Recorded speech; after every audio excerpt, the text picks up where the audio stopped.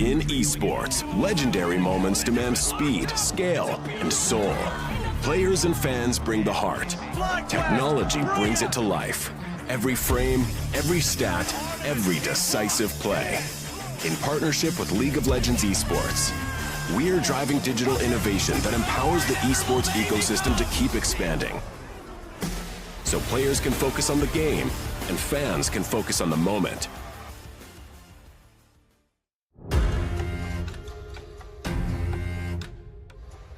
All right.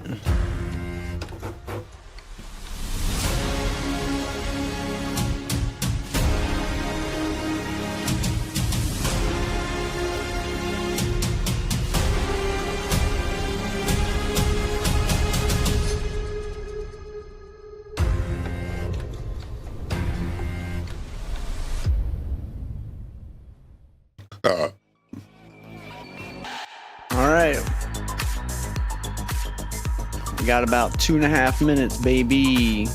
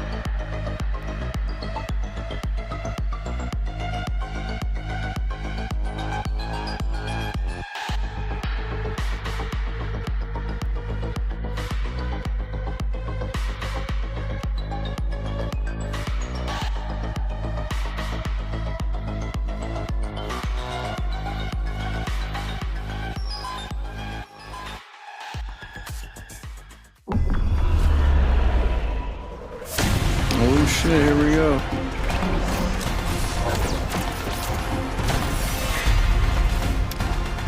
MSI.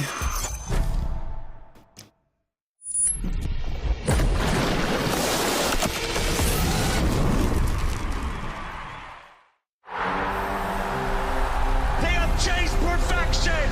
And now Actually, I should probably watch this on.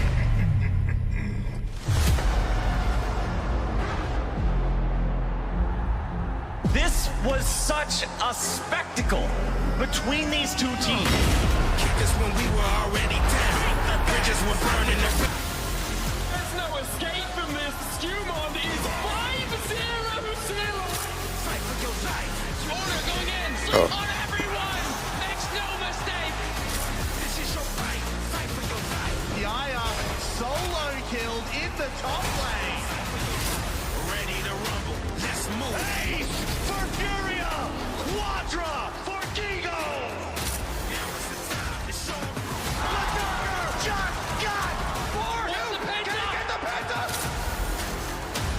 Brothers trying to step forward, flash away from Marcelo. The god of thunder. Zeus wins the 1v1. It is Ben we're talking about.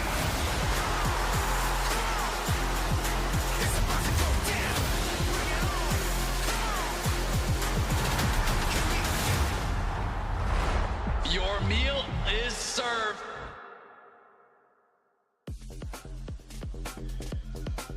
EDG, SKT, RNG, G2, JDG, and Gen G. These franchises have cemented their legacy in LoL esports history, and for the 11th time in the birthplace of esports, we will celebrate the best teams in the world and crown a new international champion. Welcome to the 2026 Mid-Season Invitational live from the City of Science, Daejeon, South Korea, alongside Isaac Azale, Cummings Bentley, Barento Raz Mohammed, and Daniel Ox Harrison. I'm Daniel Digon Gonzalez. We're all so glad you could join us. Welcome back to Korea, gentlemen. Personally, I love the lower energy when you said Ox's name. I appreciate it. I heard that. Yeah, honestly, crazy. I was less What did he excited mean by about this? There's some tension Because here. you're going to be bringing all the energy, right, Ox? Absolutely. All right. There you go. There you go. As we get settled on in, and before we take a look at the teams, let's take a look at the play-in bracket, because we've got ourselves 11 teams qualified, but 4 in the play-in stage. Exactly. 4 in the play-ins. Only 1 will make it out to the main stage. It is all best of 5s, all tournament long, double elimination bracket in the play-ins, and then the 1 team from here will meet up with all the number 1 seeds that are already waiting in the main stage, as well as the number 2 seed from the LPL based on their first stand performance. That will be another double elimination bracket here, all best of 5s. I believe it's 20 throughout the tournament that you have to look forward to. And the fact it's double elim in the playing stage and it's best of 5 and T1's in there, Yeah. it's a tough task. That one spot, it has their name on it, but teams are looking to challenge. I've been coping the entire time, trying to see angles as like maybe if Team Liquid comes in with like the special secret sauce. I don't know, anything. I don't know. You don't even have to think You about didn't come up with I anything? had nothing. I had nothing. I'm not Maybe a coping. basketball. I got nothing. I'm at accepting Yeah. death. I don't see Team Liquid moving us. Well, you all don't Even have to though that accept your I fate. like- You I can go love ahead Team and make Liquid. it now by And heading Double on Lift over to is coming back next season. to lock some of your favorite picks, not only for the games, but It's gonna be some of the weird sick. things that might happen. Azale, you got one for us? Raz will have the most deaths of the tournament. Stop it! All right, let's get the death counter up for Raz. It's at We 1. count that. You all have the opportunity to make those picks, so head on over surrounded there by enemies. over at lolesports.com. Now, when we turn our focus to MSI, it's going to be played on patch 2613. So, Raz, it's been a little while since we've seen competitive League of Legends. It's been a couple patches in between. It feels like a huge meta shift. Like for an example, Varus, he's also dead, so he's sharing the graveyard with me. Though I will say Poppy is an example of a jungler that has been resurging just based off this patch alone. She did receive a clear buff. It's just like 25 extra damage on caps on her Q, so like that's pretty interesting to see. Especially with like Lee Sin going crazy in a lot of these instances, I think that she's going to be a good counter pick. Ox? And we saw the road to MSI, it was on 2611. We had the changes where range supports and enchanters were nerfed, melee supports buffed up, and the buff to the grubs, the buff you get from killing them. And we saw a bit of a shift for a lot of our teams, playing more around the top side of the map, leaving the AD carries isolated. So I'm interested to see if that's how the meta shakes out at MSI, if we start to see teams playing a weaker side bot lane instead of that strong 2v2 that we saw in the regular season. I think that's going to be really fun to see the knock-on effects, and I'm also very interested to see the meta differences, based on the regions, right? Because, for example, in the LPL and the LCK, we were seeing a lot of like Camille Mel, Camille Ziggs, these types of counter picks, and I've heard from a lot of supports that they're even practicing Jax as a possible counter. God. They're practicing all kinds of stuff, so you just never know what we're going to get. Yeah, one of the best parts about any international event is the boot camping that happens, so the teams will be prepared. Now let's dive into those teams by taking a look at our first Start with the matchup. favorites. During Smart. the LCS Finals weekend, Team Liquid coach Spawn talked about a chance to rematch against the world champs T1. You're going to be in the play-ins. T1 is also going to be in the play-ins. What are your thoughts about your chances of making it out and making it into the group stage at MSI? I mean, it's always hard, but actually my goal as a coach when I became LCS coach was to beat T1. And when we played them at EWC a couple of years ago, I actually thought we had them. It was very, very close, 1-1, and then we were very far ahead in game number 3. They're an incredibly hard team to beat, but I love playing them. I always feel that every single time I do play them, I learn a lot myself as a coach, and all my players take a lot out of the experience as well. So, you know, we played them in Casper Cup, didn't go well, so hopefully we can bring a different flavor to this show. Yeah, these two teams have a ton of history, actually, over the last couple of years. You think back to 2023 Worlds, the famous Pyosik quote. After they got drawn by T1, they had to play him. God has abandoned us, but we will enjoy it. And enjoy it they did, because Pyosik was going crazy. Then you fast forward to next year, 2024, they mentioned EWC series that went to 3 games. Then they played them at MSI. They went 1-3, but there was also other games that TL felt that they could have won in that one. So they have been relatively competitive, but it always ends with the same result. Yeah, and that's the thing. Expectation versus reality for all of us. Whenever we're going into that matchup, it's like, we're gonna die. And what was the reality, brother? Look, let's not worry about the reality just yet. It was Where's the journey. verses? It's the same. It was the journey. Pyosik said, "Oh, God has abandoned us." During the game, Lee Sin Kick, he was like, "Oh, you're looking pretty sick." Okay, yeah, yeah. Maybe what I'm seeing. Yeah. Then we died. And then the goal grab. Yeah, unfortunate. You know, and now being on both sides of it, I remember very much what it feels like. Ox, what do you think of this matchup here as we take a look at the rosters for Team Liquid Alienware? I think it is pretty T1 favored, but I will say T1 generally ramp up over the course of the tournament. We see them start a little bit slower, but by the end of the tournament, we've seen this so often with Worlds. They'll be in really dominant form, and they have said a lot of their players on the Asia Games team, so they haven't actually been scrimming much on this current patch, and have said in interviews they're going to kind of figure it out as the tournament goes on in play-ins. So if there is an angle, it's about them just being maybe at their weakest right now compared to how they'll be later in the tournament. I'm liking the sound. You're making me a little bit optimistic, because if you're talking about starting slow, Team Liquid for this year starting slow, and I felt like the MVP candidate in Jose Diota was actually performing really well, and it was literally in this lower bracket run in the LCS in which like Quid was online, player of the series 3 times in a row. So I'm like, I feel like they have really gotten there. Let's not talk about the finals though. So if you want to get optimistic, that's great. Now let's get pessimistic, because T1 is not the same roster team here. versus TL, has Team joined Liquid the team, North and America he has team. been absolutely popping off. Him and Carrier have been completely insane together, and I feel like they are, without a doubt, the best bot lane 2v2 in the world today. They can extend advantages like no one else is really doing.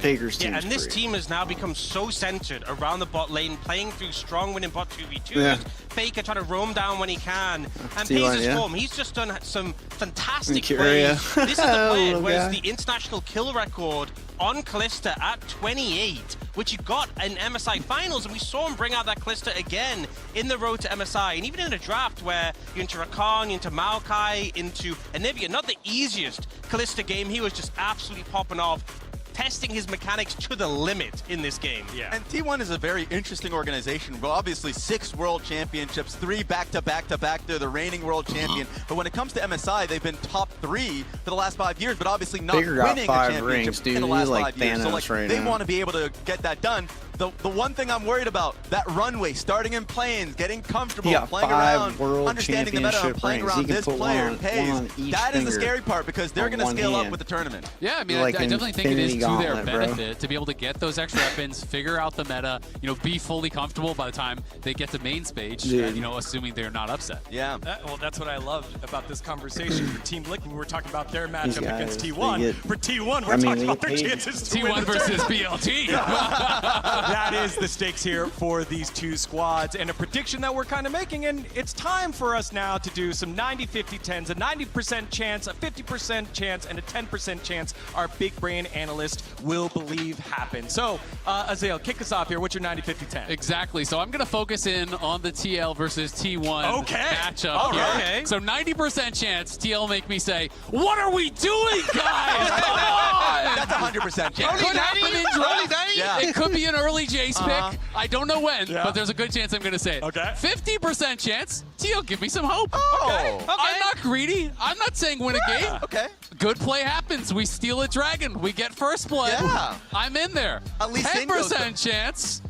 The Mad Lads make it happen. Let's go! I like that reality. I love that reality. 10%? A little high. North American Degon? I see. I'm outnumbered here. All right, Ox, you're next. Okay, so mine, starting off you know, a little bit focused on the tournament as a whole, a little bit focused on one of my colleagues here. Okay. So I don't like the sound of that. I just think, Raz, if I'm gonna be honest, Yeah? you often Don't tell spread me. misinformation and chicanery. That never happened. So when we look at your Famously never 90-50-10, happens. I think there's a good chance that your 90-50-10 is terrible. What? That is incorrect. That's misinformation, This by is the way. slander. That is misinformation. That one I was so confident on. You will be hearing from So Raz's confident. lawyers. I have a lawyer on Maybe. retainer. All right. Moving on. 50%. So I think HLE, BLG, T1, everyone's in agreement. They are the top 3 of the tournament. Yeah. But considering G2's phenomenal performance at first stand, I can see them getting an upset. I think there's a chance for it against one of those big 3. Do I think they're going to beat all of them and win the tournament? That's I a big noticed wrap. Top is not in the big 3. Why is that? T1's going to be the He's big got the 3, award. bro. Well, They're going to take it home. again, not They're this going to win it time. all. My Not this God. time. Little less Remember, faith in guys, them. Interesting. Hates LPL. Wait, and round out your I think there's a decent 10%. chance. And then my 10% chance T1 doesn't make it out of play-ins. Wait a second, isn't that the same? No. That's crazy. Because you said TL will win, and that's different to T1 making it out of play-ins. Because KC? I think the reason Team this is Cross 10%, that, you know, there's potential. There's other teams, there's other T1 teams in the fans, play-ins. You already know his Twitter account. You already know his Twitter account. Raz, please no, please stop. Get him! The reason I think this is 10% is because even though a lot of teams saw the 1 seed going out and thought, oh, this sucks when T1's there, also for T1, if there was 2 seeds, I feel like it'd be 99% that they get out. But because there's only 1 spot, if they get to that last series, There's half as many spots. and they get upset, Some good math. Could happen. it's still very likely they make it out. Yeah. But I Alright. think that chance is, you know, there's that little lack of safety. Raz, we got 2 minutes. Prove 'em wrong, Simple. Raz. Prove 'em Simple, wrong. very simple. You can just pull it right up. Don't prove them right. Because, Prove them like, wrong now. honestly, one was a little bit spoiled. Decided, the Jack support coming out, I think Busio, incredibly creative, started his career on his, but Dagon, 10% chance, let's focus on that one. Yeah. Only 1 hair color Ooh. from Dagon for all of MSI. I don't trust it. I don't believe it. Right now it's silver. What is it going to be by the end, huh?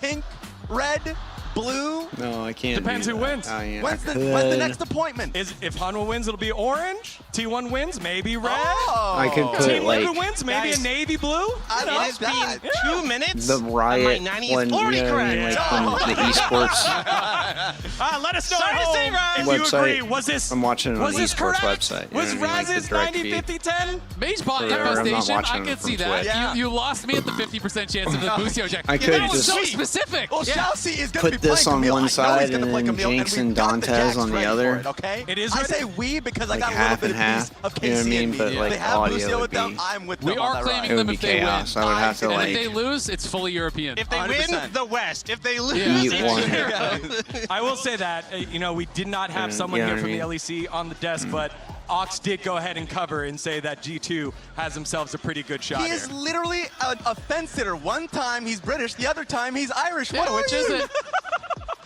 I mean, I just say whatever. Just say whatever. you can Sometimes knock. he cheers for a Whatever. top. Depends. Sometimes he casts the LCK. depends. Make it make sense, Ox. Depends who's asking. Final thoughts here as we got 30 seconds.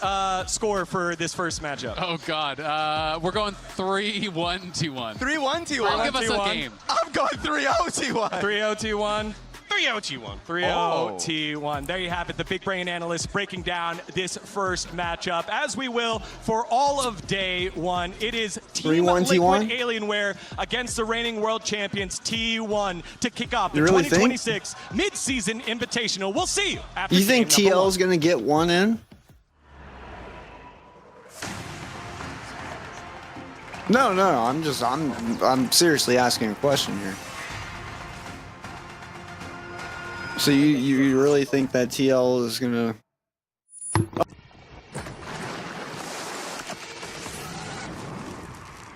We could just Yeah. do the other kind of.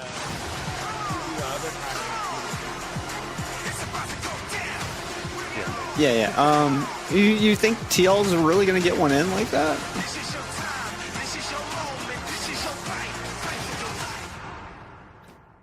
Let me see. Where is? You think that they're gonna kill Faker and Pays and Everyone in the Kyria? caster desk for our first series in MSI as it's time to meet the teams. Here they are, baby. There he is, the man, the myth, To the the legend. surprise of absolutely no one, the house favorites, T1, reigning world champions. You heard it from Baker, Degon. Heavy give me favorites hope. in today's series. Give me the hopium Team with, that I need. I think, pretty good chances of making it out of the play-in stage, but their opposition.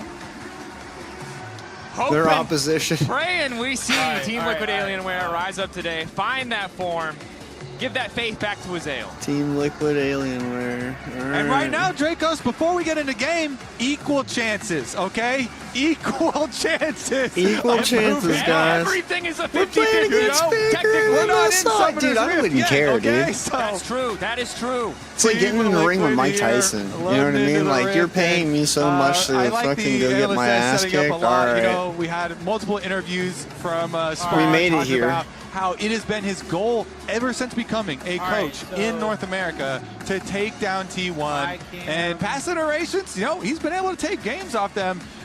So we'll see. They certainly are the favorites here in T1. World champions, as you say. I don't know how to they put, also like, just unless you released join, the extra like, swag the skins the control from being the room. I most don't know how recent to, world like, champions. I have to say, your those are looking camo. pretty clean. You are perpetually getting dunked on by T1 in terms of the swag department. They've got a Riftbound box You can coming knock out. whenever. They've got skins coming out. You're not going to match them there. But what matters is matching them on the ribs. And as we go into Champions, like a reminder, we are on 16.13. Look, it's a new patch. A lot of things have changed. And while a lot of different regions played on different patches for their playoffs, 12 and 13 pretty big patches in terms of changes to balance. Maybe we see the return of more melee-focused supports, but just a lot that we're going to have to find out. Maybe the mage infestation that Raz talked about what is going to come to fruition. Personally, I've been having a lot of fun with Silas. I've been playing jungle Silas, but you can play in mid also, obviously. And he got pretty big buffs on the patch, too, so I think that's a little crystal ball, possible champion to take over. Syndra too, getting a lot of rumors there about being much more powerful now too. So always exciting to explore new metas when you get to international tournaments. And right at the beginning of the tournament, Dracos is the perfect time to surprise and perfect time to strike. The perfect time for us to be careful about being too overconfident in some of the predictions, but I think Syndra does feel like a safe bet. Buffed and was already looking pretty impressive, and we're seeing a lot of the mainstays. Yo, Pineapple to tier 1. Fuck. Base stats still immediately going to get banned. And this is good research here by T1. They're just kind of emulating what Lion did very successfully versus Team Liquid in our finals. Take out the Defiri away from Jose, and of course, 4JJ's Rakan. Also extremely fearsome, and they use these champions. Number one, Jose won first team all-pro jungler with very aggressive looks on a lot of AD jungle champions. Meanwhile, Core JJ is so critical. This is what I do. I go up here. To those team fights. And they We're gonna wrap it out with make the Nocturne here as for well. us. They don't want to fall prey to any of those denial of vision plays. And maybe T1 want to play some side lanes as well. We'll see. What is the angle going to be? Nocturne hit a bit on the patch, but again, just prioritizing comfort. Varus, See, they banned the Fury. Heavily nerfed, adjusted to support more attack speed later in the game. Really trying to take that lethality and that early game top lane Varus down a notch. And here is the Orianna immediate pickup from Baker. All right, if you want to do the control room thing, we can. Across the world. Orianna, oh my god. Yeah, and Baker is pretty good at that champion. Okay, but what champion could he have picked where you wouldn't have been like... Okay, here's what I want to set it up though. So Baker's Orianna pretty good at champion. What champion would he pick that you wouldn't be like, oh, he's pretty good at? Best champion, Orin? probably into it. So I'm hoping that Team Liquid have intentionally set this up to put pressure on Orianna. Bard is a good start. Akali is another champion that can put pressure on Orianna in side lanes. If you can burn Orianna's flashes and put lots of pressure there, then maybe you can take advantage of her being low mobility. Yep. Bard's early game hit a little bit, losing some of the damage on the passive, but still offering immense utility, especially against an immobile champion like Orianna. Does have the movement speed steroid, but still What's the password? Area, pretty hard to get out of that Tempered Fate. I didn't even know you had to make a one. bot lane classic. Trap, Tempered Fate, Trap. You can just get so much damage down, and if anyone on the side of T1 is caught sleeping or out of position, pretty easy. It asked me for one when I clicked on the link. Yep, definitely a very, very popular combo. It says control room it does center make me for feel the a little bit lounge. better. I was most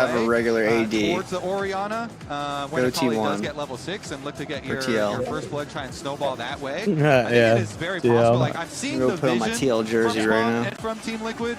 they're like, okay, you know, hopefully we're gonna get pushed. It's okay. We'll have double lip lane, next season, and mid, burn this Orianna hopefully, flash, and then we're gonna be able to capitalize on that when we have Wukong and Akali ultimates. I still can't we'll believe double is coming because back. Yasuo into Gnar on the top side too, very volatile. So resources could hopefully be spent up to that side of the map. he dominates. Something we will be tracking, of course. Expectations. Dude, is it? TL is supposed to be an American team? Yeah. They may be left on their alone, so we might see more of that roaming, more of that Yeah, topside they focus. are. So you can hear And they're Dejan all, come alive. none of them look American. Number 3 versus number 23 in their global power rankings. Yeah. Exactly. I'm so scared of Pays and Carrier on Mel Camille here. Well, let's see what they do. They're bringing jungle down bottom for the early trade too. Shot, wall dive in, decent damage. Hellblade's proc, traded back for the electrocute. So look at this, yeah. Jose's going to continue on this bottom path here. He was hovering around bottom, waited in the tri-bush, and now it's going to start on Owner's red, or even traverse all the way up to Raptors here and do the full split, trying to split the map for their Caitlyn Bard.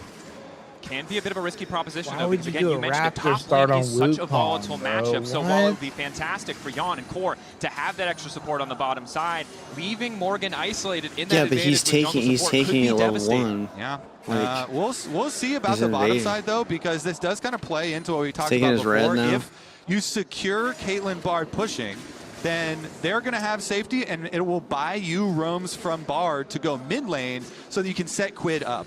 And that is a lot of times the real goal of Team Liquid in their games. Get Quid money, especially on champions like Akali, so that you remember, can take man, over Faker's some team fights surgical later on. with that we'll see about this champion, wave bro. crashing as well. If Team Liquid are going to have the timer here for Yeah, Jose he's finishing those surgical. Krugs, or if he was just going to continue splitting the map. Yeah. But as we're checking it out, of course, if you're watching MSI, you might as well get rewarded for it. Head over to lolesports.com, log in with your Riot ID, and watch live for a chance to earn MSI 2026 drops. And if you're going to do it quick, because the early game already looking super explosive here. The split map Owner looking for that invade. Yeah, because they've had that ward on the Raptors for so long, they know. And Jose here, let's see about the contest. So he thinks Owner's going for his red first, but Owner's actually on the Raptors. He does yoink the big one. Smite. Couple small split. Fighting where he can, but nice timing here. Faker also with the push in the mid lane is going to make it that much more difficult for Quid to really contest that push. Yeah, so he cut. He cut him off. He cut him off. Now Owner does know. Okay, Wukong, because he saw the CS numbers that he has, so he knows that he's taken away my. Now he's getting his second red. Map, so Owner immediately goes into blue side. Does not waste any time. That ward is important as well in case Jose decides to cross like he is. So Owner will be alerted and is going to be able to wait. Owner does not have smite, neither does Jose. Oh, Owner no. immediately retreating, and I think that's the value of that ward, because he knows he doesn't have smite. Well, is uncertain if Jose doesn't know if he used it on red buff, just immediately he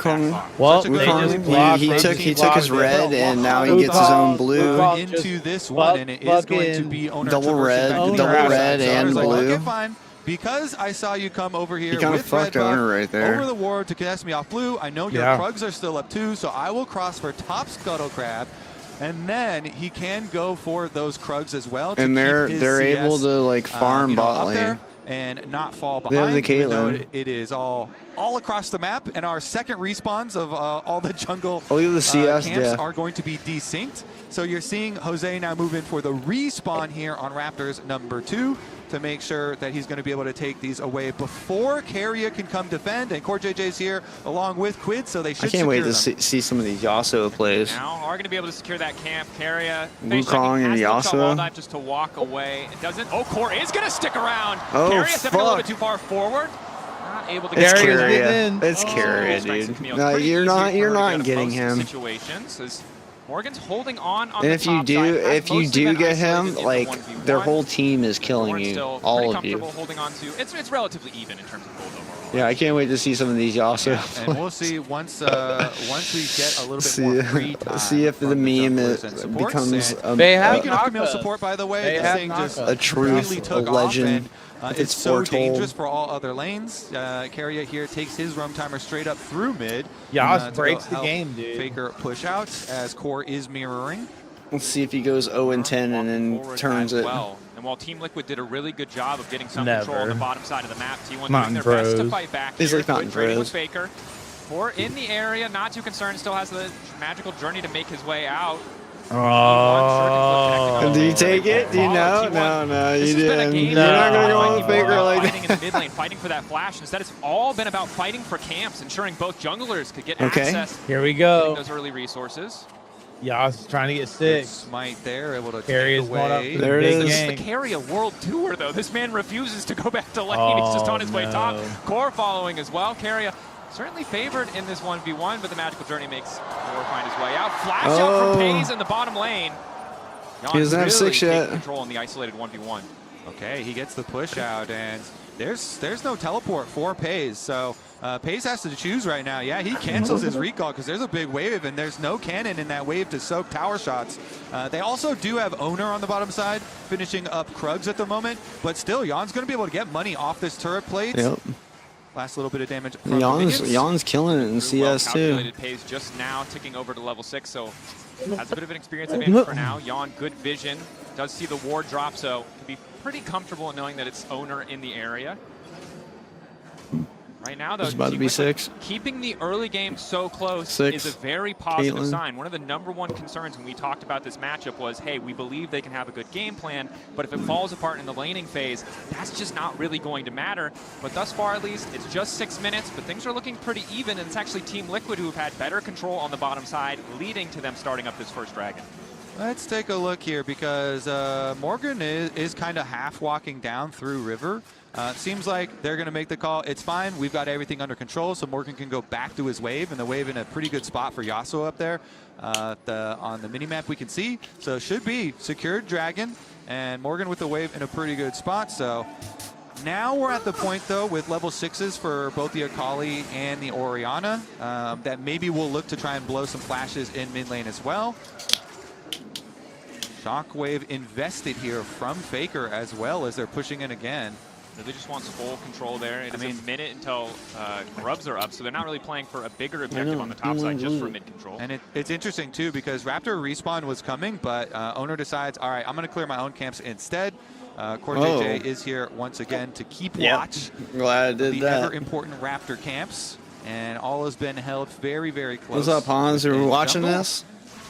We're watching TL fucking crush T1 right now. Here and think that there might be some action about to happen, but I think both teams have been so committed to exclusively fighting over jungle camps that I feel like it's actually a sign of relative calm.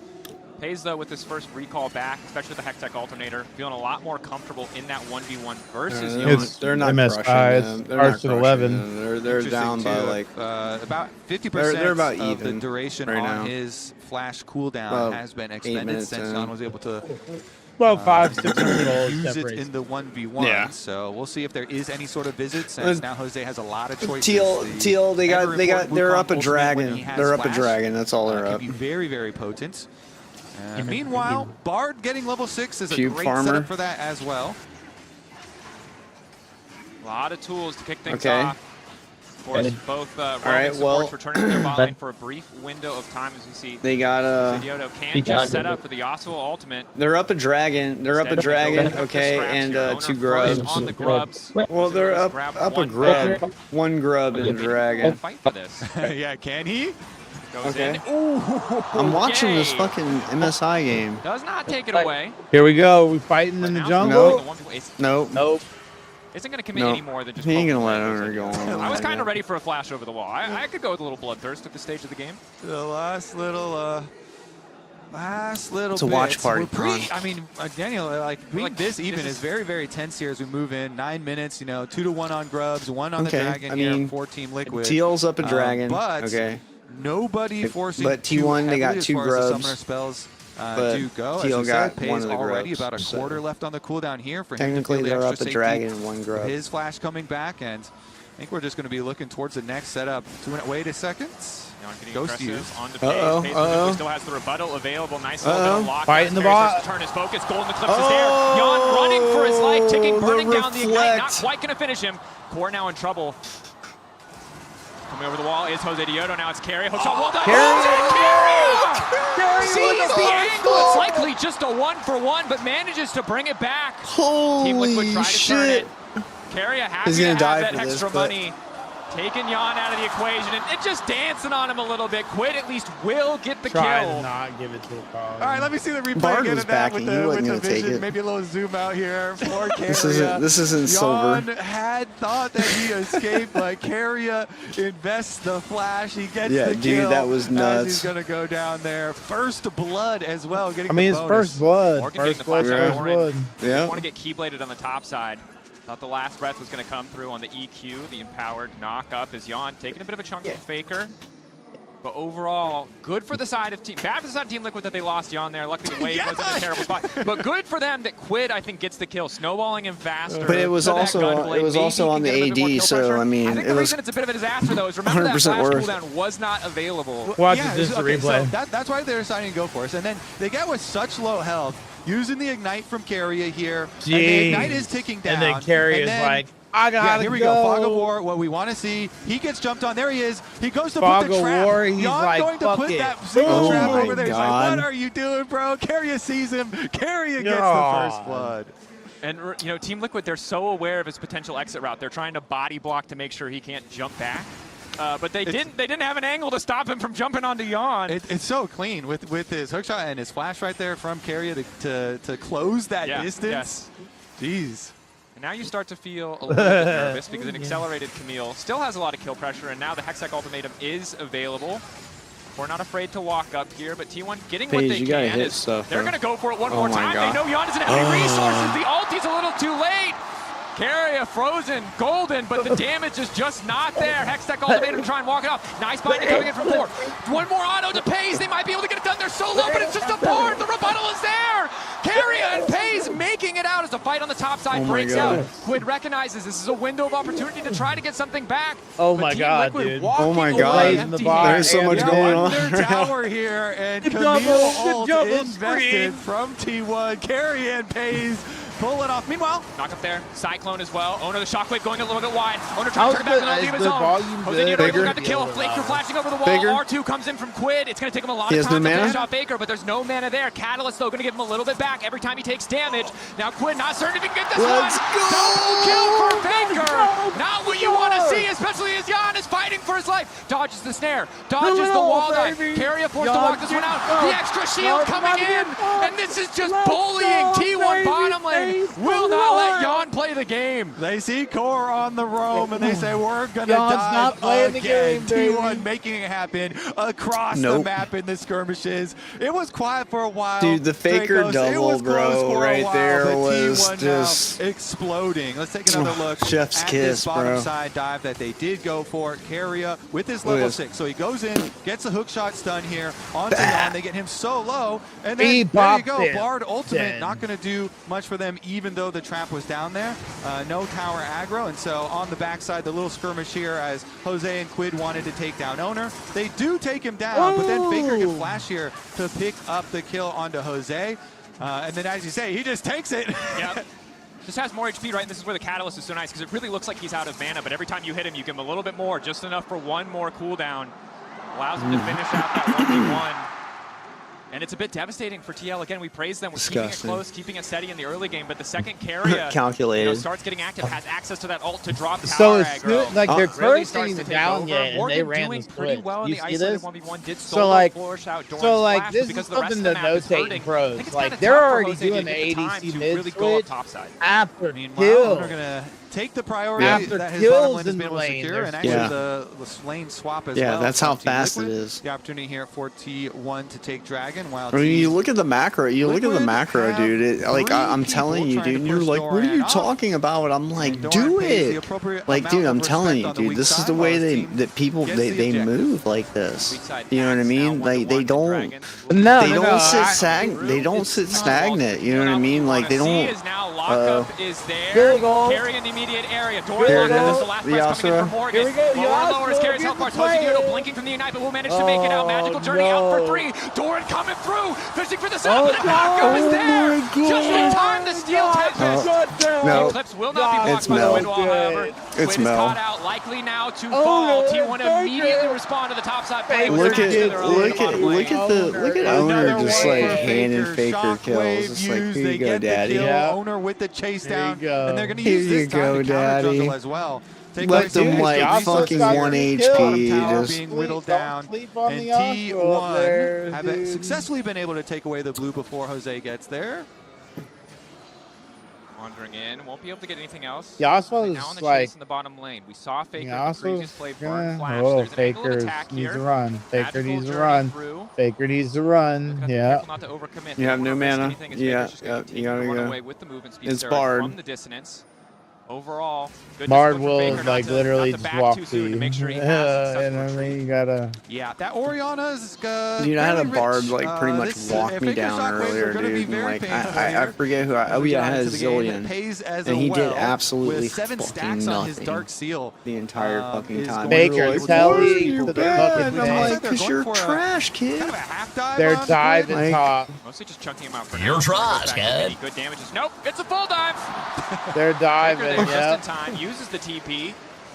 And unfortunately, this reality of playing against this T1 lineup is once they start upping the pace of the So game, many they fucking really don't supports, stop. dude. Like, You're trash, Liquid have kid. not been in a position where they can really set up stable lanes. Squid's supposed to be stronger in the 1v1, never got to burn that flash early, isolated and focused down, and it's a similar story for the bottom lane. While they were ahead early, once Keria started forcing those dives, it's just been all in T1's favor.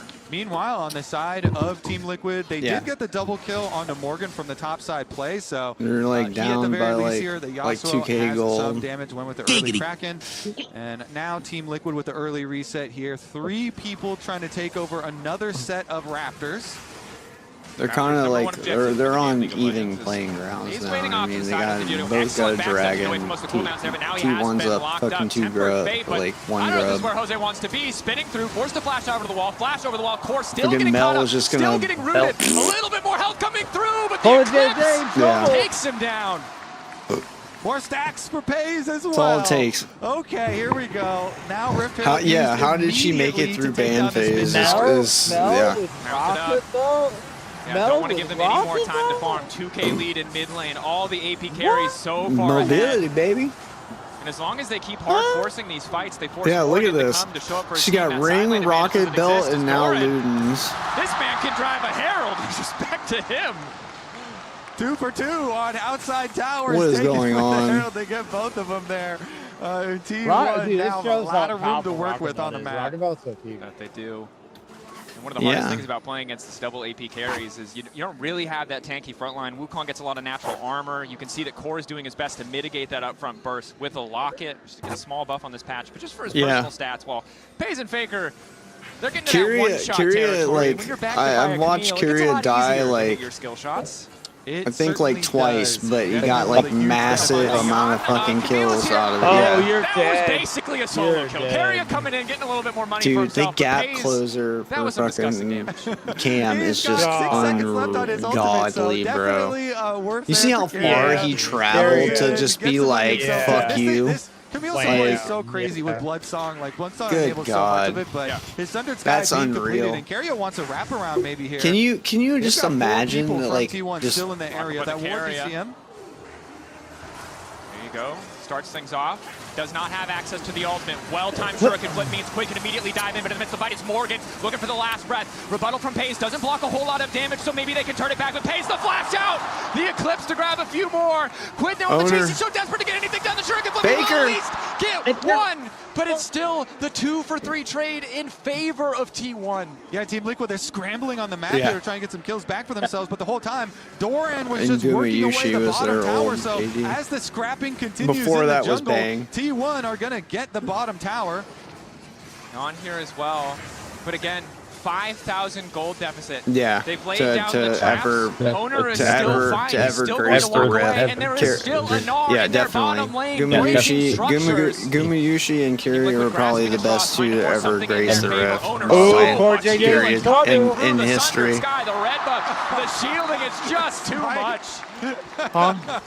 Oh man, You see Owner, dude, he's building AD. Zen, he's not building AP.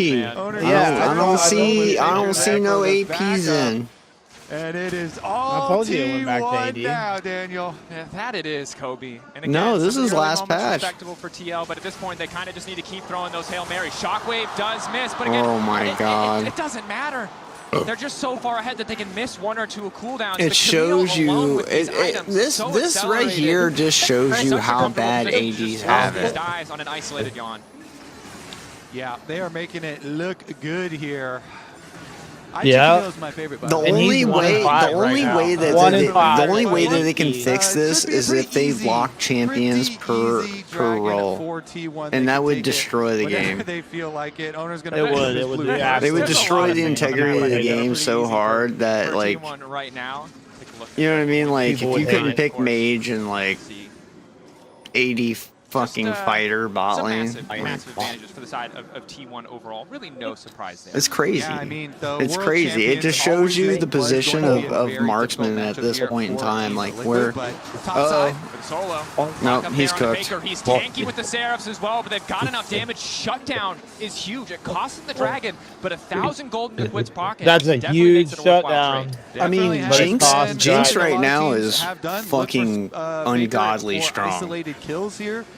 The last game that me and Pineapple played was a prime example of like how behind I was and to how much I like won the game at the end. Jose was looking for a little bit more, but Carry Trist is so really strong right now too. Trist is, yeah. His owner is also following. That one wasn't. This is the dream situation to be in when you're Camille support. You're so far ahead, and the I fucking front of your team is so great that pentakill was fucking disgusting. Kyria, what are you doing? And get an ulti. You were trying a spicy little play right there. Doran is on the chase. Doran has been farming in the side lane the entire time.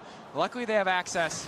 The magical journey. That was a spicy pentakill. From Pay's not there, but T1 asserting dominance on the top I don't even think it was like. The Baron. They certainly have the gold advantage, the game state advantage, but without a traditional AD carry. I fought to the death, and they do have a few more seconds on Carria's ultimate here, so that was really good. But it wasn't actually my death. It was just you know, start projectors and look for the turn right off it. Get that Carria engaged with the Camille. And then they're all waiting around, and I'm just like. For the rest of the teammates following in, so dude, I don't even think it was like double, triple. There was nothing. It was just like pentakill. Wave first, and Faker himself getting even more tanky. Got the guard ready here for an extra stasis usage. Like there was no ramp up to it. It was just like. Once that happens, T1 team fight. That one was a good one. Insane. So. Because the Thresh was talking fucking mad trash to me the whole fucking game, and then I was carrying the entire game, and then I get a fucking pentakill and end the game, and I'm like, you're garbage. I'm like, you're trash, kid. Along with an additional Hextech alternator, so there's some hope, there's some angles, but really hard to get that ideal dream. A little bit of hopium. That flank for Akali or maybe for Jose on the Wukong. When T1 just have such oppressive vision control. Yeah, I mean, as he said, no, he's playing on one. He's on another team. I think he's on what, BLM or some shit. So you have to do things like kind of have multi-step engages, and you know maybe get something out first with a Bard ultimate. But here comes the invade from T1. Four spots them. Stun does not connect. Yep. Still locked up for a brief They're not in MSI neither. T1 is here to respond. Cora instantaneous flash out. T1 chipping I away mean, the cooldown for Team Liquid. I don't blame him for taking a contract for money. Oh my god. The fucking Yasuo. Morgan immediately going to backstep. Quid dashing through the entire team with the R1. The Eclipse, good damage back, but Doran, they're just in time. They're too big, dude. It's had a beautiful Gnar. Nowhere left to run. Zins out, bro. And Kyria is looking to make it 5. Core JJ running out of options. The shield from the adaptive defensive mitigating what little damage he has. Maybe the movement speed is enough, but the rest of the team already setting their sights on Baron. Core, supportal combat. Kyria is there, has the healing, the Sundered Sky. Oh my god, dude, Kyria's too good. About as good of an engage as you're gonna get on Team Liquid. And T1 still able to survive the Weather Storm. Pace does go down, they get the 1 kill, but T1, they're gonna get the Baron, plus all the extra gold of the full ace. Do you think Kyria's ever gonna leave T1? No. Dude, once they have so much range with the threat from the spell, the dive threat. Team Liquid gonna do their Faker owner and Kyria, bro, like, dude, these are like difficult to navigate a way back into this like game. they're like the godfathers of T1. Amazing. Oh, this was an amazing ult from Doran. So look, watch Doran here. Watch. His shit's building this whole time. He doesn't have Mega Gnar, so he's fighting this whole fucking time. Fighting. into the Morgan knockup as well. Baker's but on then you. look how they survived. The double Fucking stasis, comes and with then the they're able knockup. to Collie door fucking and snaps it in, against comes the wall back, right here. wham, into the Crushing fucking wall. from T1. That's Bardal team fucking locking up carry, a insane. trap, not quite in the That right was spot, absolutely they're desperate to insane. hold on. The rebuttal, the finding timing the of stun, that immediate was flash out just, from Yon. it Windmill was there to just stop too any good. other follow-up, and now Team Liquid forced to retreat here. T1 knocking on the base, soon to be knocking on the Nexus. Holy Squid recalling, maybe they try It's to make gonna be a stand 3-0 here, but again, sweep. it is just so difficult. Doran looking to go in, manages to make the combo come through!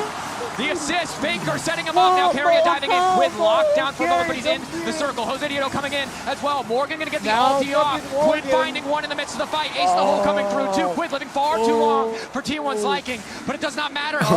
It's too powerful. Hard flash to make it through. Jose Dieto locked up and Faker is still standing.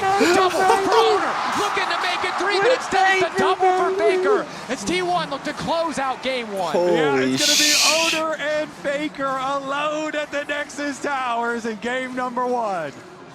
Powerful stuff from T1, drawing first blood in this series. A calm, a slow early game for the first few minutes, but once they upped the tempo, they simply never stopped. Liquid sent back to the drawing board as Core. Also maybe going to fall here, but you can see the confidence from T1. They're taking their time. They know they've earned it in this game 1, so they get first blood in the series. Yeah, easy dub. Looking good Easy in game dub. number 1 of the world champions here in And Owner putting his fucking jacket on like a fucking cape. Dude, what are you, a fucking anime character? You fucking goddamn. T1 remain terrifying. Yeah. Remain a very scary team. He's an anime character, this guy, That bro. big crucial team fight. I can't. That fight started with Faker listing Shockwave. He didn't even Faker have it. looks like They a won without it. gangster, It's a hard nut to crack, Kobe. I'm not sure, but luckily we don't have to. The analyst desk maybe can give a little hope for Team Liquid after that one. Look at those secret lab chairs. Thank you very much, guys. And all I gotta say is welcome to the circus. That is T1. The reigning champs do it. And this game was everything that I expected, right? We expected the Camille and Mage's bot. We expected some craziness. We expected maybe overcooking on the fights. TL to come back. Yasuo top lane? I expected a strategy from Team Liquid, and they proved it here as we take a look at the draft. I gotta give it to Yasuo though. Okay, He tried. okay, no, Mel seriously, is an answer I'm into gonna this turn Caitlyn Bard, this and guy then down also for a as the counter moment to the top. while they're talking. But I think a lot of the, Dude, the kind of like early like, laning did not go as well as TL dude, was I hoping, though. see Yasuo not wasn't able to build an early advantage. But I do feel like, as far as what Dracos was touching on, is like, give us some hope. To me, there was a they lot need to of ban individual Camille. moments Like, where y'all TL need to had ban been a bit better, Mel. could have Y'all actually won need some to of these- ban could have actually won some of these this skirmishes shit. and put themselves in a better position. Mel should have banned. Mel should have been banned. That was like the hardest early game shit. Dude, Zin's out. This Zin's out pick though, bro. And I mean, Caitlyn is like the premier ADC that you would pick into anything. It's like the blind pickable ADC. No, Like, you go Ezreal. Level 1 was incredibly smart from Team Liquid. They had Wukong Ezreal into Mel, Camille. So like Caitlyn is getting put full prio. They That's completely take Owner's jungle. They challenge Raptors. Raptors like sure Owner gets that, but he doesn't get enemy blue. So like Owner is behind in the early portions of that Yeah. game. No, A lot of it Camille was the is set play of definitely- securing Yeah, off Curious rush Champ and was being able to endless. get that bot invade. But Owner, incredibly patient. It doesn't matter. It's the This is what Camille they do, can T1, when they fall travel behind, half they just of the start bot finding lane. fights that they like, and they scrapped early on. No and other it was that support Faker can 2v2 go that really far. kicked things off. Yeah, I mean, Faker getting the Orianna, a pick we see banned so frequently domestically, and even with the Look at nerfs, this he was just pick. putting a lot of pressure on a Quid. They Look at that focused pick down from Oda Faker, here. boy. Flash Faker's wall, just there bam. for the cleanup. At this Ooh. point, he has Catalyst, he has Tier, giving him the mana and HP to clean this up, and he just snowballed so heavily from this point. Take a look at the combined kills a minute for this game. You were right about the T1 circus. Team Liquid was ready to fight them. These plays from Team Liquid on the top side of the map to at least find something. But T1 was always getting the better of it, at least in this one. I like this one. This one right here gave me a little bit of hope. A little bit of hope and faith. And I will say, the biggest struggle for TL was Jan was just never relevant in this game at any point, right? You know, we have this great engage here, but the Solar Snare catching Quid as he goes in. The Shockwave had been dodged out by Morgan. You know, this is one of these fights where I was watching this and I'm thinking, if you're not already 6K behind, if your AD carry is relevant, you wipe them here. What you is can open win right some now? of these 5v5s, but T1 was outplaying in all the little moments and building those leads, creating those advantages. And in that fight, both Faker and FaZe using the stasis. If they're not miles ahead, they don't have that extra economy to afford that. Look the at engage Keelan's could go damage so compared much to better. the same damage as the Bard. Oh my God! You did what? And, you know, we've Why seen this didn't that same thing come to my house? just taking Like, over the what the game, fuck? but Carrier was just hunting. Jeez, The entire game, just not letting him play the game and just shutting him out completely. And when you think of that big engage, you want the He follow said of the I had a TPS to be there, fucking and the see-through Caitlyn just boil never came delivered to my Never house. did. You think about the slows that happened on Jose Dioto on the top side of the map. That was both Carrier and Doran just kind of keeping him at bay. And your HyperX reflex replay is that Carrier Camille play down on the bottom side of the map. And Azale, you said it could have gone very close either way. I mean, had he actually flashed over this Jan here, had he flashed over the Solar Snare, there's no flash on 30-piece crew pack. Straight up, but this is one of those moments where you really want it back, and then you're thinking, okay, this is really good for TL. They have the jungler show up, but then Carrier a boneless just meal makes deal for 2 gold and just out eat it of for nothing. myself. He finds the Like angle a there. Jan fucking was not savage. seeing that. He thought he was going to hook shot away, and Jan is trying to stay in range, but Carrier just turns him around and makes him look silly. Where's so many Camille's are looking for the out there, and he just sees a little bit of vision when he shows up to put the trap Dude, down. there used to be like a... Hey, dude, and that was it's definitely really the rough start for equivalent the of sticking your pinky toe in the fucking door for first blood, man. That Bro, shit was so Well, it was a great game. dude, I'm telling you, dude, he's seen like a little tiny like inkling of a fucking like crack of light through a door of something, and he like stuck his toenail in there and just went through it, He bro. damn sure did. Bro, like Jesus damn sure Christ, did. man, where's the 20 wings for $11 fucking thing again, bro? Like, Yeah, bro. You gotta go Monday and Tuesday.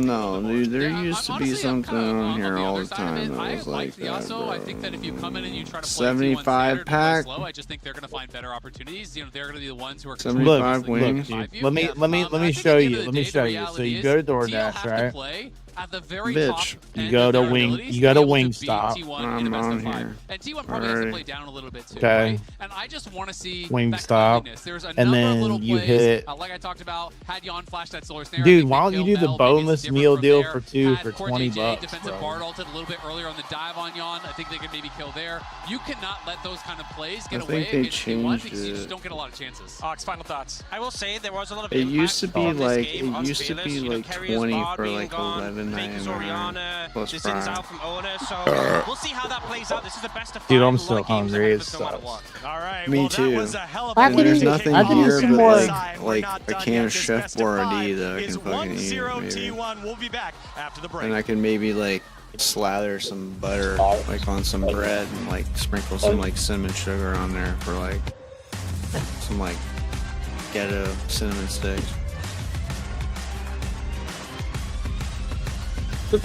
I'm really like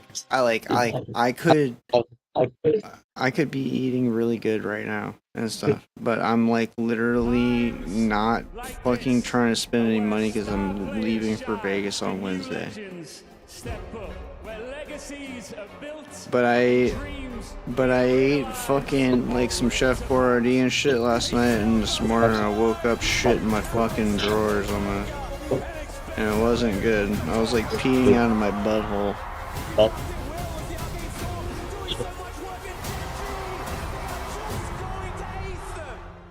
What is it? A boneless meal deal for 2. Make a misplay. Maybe it's my mouse. Maybe it's my armrest. Yeah, you get a lot of food, If you bro. were at home, You you get a wouldn't lot do of that. food, dog. The infinite precision Yeah. armrest is part of the That's larger right. Let's see stage here. Alright, standard choose initiative flavors. aimed The to bring first your one home is or gonna cleaning be settings to the garlic performance parm. You can do, I think you can do like 3 or 4, I don't know. 원활하게 할 것 같고. I'm gonna do But you can do, 10 of those. 플레이가 자연스럽게 나옵니다. Large size seasoned fries, yes. dude, you need to click Okay, the hold on. thing. Make Shut sure you up. click the thing and go into it. Okay. And the second one is gonna be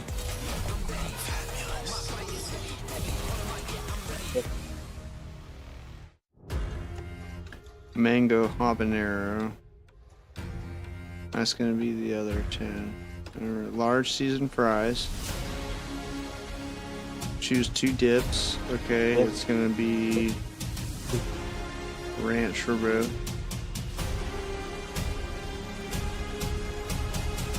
I don't fucking dude, blue cheese, like I'm a blue cheese whore.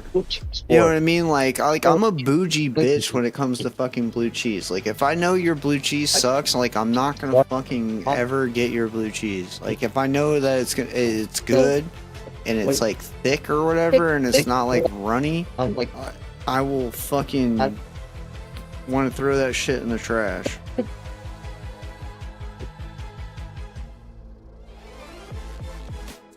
Like, I do like blue cheese, don't get me wrong, I do, but it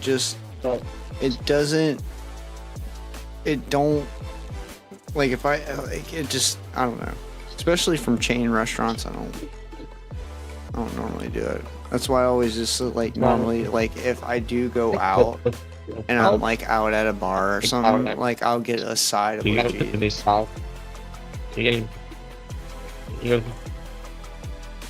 Just to test it. Yeah. And if it's good, then it's good.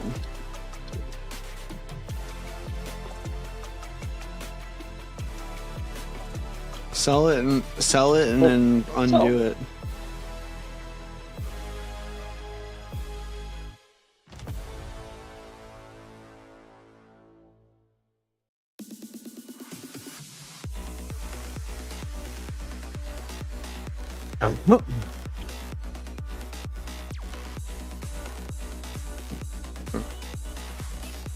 Fucking bitch, dude.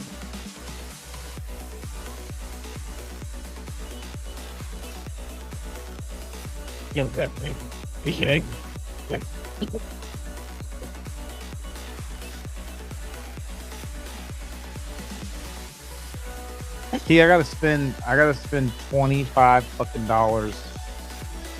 to get a free thing. Okay, we got wings coming. Wingies. We're in best of 5 here. I'm fucking starving, bro, and there ain't nothing here. And like, I've been like doing the most broke shit ever. Eating every day because I don't want to spend no money because I'm going to Vegas, right?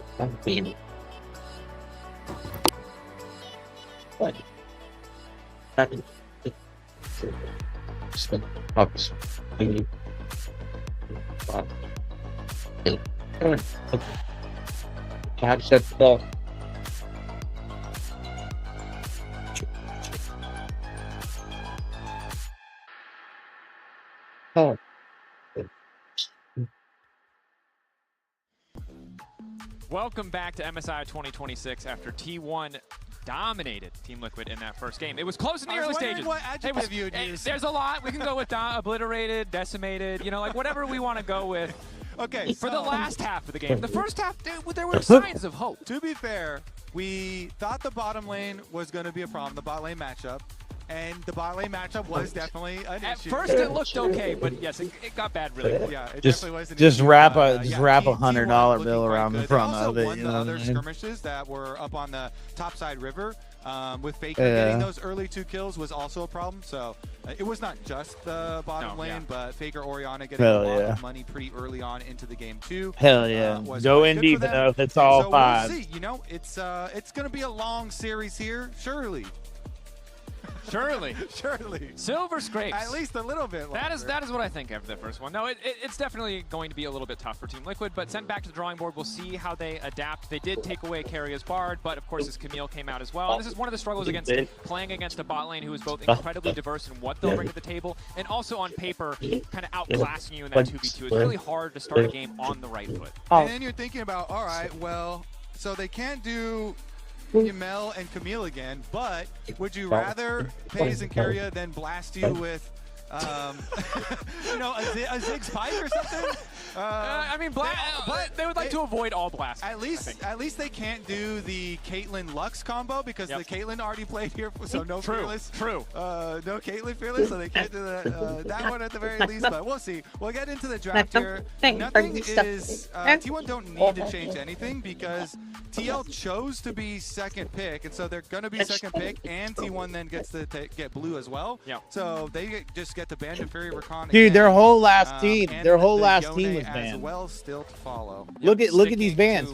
The whole last team was banned, and the whole last team was banned on the other team. Of course, in this champ select presented by HyperX. What the fuck? As you mentioned, to see T1 mostly stick to the same thing, but knowing that Quid has this very obvious pool of signature picks. They already saw the Akali game 1, don't want him to play the Yone this time around. Did kind of add the Victor, add the Orianna to his wheelhouse in that lower bracket run.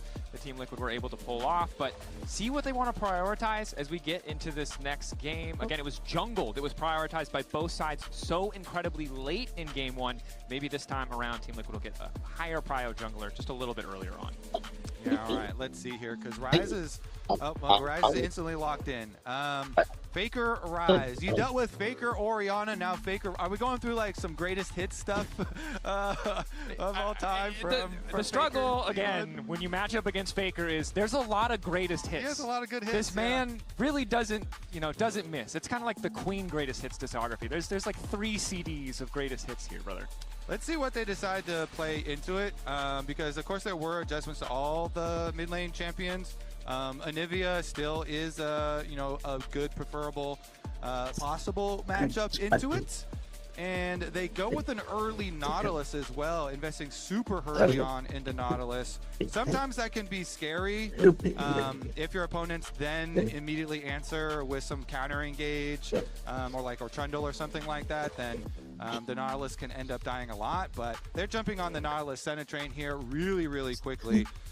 Which is interesting because Senna got some pretty hefty changes too. Yeah, remember that Senna and Static Shiv used to just be an incredibly powerful interaction because Static procs on hit effects and her Q cooldown reduction was on hit. Now it's on attack, so that interaction no longer works. Not sure if we'll still see Static for Senna, but it was a pretty hefty hit to her overall, as well as dropping the soul rate when she plays AD carrier when she is the one farming. And unfortunately, when you walk in a duo like this, or really any duo, the last thing you want to see Carrier and any AD carry he's playing with most certainly pays is Kalista Renata. This is a terrifying 2v2 to match up against. Of course, if you get ahead of it, you can do some work, but can be so incredibly oppressive early on. Yeah. Is this like Fearless Drop, like where you can't pick the same shit? Yes, or something, because they cut the percentage chance to drop for souls from 10% down to 5%. Right in half. And Senna's soul drop rate is one of the funniest, most changed patch notes of any champion. But they, we're on the cut. Senna's on the cut for that. Okay, but now we're going into Pays Kalista at MSI. Now, Pays did win an MSI and dropped a 28 bomb Kalista game, I believe it was, in 2024. Yes, okay, so we'll see. And last time he actually did build a Static Shiv on Kalista previously. This year, so we'll see if he goes with the Static Shiv Rage Blade builds again for the Kalista, but right He's into gonna back play to the normal side here. They're going all the way back to the Talia answer into Ryze. Taking that option, of course. I mean, dude, does he have to? Look at, he's yawning, bro. He's yawning. Recognizing this guy's yawning, bro. Really not gonna have damage to get through that tanky front line. And while Sion was nerfed, turns out he's just the best in class tank. Even if you knock him down a peg, free stacking health does a lot. You need to like sip some coffee over there, Faker. All right, we have you pepped up, baby. Block Nautilus so early, then the enemy team's gonna get the counter engage. But like getting through Renata counter engage already looks so difficult to deal with, and then it's also Pays and Carrier here on the Kalista Renata. So they're gonna have to have some sort of plan to deal with this. So far, though, in the protection bans, the Nocturne also going to follow. Now, Owner's Nocturne is legendary, and the Nocturne nerfs were pretty fake as far I think as that like things that like people don't really think about, you know what I mean? Like some of these kids, bro, yeah, they're flying international and stuff like that. Like, dude, they're fucking jet lagged and they're fucking tired, dude. They're not playing at their fucking full potential if they're playing land from home, you know, or something. T1 banning 2 top laners in the Vars, and they're But T1, they're local. They're in Korea right now, so. I'm watching the bat from the bat so I can relax. Oh my lord. But Team Liquid could have saved their final pick for topside, and this is a Rumble in the jungle, which I doubt. And Rumble again, another champion who was hit a little bit with the nerf bat. I don't know. I'm gonna go check the share chat thing. I don't know. We're not hooked up anymore. Guaranteed engage here with the vibe. Yeah, start sharing chat again. Nice. Combo for T1. It also takes away because Vi is so good at keeping people on Rumble ultimate. Okay. And Vi also, that ultimate can set up the all right, so really nicely. like this is the way it's shaping up. I like the fucking bot lane from fucking TL. I do not know how this guy. I don't know nothing about this guy pays, so I have no idea if he's got the fucking cojones to pull off Callista. From the Ambessa, and they have the Talia as well. So a lot of the interactions they have are favorable, but in terms This is a of naughty team. I would be looking at both squads. Like, dude, I don't know. I'm gonna dodge. I'd like so. Like either one of these teams, right? If I saw this shit in solo queue, I'd want to dodge. Yeah, like the Callista, she may be short range, but she's super mobile, so she may not ever get going to be a little bit CC'd. Again, the name of the game for Team Liquid, surviving the earlier stages, making sure they can match up against this 2v2. Dude, owner on Vi, that's scary. It might be dude. a little bit different in terms of what we expect early on, but T1 so oppressive. Dasher's waiting for my order. Close. They're already there. A situation where this bot lane starts to run away again. On the bright side, have the power of the Rumble, the Talia, a lot of these big AoE abilities, a lot of roaming potential, and we know from seeing Poppy and You suck, Kenny. I want shits and wings. She can get active really early on, like, force maybe some aggressive dives. Dude, I'm fucking, I can't, like, this is the first thing, like, good that I've eaten in, like, since I ate Chick-fil-A at work. We'll see. Maybe every time we go to work, dude, it's Chick-fil-A. It's always like $10. But I made my money back. Dude, yeah, I made my money back. Like they paid me already for work, and think that this bottom lane is also going to be all right. Here we go. Difficult for Team Liquid in game number 2. Very true. We get into game 2, you can hear the T1 fans. You see bottom lane? You see bottom lane? Like, look at where they're positioned. Like you they're said, will still posturing scale. It's just going to take more time, and her best build path essentially removed, right, in terms of the positive interactions. And watch mid. Watch mid.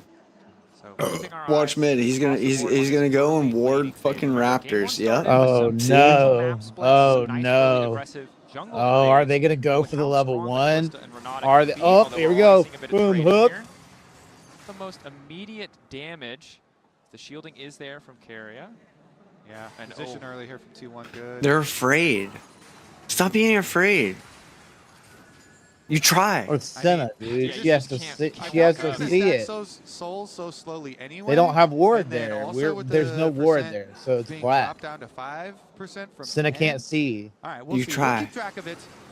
You try. I think correctly so. The observers are focused on the bottom side. Yeah, they're ready. They know. And at least as you can see on the mini map, Team Liquid do have Poppy pathing down to that lane, whereas T1 have pathing up towards the top side of the map. And Team Liquid will be. But you watch Faker, dude. He walks up and he wards Raptors. He waited until like almost like 1 minute or whatever it was. It was just after a minute. He is on vision right now, and they are tracking. And if you're wondering why Poppy is getting picked, of course, on this patch, she did get the monster damage cap on her. I could double dash in the next 8.5 minutes. I should go make them like shop for like rope and bleach. I would be pretty content. Owner would be pretty content just to farm to 6, but we know he can't get a little bit more baby formula or like some like random ass shit.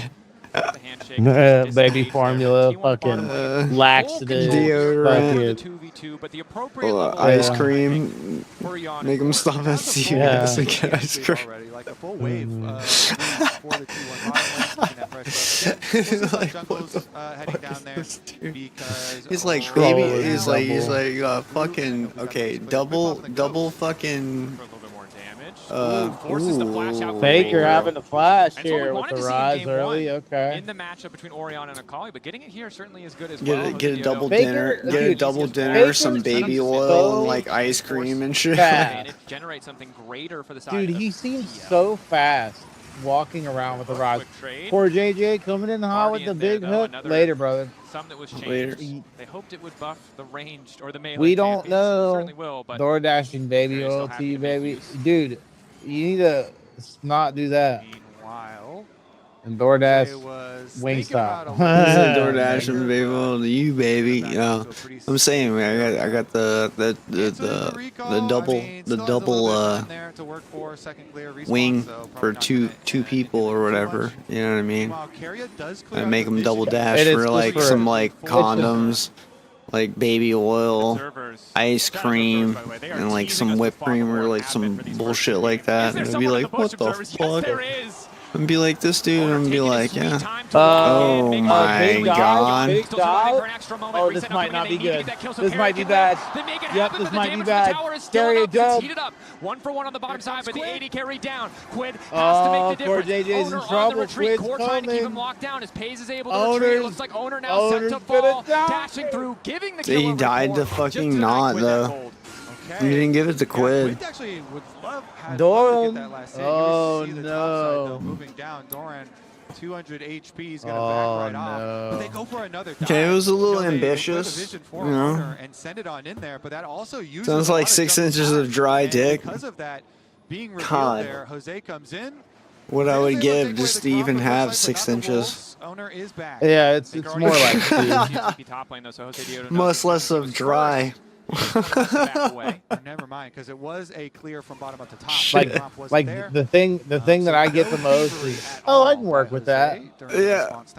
I'd be like, nice to have, but because they spotted him in the bigger than I expected. There is a bit of vision laid down there as the battle of the control. Smaller than I expected. Yeah. Take that information away. We look back at this bottom side play. T1 mostly making it work. Okay, so they do. Carry is the one taking over here, and Core says, okay, I'm going to make sure you pay for this with your life. Even though he did get the bailout, the other tower shot was still there. So good heads-up play from Core there to go flash and get the root. To make yeah, and Core died, Owner died, Pays got the first blood. Like, okay, fine, I'll run away from this. Core didn't die, Core lived. To make sure Talia can't get in range. And so it still wasn't great. Over to the Nautilus rather than to the Talia. Being 3v2. There. As much as we're talking about the silver lining of that cloud, it's still a cloud. It's still difficult, right? Yon not able to stick around in that bottom lane, falling wildly far behind. Faker? CS is would now rooted Can't up. hear him. They force out the unraveled earth, but they're not going to stick around for anything else. Hoping to convert this into a play onto Jose Diodo.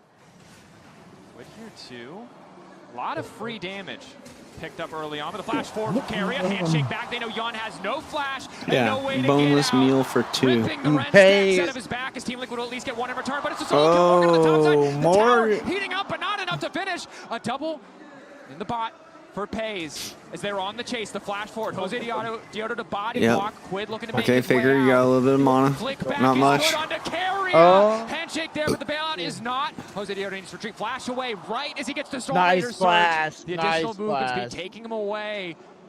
Team Liquid fighting fire with fire. Biggest, scariest thing is going to be Pays on the map with 3 kills in Callista here.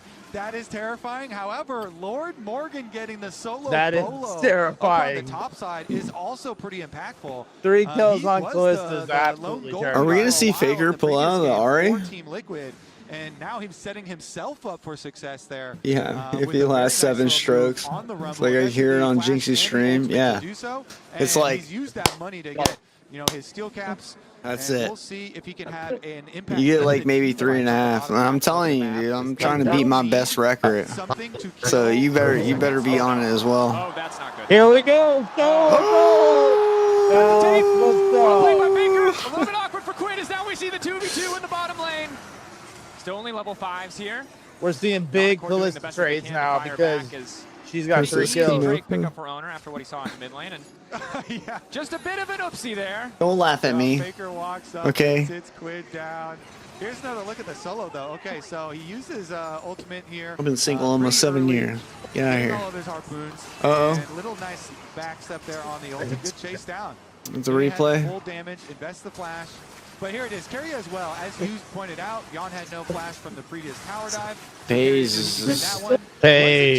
For the kill early on. Getting paid. Ooh, he's getting paid. But then after Pays gets both of those dude, kills as on much the as I bottom play lane, ADC, Flash is man, there. I wish. Keep it going. Shut the fuck up, bitch. I wish I was in Korea for this, dude. Holy still does live, and they fuck, are able to dude. get the kill on Carrier, who did not have the bailout back up in time. Team Liquid control on the top side of the map again. Hey Odie, we're in the Discord, man. You can come in here.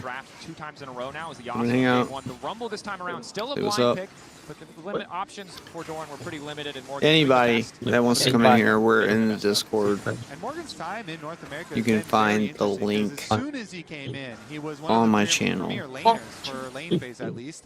Maybe we'll have a little bit more action though as bot side. Uh-oh. Lockup is there. Whoa. Owner Faker. Quit in trouble. Makes the kill so easy. They're trying to turn it.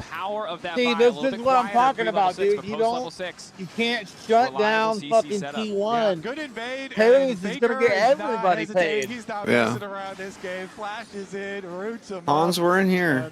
Yeah, they already left. With this takeaway. You're late. Faker could roam top too. He's able to roam. He pushes mid wave, and now he wants Like, to transfer his pressure. A couple minutes ago. Game 1, it was Carrier moving across the map. This time around, it 30 is seconds, Faker. yeah. Easy lockdown there. Dorn immediately going to respond on the CC target with an Oh, ulti. here we go. Just to secure the kill, Morgan, that top lane lead. Oh my gosh. And he uses go on the wave. Bot lane though, knockup is there. Dash is still He's waiting on the always water. on the wave. The owner is here as well, looking to come in. Pays locked up for a brief moment. Ulti from Owner. Carrier going the wrong direction, but it might not work out. Owner. Pays still holding on for a Pays? little bit too long. They can't get a kill back. Core, the only Pays one to is fall. not. Pays He sub is 100 alive. HP. Pull They're out, desperate to pull get out. anything. Yeah. Wall in from Quinn. Oh, no. Isolating Quinn. Pays. Gets the shutdown in the meantime, and now it's Oh Carrier. my Might be god. Owner trying to clear as much as possible. Quid lurking in the Carrier dark. high. It's the Hoping to lay bloodbath. down another minefield to flick Over Carrier here. back into his waiting arms. The Team Liquid spending a lot of time, and it's Faker on the way. Faker in the fog of war, the unseen threat. No realm warp. Nope. But the warning, the scryer's No, bloom. he's not gonna Signs do the it. cue for Team Liquid. They need to get out.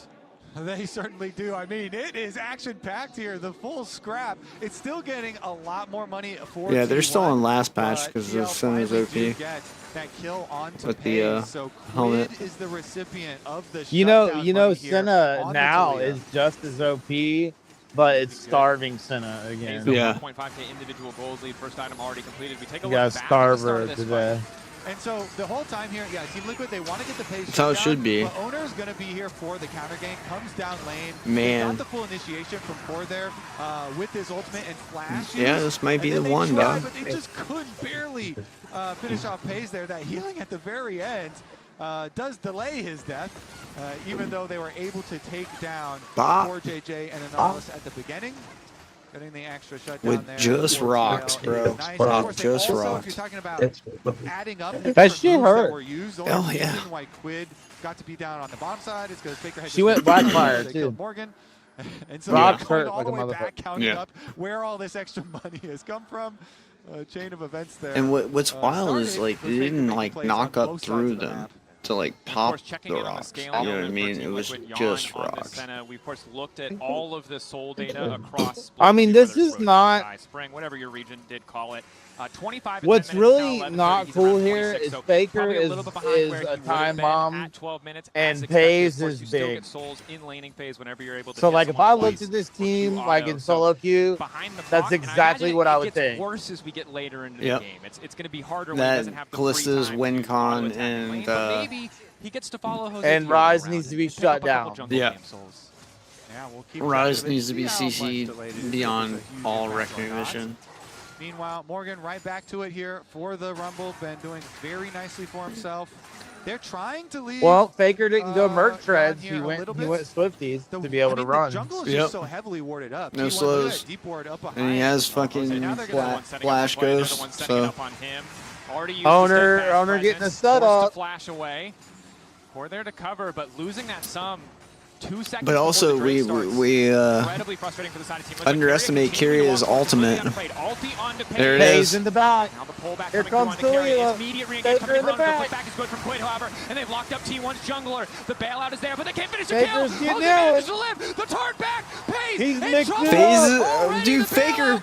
Faker's Faker versus the world, but Quid in the, to seal the deal. A triple kill in the What are you mid-lane. doing, buddy? Like, what were you Welcome doing, to the bro? circus, indeed. Morgan actually arrives late. Okay, it would have been best if Morgan actually didn't teleport down there. And he went back This to might be the one. This might be the one right here. This might be the 1 to 3 right here. The 3 to 1. This might be it. Pow. Dude, I don't know why Faker runs in right here. Because Quid has a really good spot to try and burst down Owner. Look at the difference in HP. Jose is so low. The Like, okay, he runs in right here, right here. Why is he? Why is he didn't he there? run backwards? They're able to get the Why early didn't you kill, run backwards? And they have the presence there to move up on pace. Triple for Quid. Absolutely massive. You can see the joy on their faces. Look at. He didn't know. They're like, our jobs to rely on it. Yes. They don't know shit about League. They have no idea how to epic. No, they're investors or some shit, dude, or like. Yeah, the business end. 1v1 between Yeah, we run all kinds of AI models for you, dog. The only thing they see is like, oh, it's doing great. Now we're winning. They're the guys that run AI models of like what it could be. Oh my god. And now on the top side, they're looking to lock up Faker. Knock back to the wall. They don't quite get the wall bang. They don't get the stun, but Faker sprinting out of there as fast as he can. Will manage to wake it away. Oh my goodness, Morgan with another one. This is Morgan with the solo bolo. Pushes it on bottom side again too. He's gonna have the extra pressure there. TL have the pressure on top side. The blast cone. Oh, Jose, why did you go for it? And Faker's able He to finish didn't the recall know. there, but they still have the pressure. They still pushing on both towers. Oh my god, dude. If he would have fucking blasted over that wall, dude, he would have slammed Faker into the wall. Cresting 1,000 with all the action they have been able to create and put him in the dirt. This game in the bottom side of the map, and they even chopped down on some of the gold lead there. That Pays had. See, Pineapple's crazy like that. You know what I mean? I would have hit that blast cone. I would have looked for Faker. That they've been getting, I would lit him, dude. I would have been like, I would have went on that blast. Look at the gold lead. Oh my god. Ones did go into Quid, who has been such a star here for TL when they have had their resurgence. And people have been looking for him to return to his MVP form. Now on the international stage with 2 items and... Owner on the flank immediately. They know Quid has a target. Oh, He's no. Advantage, but Owner doesn't have the backup You're that he in needs. trouble. Ulti across the entire team coming in for Carrier. Lockup is there, and it's Yon. Yep, who finds the snipe. Jose now in trouble. The flash in. A hook got hooked. Is flawless. They've locked him up. Nope. But they're not T1's in trouble. on the side of That's it. T1. TL taking the fight. Oh, they're Baron, doing it! Baron, He got his Nautilus ultimate off on TL with this dub. This is a TL dub here. Could have hit the Senna ultimate over the top. That burst damage. I don't see T1 coming back from this. As well, Rift Herald will be theirs, and they can push the minions through. Massive fight for the side of Team Liquid a moment ago. It was Pays and Quid, both of them massive gold leads over their individual number, but after that, pretty much the same as Hans. Evened out only 400 between him and Pays now. Team Liquid, because they've T1's gonna take all this home. Because they found these advantages, really making the most of their composition. You can see how hard it is for T1 to dive and get out scot-free. As much as they feel like the bailout is going to save them, it just has not been enough in the past few plays. Man, Quid upgrades into a MSI Soul Stealer. He had 10 stacks and he is feeling it right there. Take your shot, man. Take your shot. Versus T1, they've got the gold lead. They've got the confidence to upgrade to Magi, and here it is. They have a lot of vision. Owner is the one who starts it out, though. Him and Faker coming from behind through the jungle. Oh, why took are the we watching damage, this? Just took so much damage on the engage there, trying to put the pressure onto Quid. But Why they are were we able to watching burst this? him Why down. are we watching Like this I said, live right now? Hits the snipe because of the Nautilus Good ultimate job. holding in place. And then Cortez says, fine, We're I'll getting go the for turret another one. in He mid. hits the flash over the wall, into the hook, onto Pays, and they delete that Callista. Another charge coming into the mid lane. ForJJ immediately going to retreat. Knock to the wall from Jose Dioto. They have to be careful not to get picked off. TP coming in mid lane as well. Team Liquid once again going to lock up Owner. And now Morgan has arrived and certainly looking like royalty as Doran is sent running for the hills. The flash, the wall bang, the knockdown, another double going over to the side of Quid. Just how rich can one mid laner get? I mean, look, at the beginning of that play, you saw Faker on Quid's the screen for a getting second, and big. then Rise noped out of it. He turned back around immediately. He saw the teleport go through, he's like, what? And that's 2 plays in a row because when Owner went in the previous play, Faker had to back up because Jose Dioto's waiting there to knock him into the wall to stop the potential follow-up. Pays. Lockup is there. The rest of the team, however, is Nope. not. Jose Dioto finally arriving. No. Pays, trying to turn this one back. Trying to make the Save most Curio of it. with The red ult. stacks coming through, but Quid has arrived. What the Once fuck are again, you No. doing, just bro? in time. 22 stacks in the book.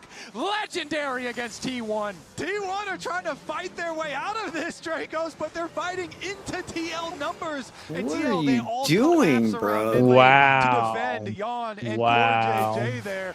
I've seen some bronze shit in my life, but that was some bronze shit. The team is just sending it. And you can see in the Pays, Coinbase that gold was not the all way, that bro. money He's from he's minions, close to driven 3K through kills that to kill goal fucking that we're checking out career. on the side of Quid. Almost 3K. picking All off right, members of respectable. T1 left and right.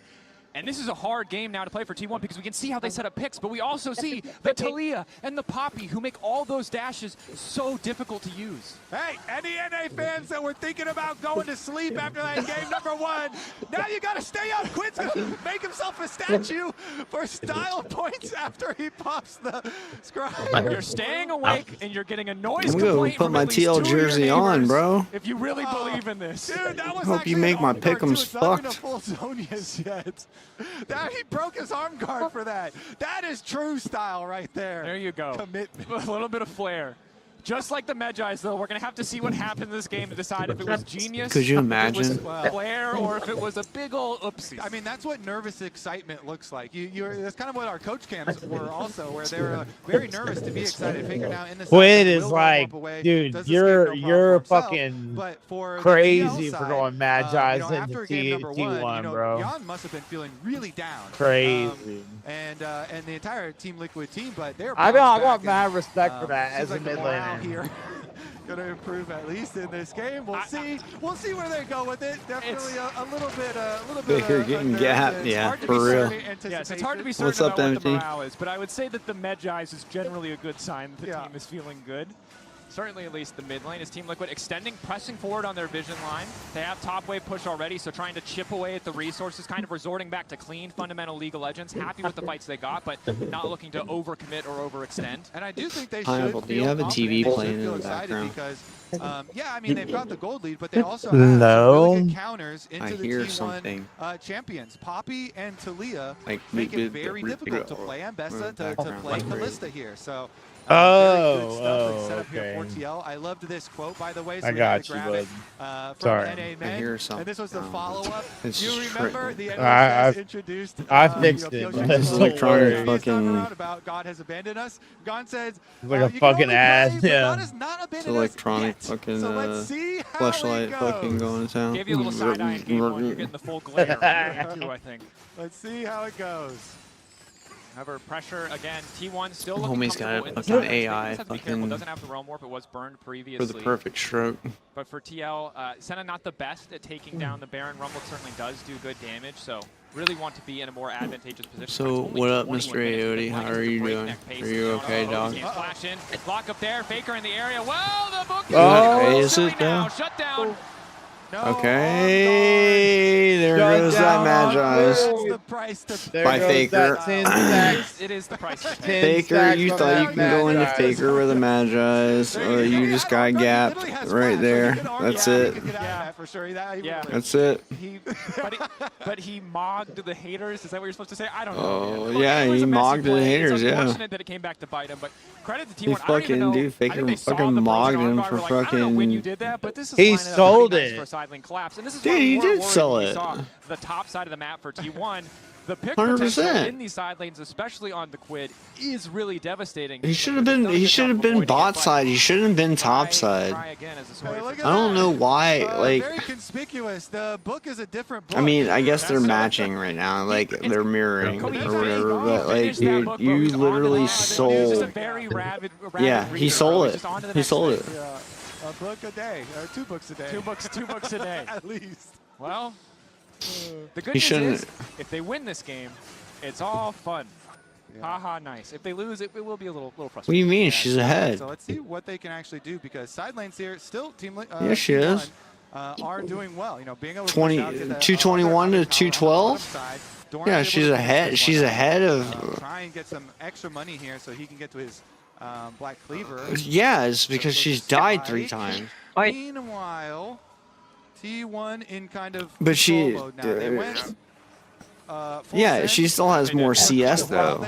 In general, she's not under farm. She's just they've calmed down after they had the 2 plays. been killed. Oh my God, they're taking it and they have no idea. How long are they going to go for sneaky this? here, but Core JJ spotted, as I believe are the Baron Particles. Trying to force T1 to respond at the very least. We'll see if Team Liquid want a full commit. All 5 members of T1 are in the Oh, area. here they come. Okay. Jan ready to back away. Hook in, gonna catch out Dorn. Dorn's still gonna be immediately able to Phase. get to the back line. A fantastic knockback Kyria. on Dorn, that means he's out of the Faker. fight. Hayes now looking to re-engage. Solid start for the side of Team Liquid, but they can't afford to get those health bars chipped down. Owner now looking to come back in. The Poppy ult took him out for a moment. The Team Liquid holding on, 1-for-1 the trade. Yeah, Mr. good Alt. focus there. They go Can't go for in. the turn on this Baron. They don't do it super quick, so you just get the damage on it, and then you saw the camera Yeah. follow the Nautilus and the. That's bottom the side thing engage about with Ambessa. But you called it out. You The missed an Poppy ult. ultimate from Jose You're done. does turn the You're numbers cooked. there, so that when Doran goes in, they don't have to. Because you have no follow the in. rest of T1. You have They no are in. split. If you're Now, just though, running at they're him, you're running at him. separated You know what I because mean? Dragon's getting taken by Team Liquid, so they're trying to get this whole point. T1 are not rushing the Baron though. They're kind of Jan baiting needs to it be with their careful. vision. Be very careful with that brush. You can see Jose Diodo setting up on the Dragon. Team Liquid, though, good. They recognized immediately how quickly T1 could take this and shifted their resources away. Okay, now the delayed start. Interesting, because they killed the controller. Okay. TL. Oh no, Core finishes his recall there. They're actually going to burn it down quickly. They've got a Callista, man. Smite coming back up. There's just no way. There should be no way to The steal this. Callista's not even hitting it. That's Waiting, why. taking their time. That's going to be Baron to the side of T1. Wow. Incredible mind games. Link They just was took it in long front of enough to their, force a couple like, members right of Team from Liquid, underneath wait for the their recalls to noses. come through, which they didn't even have 100% perfect information on, and then immediately start the objective. Team Liquid going to be kicking themselves after that one. They do get the Drake. They are on Soul Point, but giving up Baron is pretty devastating. I want to see. They must have had vision. They must have known that. No, they say T1 that for the gave team them vision fight. of Pays recalling or something. I presume. It is. You don't. That's why You they're not worth it at that they're point. probably not going to rush it. Yeah. You don't really want to be in a. Oh wait, side lane play here. We got Morgan waiting for Faker in the brush on side wave. A classic play. Try and go for Faker on the side wave. No, that's a huge turn. Going to be hard to rumble in front of this one. Jose Rumble Diodo all using is all huge of turn. the CC. Faker is not having enough time to cooked. run it as the TV moving its way onto the top side. Faker taken down. Jan Wow. stepping out, and Doran The fucking finds Senna himself in ult, enemy bro. territory. Owner is there to back him up, but Team Liquid, nice pick to slow down the pressure that could come out from this Baron. They do. That was Okay, crazy. another isolated death for Faker there as they pick him off. Nice little setup as Morgan patient waits in the side lane. What am I hearing? Others Am I gonna hearing come try and myself? push it, and they get the collapse there from Jose. They also pull it off very quickly there. The I don't speed know with which where you you'd pull it off, hear very yourself critical, as from. Owner was on his way up during the Doran teleport. And Team Liquid are able to get the Swear job to God, I done better before not the be doing reinforcements crazy. arrive. You're But fucking- the Baron beat Liquid's Faker throwing, by yeah. T1 does a lot for them as far as prolonging this stage. That it does. With that buff, though, Team Liquid going to kind of calm down for a little bit. They're going to wait for it to wear off. Team Liquid, of course, Earplugs? do have to play the next couple of minutes very carefully. 3 minutes For what? Soul, that is probably the major objective that they are looking to take. But the side lanes, if they don't have that vision control, Bro, I used to lay on subs, bro. to the buy, the No earplugs.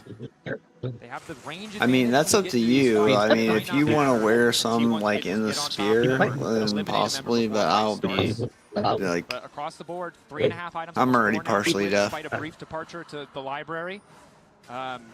Will have the penetration there. Nice initial pickoff. Flick back is there, forcing the ulti out from Pays. It's very big with no ults invested from Team Liquid, getting the Kalista ult whatever, down. man. It's me and you versus the world with our iPhones in hand. So it's not important for the dragon fight, but Like, it could be important for the vision setup, and that could have a cascading effect. we don't have If to you talk about it get now. We easy can access do to whatever, opponent's bro. jungle because of We can do something like whatever. that, and get your first vision line down, that can make it a lot safer We can do for whatever, you to bro. get the next ones when I'm you not- actually really I'm- need them for the arrival of the Dragon Soul. Marking the flanker is going to be big. This is family friendly on stream, all right? Random buy on the side, a random Mbessa, Faker finding the flank, really can. I mean, what perfect timing. Now TP going out from God, what am I hearing? right there. Okay, so it was a realm warp attempted play here, and gank from Faker and Owner. And Morgan respects it. He gets out. Taliyah wall was used as well to try and get another trap up there, but nobody. They heal out of Carrier, but again, not the most critical summoner spell. It's got to be something on Pineapple's going to end, stick dude. around Like, for the next 90 seconds until that But final. no, it's not, bro. Drake is going to spawn. Up spot. It's fuking Again, driving checking me in. nuts. Faker still no flash. Will be big for the fight to come. Carriers will be up in time, it looks like. And other than Morgan, everyone on the side of Team Liquid has access to those critical summoner spells, and you can see a lot of defensive utility from Core. God, I Has feel that like buffed I'm Night Spout. in a Has cult the and locket. someone's like I don't whispering in know, my hold ear. on, hold on. Damage from kind of some of the Hold lethal on. combos T1 can assemble with that Mbessa. Okay, very critical here. Again, the vision set up for Dragon Baker's Soul. macro These up two on brush 2 right levels here on Quid towards mid lane, crazy. and then this Yeah. one, this curve one It towards should be the fine river now. Are hugely. That's hugely why. beneficial That's for why. those That's fights. why. Jose gonna They, defend these you know. two. That's why they play macro. You know. Still existing here. After first death, they were already 37 swapped. seconds They on were the like approach. Baker's One already is an collecting active, minions one bot will be up lane. Like, much quicker. I swear to God, man. Like, I'm trying to like coach Pineapple and do this shit, but fuck all, man. God, man, like, I swear to God, like, I come mid and he's like, go mid, and he just never stays bot lane. Look at Faker, he's bot lane right now. He's farming bot lane. He doesn't go mid ever again, Missteps on the side of Team Liquid, though. unless the whole team is there. Looks like no further punishment. Well, highlighted by our observers, though, that there's very little vision for T1 in terms of deep vision. Yeah, there's a lot of vision bot side for fucking TL. Liquid, so not 100% sure where Team Liquid I still hear it. Now we can see them starting. There's no way, bro. Okay, Cortez in the brush. He's the one to start out so many of these fights. Fighting in this choke against Carrier can be dangerous against that hostile takeover. Ozidioto lingering. They see the ball breaker getting charged up. Maybe an angle of attack. Root onto Carry. A big flick back and a connect as well, forcing the immediate ult out from Pays. But it's going to be Faker instantly into the back line. No, opts not to take it. Instead, it's the turn. That ult, bro. Down in the favor of T1 and it's Massive Big fucking ult, rumble. big ult, massive. The McHale's is there. Is it enough for fucking the whole Faker? Everybody else in the back line falling. Quid has to run for his life. Dragon down. TL lose 2 in exchange for 1. T1 clutch it there. They get the smite onto Dragon. Jose was there. They were trying to go for it with the burst as well. They get the smite on the Dragon. And even then Dragon also fight. get the team fight. So, as you said, they get the pick on a carrier, but he just uses it as a Kalista ultimate. They go for the Realm Warp plus Kalista ult. And then look at this. By the Dragon, 2.5k owners there. Jose is Faker's there. out of the ult. So close on the Dragon. He's out of the rumble ult. He's doing damage from the backside. He gets killed right out of Front to back, right here. going through. They get the shutdown there. Yeah, I'm watching. 1 for Pays and 1 for Faker. And T1, they clutched it when necessary. Now back onto the Dragon. TL, they're trying to run there. Ozidioto hoping to find a steal. He found so many I think TL's throwing their fucking lead. Yeah. There should just be no way. Dorn might be sacrificed. Dorn's not gonna die. Another big ult. Nothing. Dorn flash. Faker trying to hold on for Giolactasaurus is there, but he's been marked up and knocked up by Core JJ. Morgan there to secure the kill. Oh my over to Giannis. God. Carrier is forced to run for his life. TL is holding on. If they check the correct rush, no, they don't know. Okay, so they only got 2 kills, 2 of the Baron buffs off. Carrier should be fine and out right now. I don't know what these... Oh, he wants a play. They're going to make another play, a repeat. TL still have members here in the area, though. Moving in, Jose Diodo, locked up. Ulti back onto Pays, now hoping to find Dorn. They instead are just going to back away. I think the right call. Are they going to catch? Immediate recall coming in. Antsy here on the extra plays being made. I like it with the vision denial, but nobody going to go down afterwards, too. At the slow from Rumble Connect. Everybody going to reset? Okay. Go for the angle. Wow, what a game, Dracos. And we're going to have another attempted Dragon Soul. It felt like we just Faker's macro 2 levels up on Squid, here until the next one comes up. But T1 have the Baron for the rest of that. That time is closing, though. And here, of course, reminded of the power of the Kalista. Not really much they could do to secure, but they do manage to get the exit kills. Yeah, they're trying desperately right now just to extend the play. And so Doran, they get his flash. That might be critical for that next Dragon Soul. And they got the kill onto Owner plus Faker. So, yes, T1 got the Baron. But 2 kills, and maybe those flashes will be important for the Dragon Soul fights. Because with that Baron, it's not like you crack the base. Dude, Jose looks so happy, dude. Get fully inside the TL base. The guy looks like so happy. It is nice because it funds stuff like the Guardian Angel for Owner. Pays has been on his 4-item spike here too with his Jack Show, getting more tanky on the Kalista. And you can see how close this game has gotten, right? Team Liquid holding on to a pretty solid gold lead. The first Baron shifting it slightly in T1's favor, and now getting close to evening things out. 1.3K, 33 minutes in, just isn't that large. T1 not far enough ahead to really press any further on these side lanes. Know that the main objective they have to be looking at is Soul for Team Liquid in 1 minute and 30 seconds. Summoner spells, item completions, always crucial. And for the Summoners, Owner, Doran, close to having their flashes available, Pays as well, but not sure on the exact timing. If they don't have it at the start of fight, if Team Liquid could pounce, that would be a massive edge. And Jan there on the Senna, if it is, hold on, I'll take a look at that. Hold on. He is up to 94 stacks on the Senna and has the IE 4-item spike here with the Hex Optics for extra range. So we'll see if they can actually utilize that range effectively to try and keep him safe. We've seen a lot, like Doran was using his Ambessa ult straight to Jan. They do have multiple of these point and click with Owner as well. To see if they can try and take him down, and the Zonia's hourglass is working Liquid, and we're gonna hope that it stays that way for another 40 seconds until the Dragon Soul comes up. I don't know. It's like short range, right? But if they can get on top of you, if they can get past the Toledo, they get past the what about and now? It's just Quid and Yon left on their lonesome. The amount of DPS they can deliver is astronomical. Team Liquid really have to hold that line, use those defensive cooldowns to stop their backline from getting dove. I mean, yeah, we saw Faker just pumping in the previous one. The Death Cap and Actualizer on Rise does so much insane damage. So you have to be very careful about grouping up people.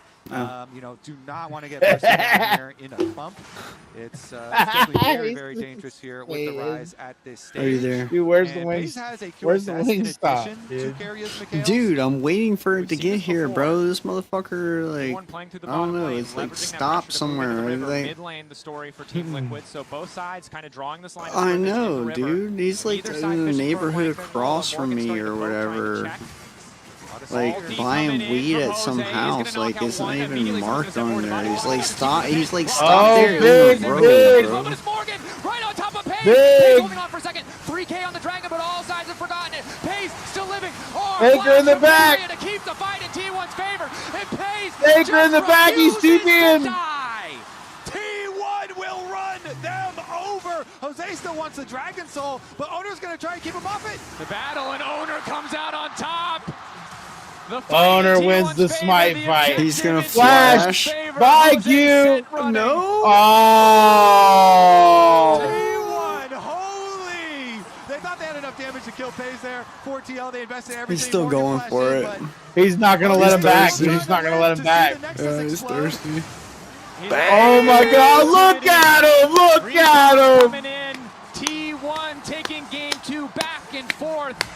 T1 takes it back and fucking macro, baby. Holy shit. T1 team fighting, even when you get a good position in the game. You just, even when you get a massive lead, dude, you just fucking absolutely Holy shit. He had fucking Magi's, full stack Magi's, and threw it in the trash, bro. That's insane, bro. 2-0 versus Team Liquid here. Incredible stuff coming out from T1. Let's send it back over to the That's analyst crazy, man. Holy fuck, dude. What's nutty? It is the second game going the way of T1. And speaking of T1 and NA, joining us is the 2017 MSI champion, Hooney. Welcome back. Oh, what is that? Is that the bling? It is. This is what everyone's trying to win. Hey, do you guys need this? Oh my God. I already have one.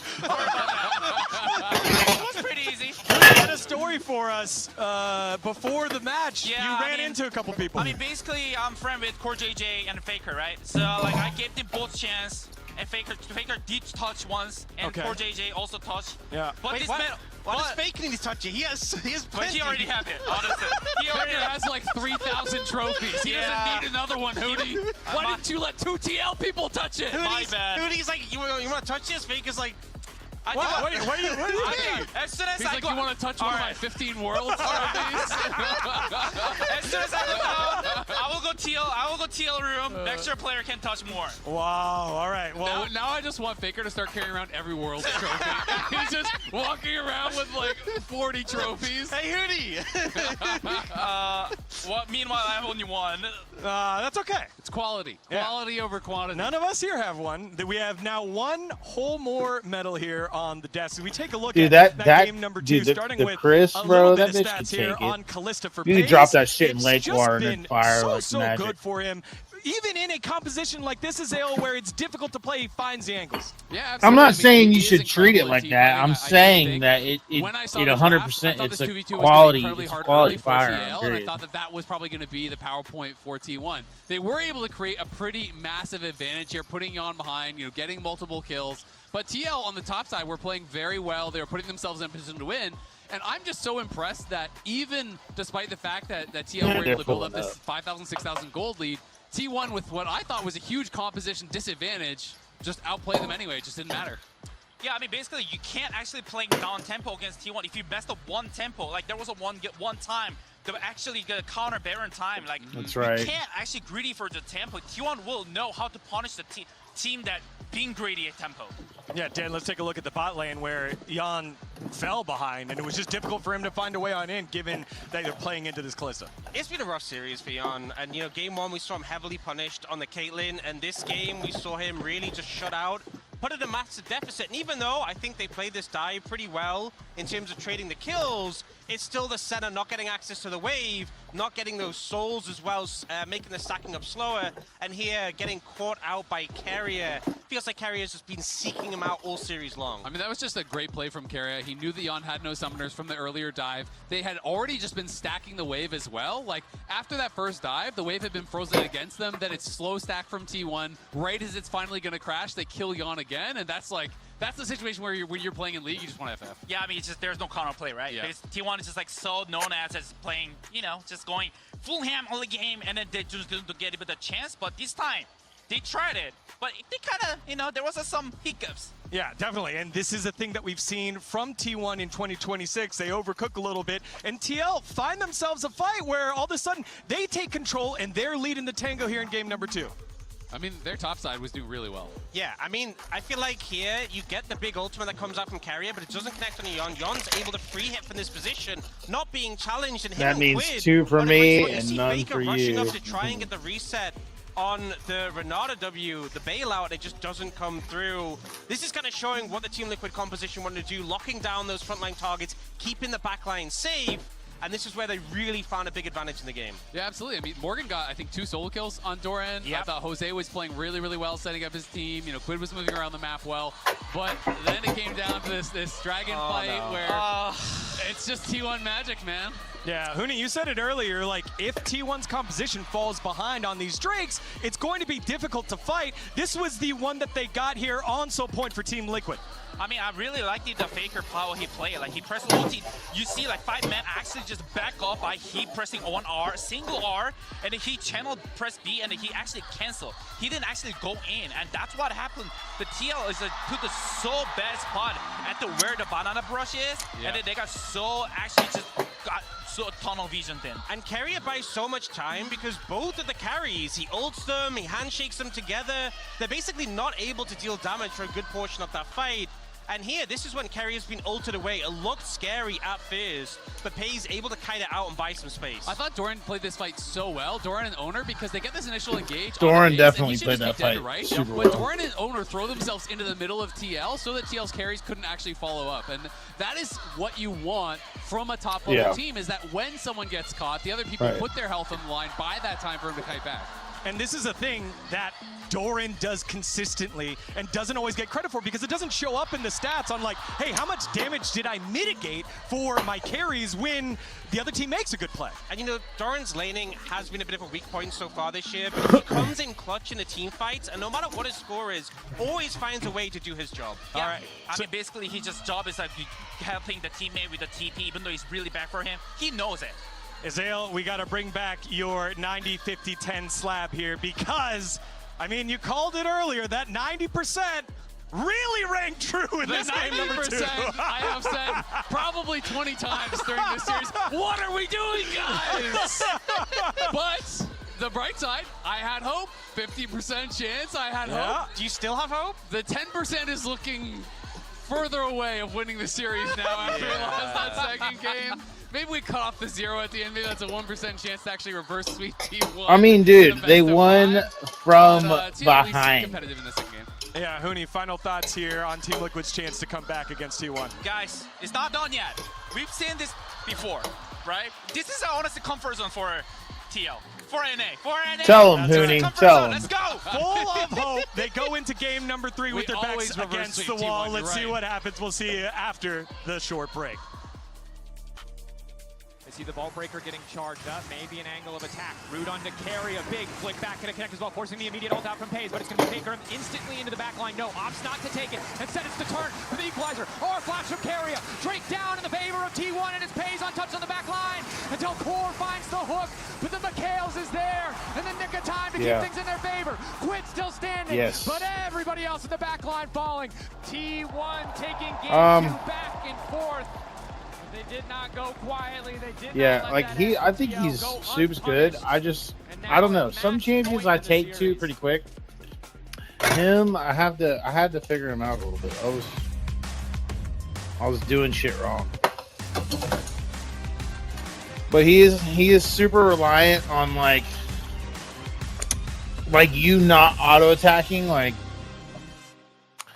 after hitting one nail, right? Because you can hit like one nail and auto, but like if you hit like 3 nails and auto that, you're gonna get way more damage. But if you throw one nail and auto, you're getting some damage, but not enough, and it's hard to negotiate some stuff. The final event of the year is not to be missed. Made some fucking hella good ramen, dude. Hella good ramen. I could have did the egg, but no, it's just made the broth like super fucking rich. Bug. I've done that before. No, I did so I made like a Nashville hot garlic butter sauce and then mix that with some of the pasta water.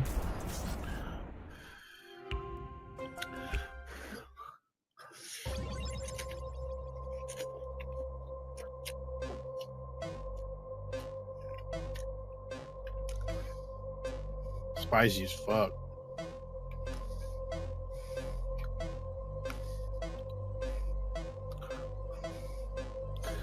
Yeah, peanut butter actually is pretty good in the ramen.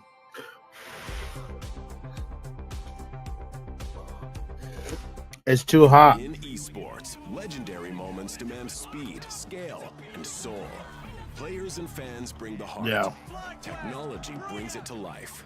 Every frame, every stat, every decisive play. In partnership with League Pretty of much, Legends yeah. Esports, we're driving digital innovation that empowers the esports ecosystem to keep expanding. So players can focus on the game, and fans. I had can them focus on for the this whole moment. week because I haven't seen them in 2 weeks. So I had them for this whole week, and it's summer, so.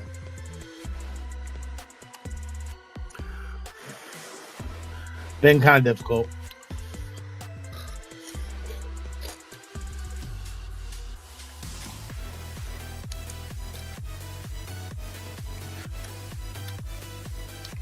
I'm trying to get on food stamps, fucking.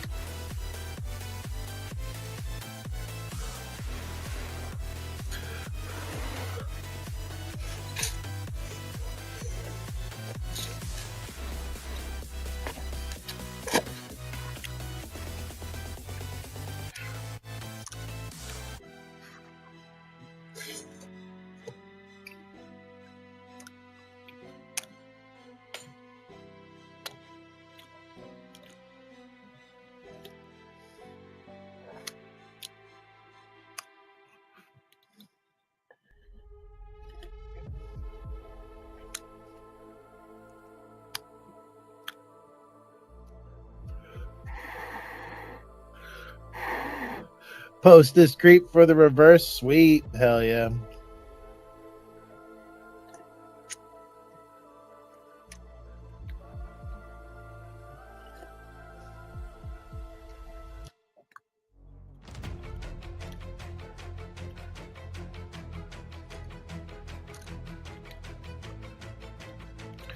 Dude, this broth is so hot.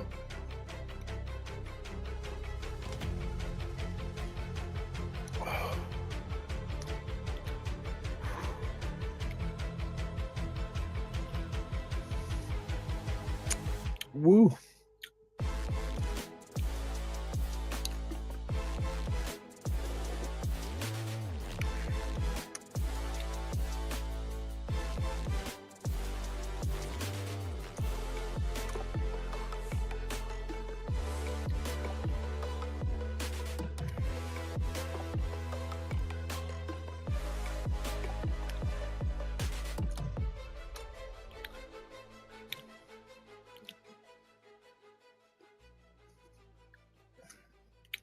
Woo.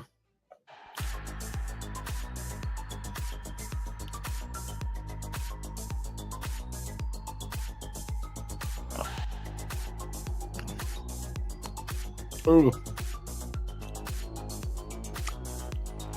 Ooh, that last bit of broth, man, was so spicy. God. Welcome back to MSI 2026's Jose Dioto trying to get something out of his eye, it would seem. Look at that beautiful smile. He's trying to read something. Trying to squint it. What's that off in the distance? Is that a 2-0? That can't be right. Let's turn this around. Yeah, wait a second. Shouldn't that be 1-1? Shouldn't that be 1-1? I could have sworn we were winning that game. Honestly, yeah, TL. They were in a very good position in that game. You know, shout out to Morgan especially. Yeah. 2 solo kills on the Doran. They were unable to make it happen. You know, had a little bit of oopsies on the arm guard. Had some oopsies in the team fights. Hell later, yeah! But credit to T1 for sure for keeping it together for these. I mean, first the sneak on the Baron, and then the consecutive Dragon Soul fights as well for them. Huge.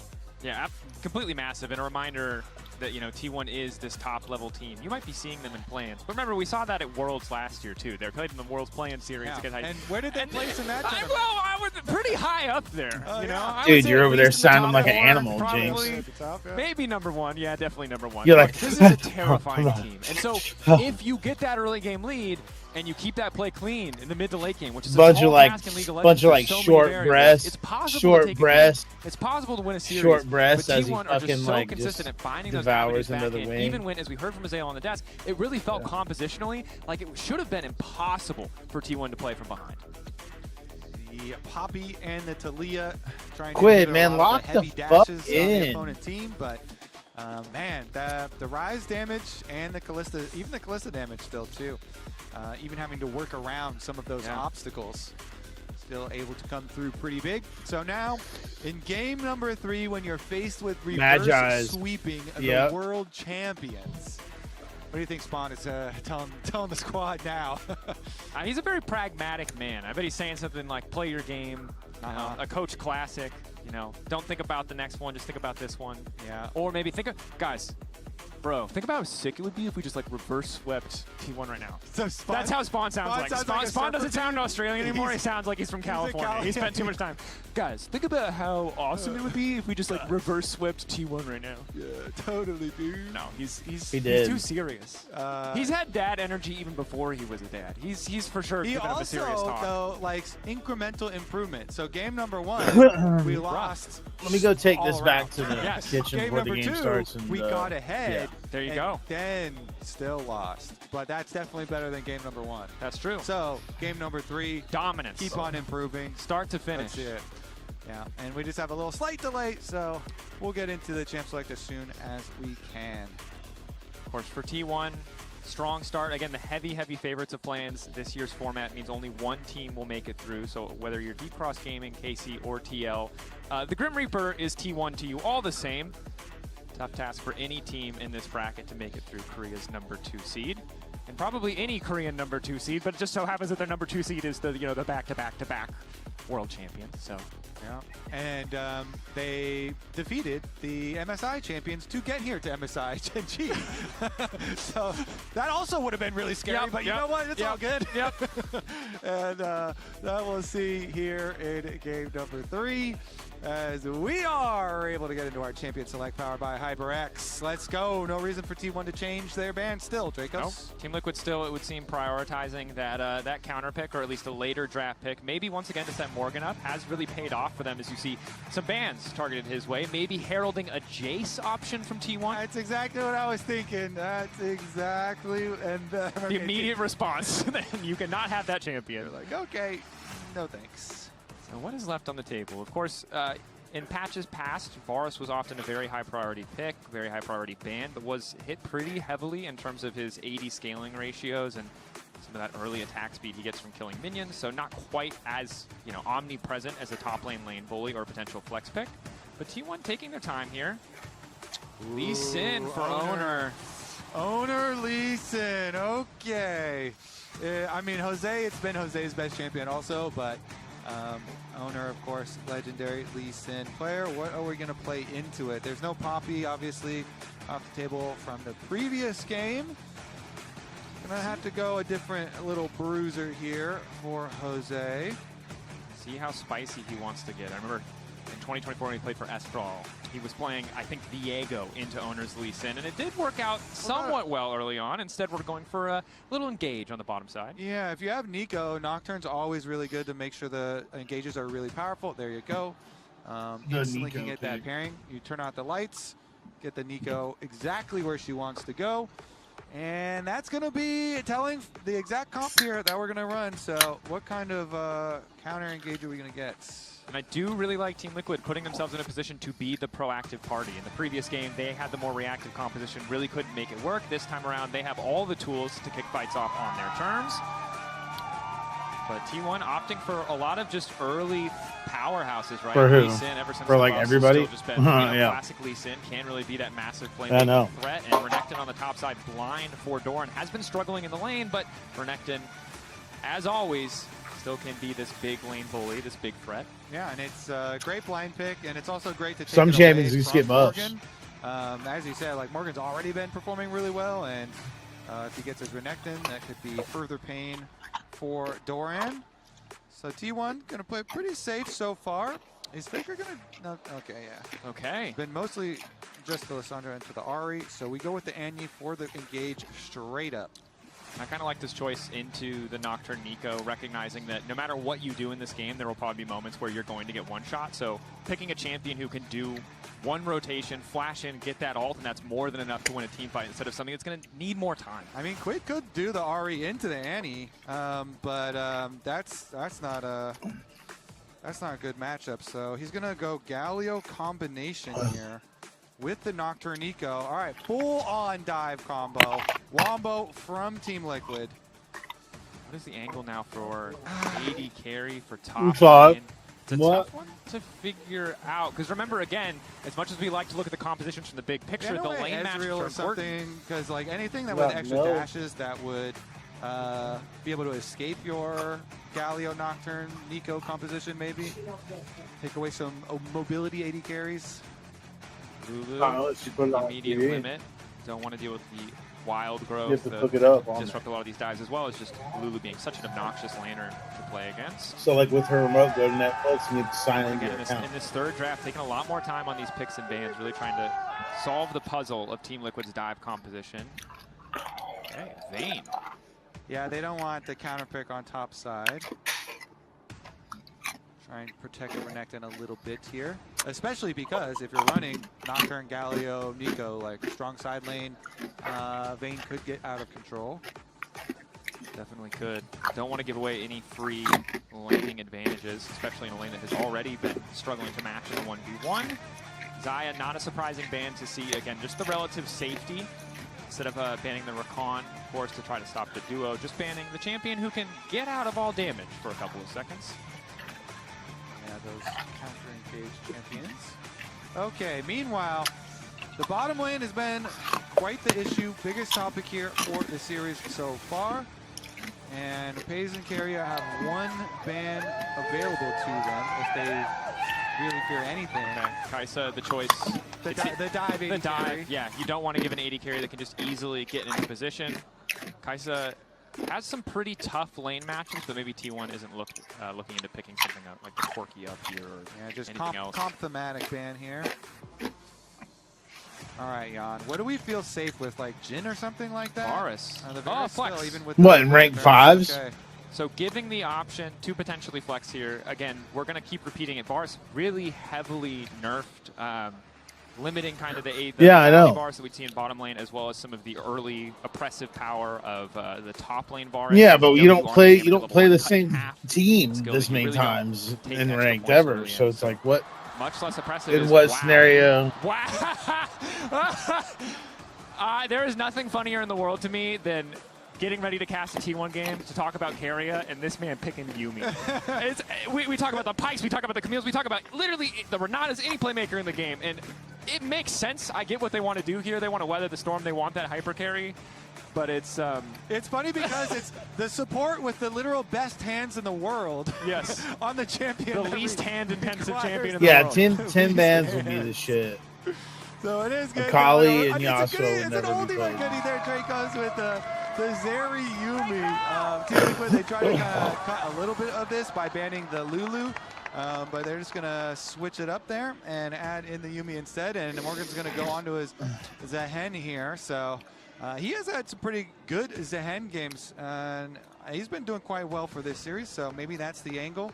Got Nocturne Galio for your mid and jungle to try and play to your side lanes for Team Liquid.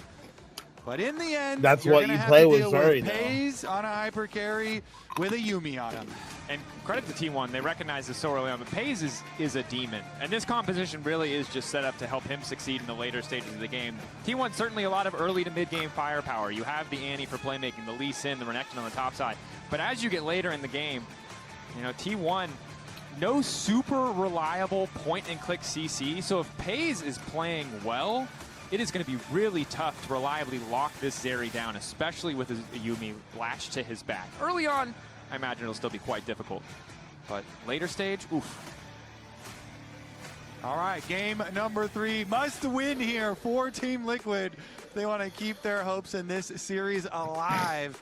And T1 looking at wrapping up the very first series of MSI themselves.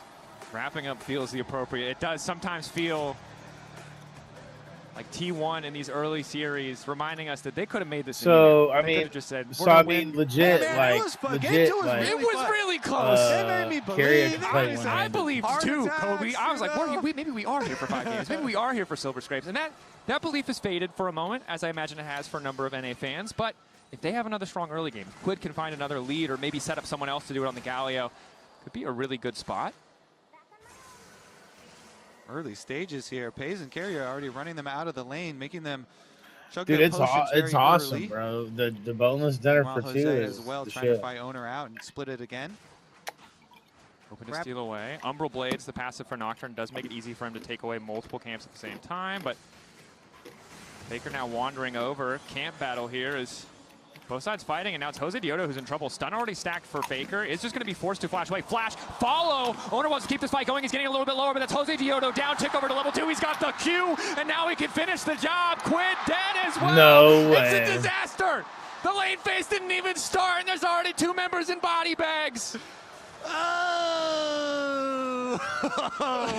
The North American fans are looking at an early bedtime now, Draco. Holy, we go for the Raptor flip here. And Faker had the inside route to come over first for quite a while on the Annie. And they still decide to force it there for Jose on Raptors. Owner's like, yoink, thank you very much. And Faker, you can see him up there on the Annie. He's casting spells up at those minions up there. And you see he's at 3 stacks now. He stacks it up. Now he gets his 4th stack. I don't like all those. I don't like all those. Boom. I don't like all those into onions. the Q combo during the stun. Finish it out. Yeah. You get the 2nd kill as well for the chase. Yeah, but animal style is where they put the fucking right? onions and the sauce on Gosh, there. I mean, it just makes all the difference in the world. There's nothing you can do with that kind of level discrepancy early on. Is Faker and Quid still trading blows, but Quid throwing that Q a little bit far, and Faker not afraid to just step up and have assert dominance here in this mid lane matchup.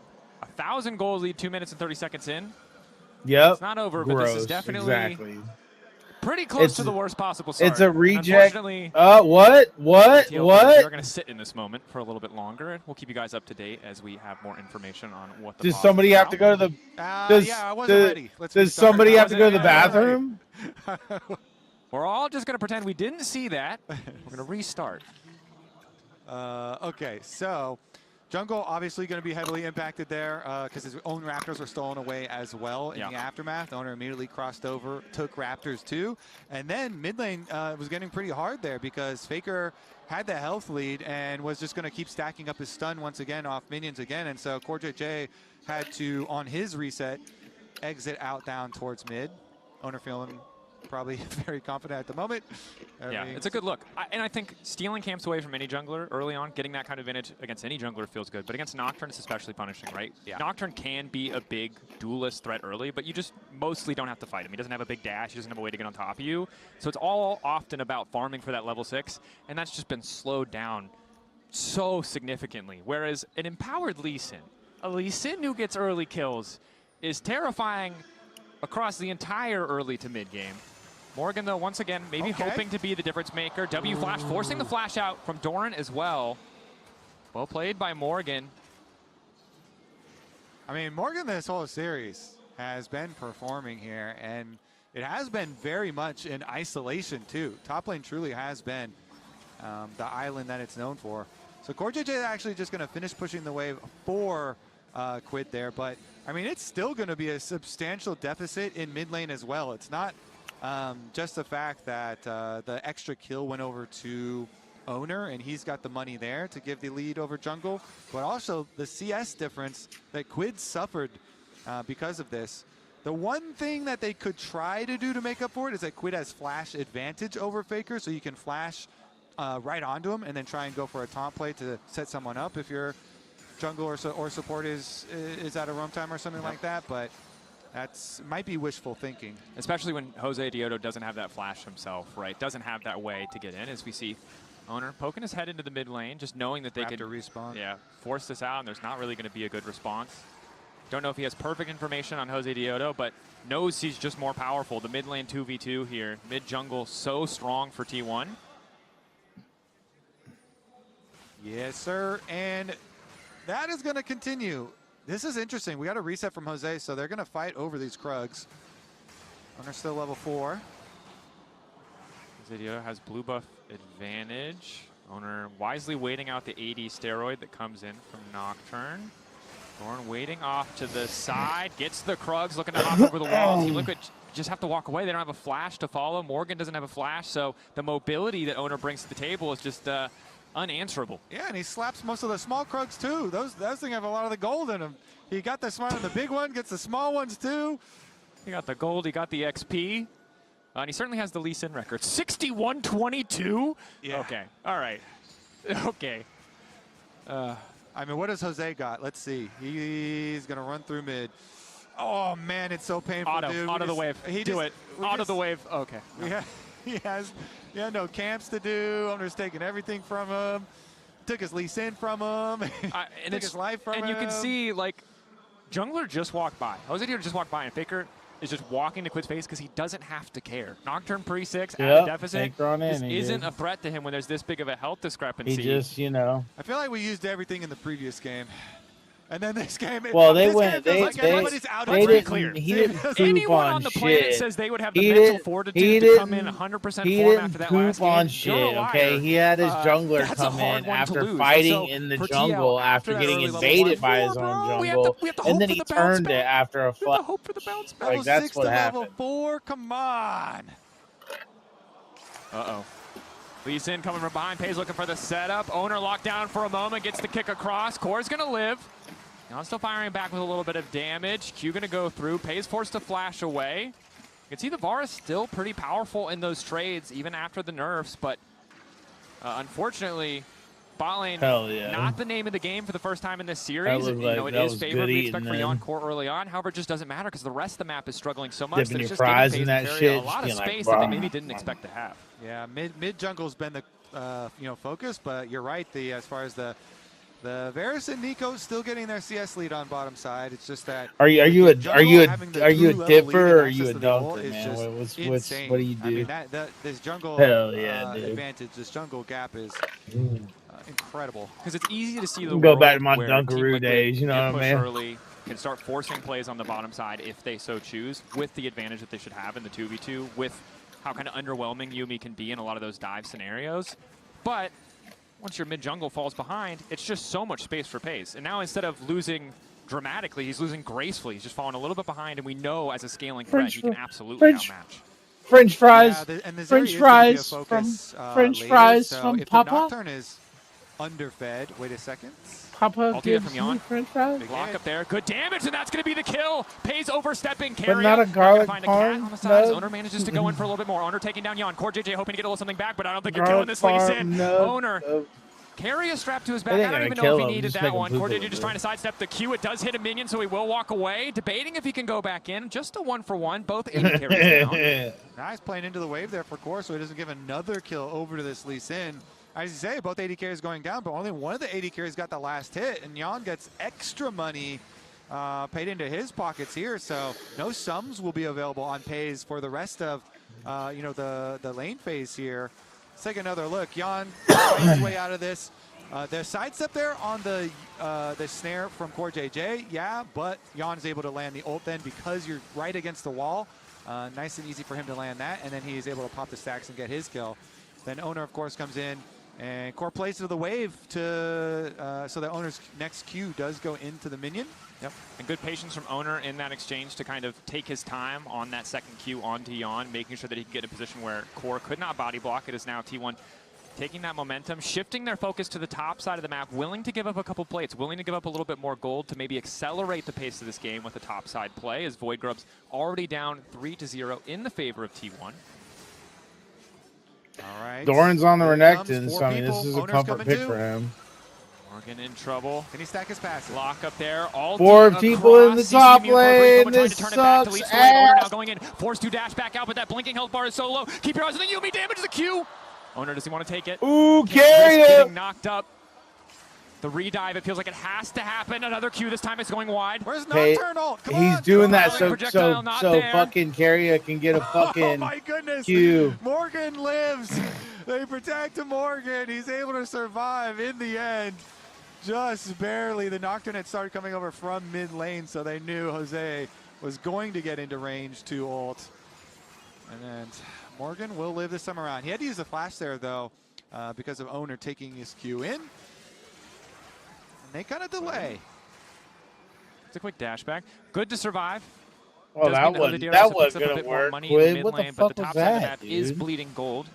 Continues to, at least in mid The jungle. movement there Morgan was doing good so job holding his own. awful. But you've seen, even if you're doing well in the 1v1, once you fall behind in mid or jungle, you're going to see a lot more people in your lane than you maybe bargained for. Morgan. You're in the high ranks, dude.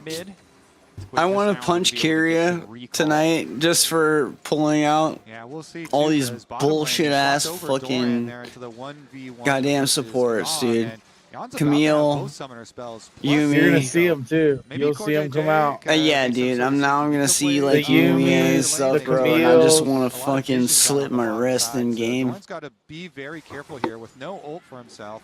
Yeah, no ulti. Jose or Nico there, excuse me, right into vision. Just buy the Doran's It would rope. be ideal. Forcing a flash would be good, but you can see Owner is still hovering, and they'd have to kill Doran incredibly quickly. They don't want the counter punch to come through. So instead, just continuing the work that they started earlier when T1 opted to swap their bottom lane to the top side of the map, chipping away at the plates. TL can continue to keep Jose's whereabouts unknown to T1 too. Always threatening, where is this Nocturne going to be? So under tower, Doran's just going to try and survive here, weather the storm, weather the onslaught. The Varus Nico still, even with the nerfs, dealing a decent amount of damage and getting that tower so low that the first tower bonus within reach for Team Liquid, if they can make one solid play for themselves on the bottom half of the map.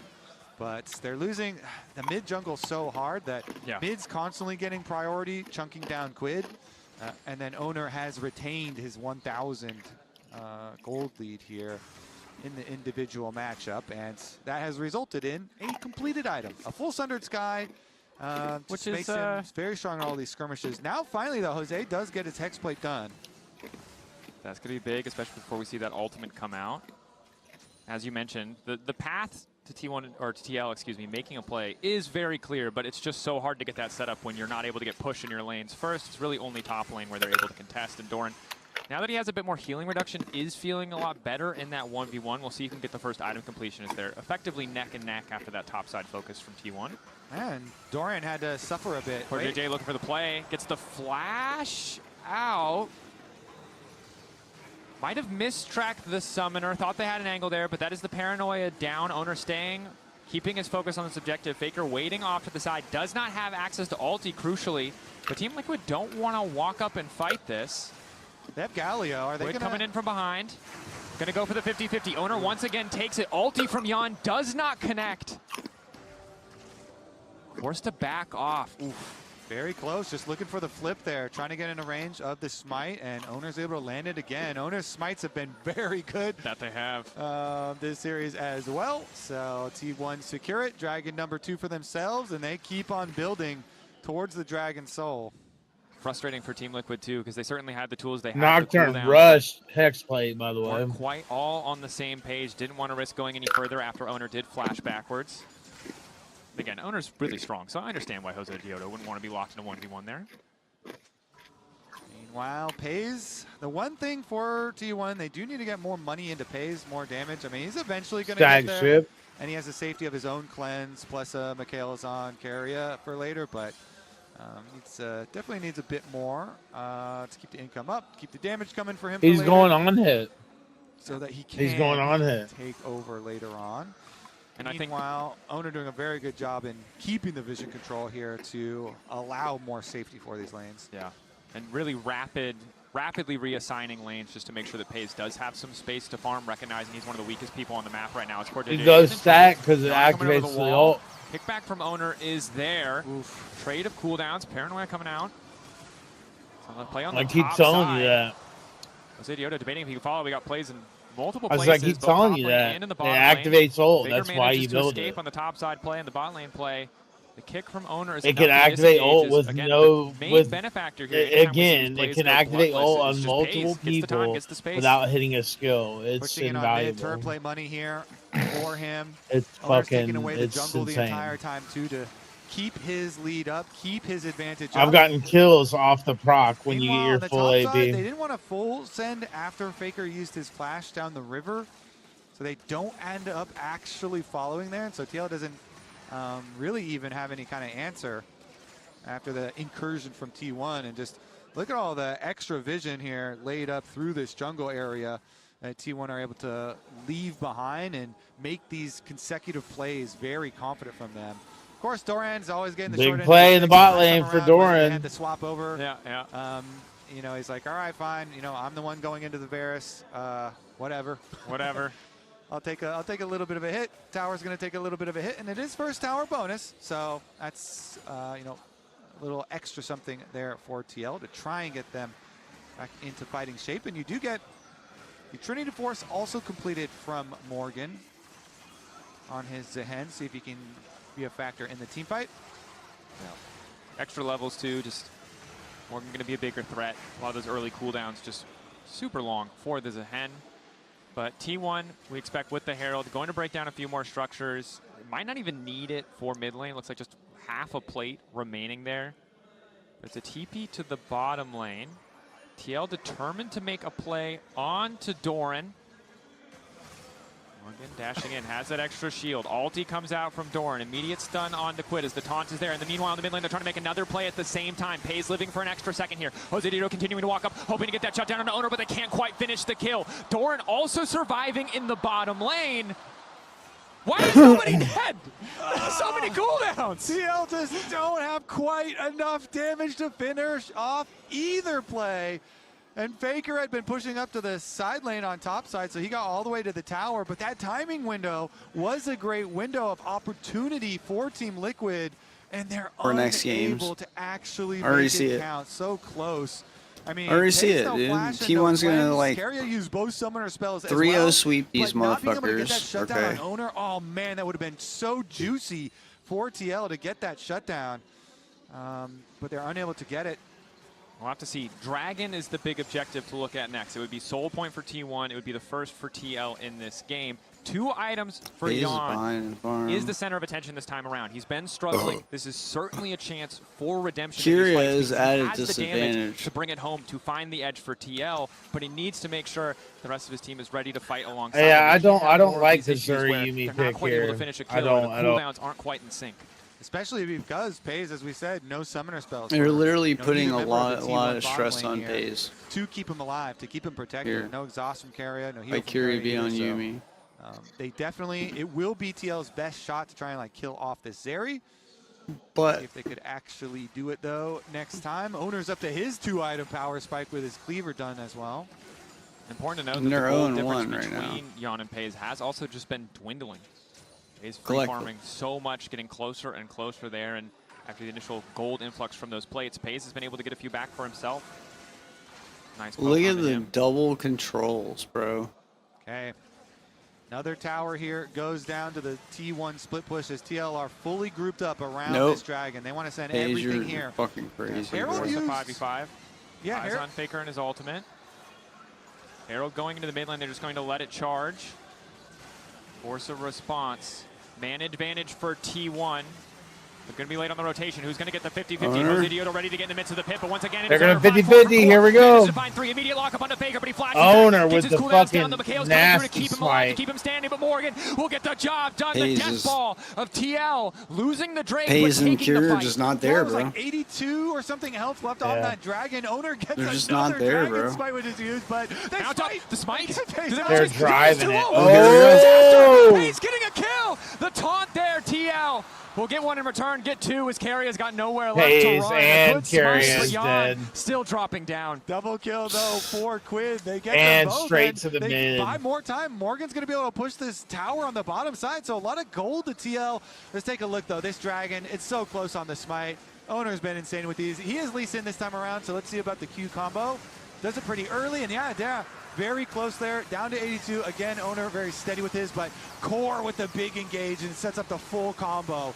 Nico into Galio coming down on the other side, and Jose with the full send onto Faker. So yeah, even though they didn't dive the Zerayumi with no subs. Yeah, Core JJ with the Nico R there fucking was Yon is a little nasty. bit too far.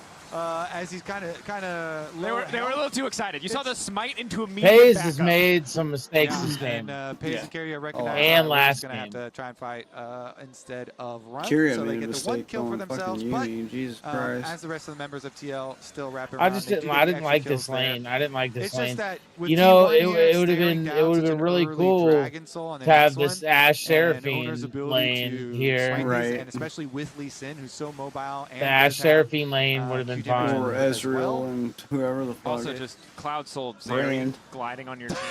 They could have brought Pike and somebody else. True. All right, now Morgan. Let's see if Morgan is under attack here. Owner on the bomb. Carry side of his the map. Pike's disgusting too. And Morgan again has done quite well for himself, but this time around, actually has Nocturne in his back pocket, so they can just hold, continue to farm. As even though T1 clear out the vision, they're fine.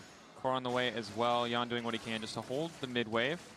2.5 items for him. 2 items now for Pays. The mid lane discrepancy has effectively been evened out.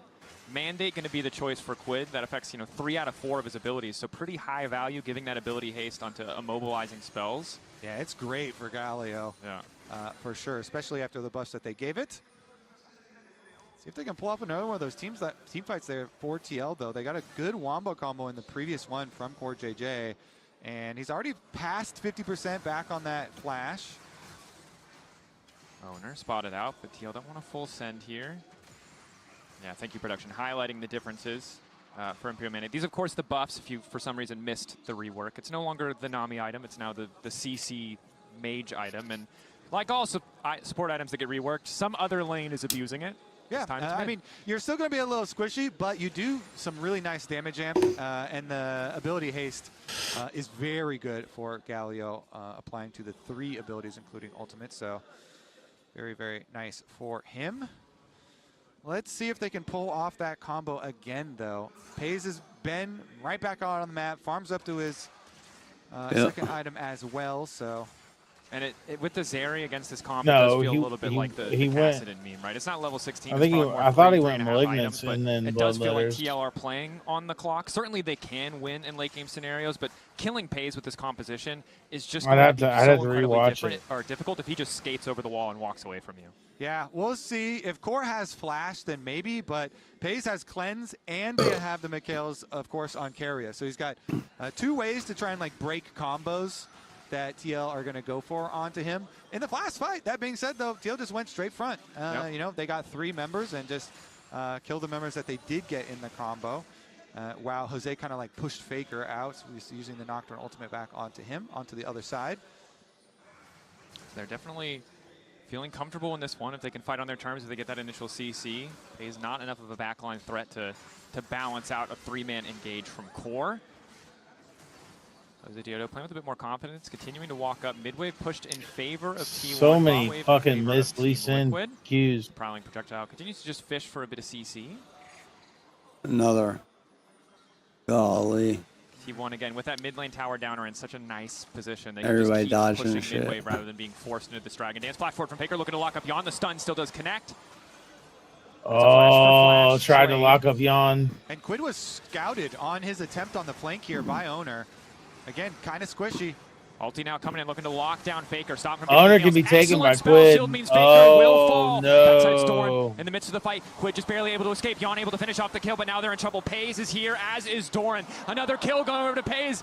Quid not where he needed to be.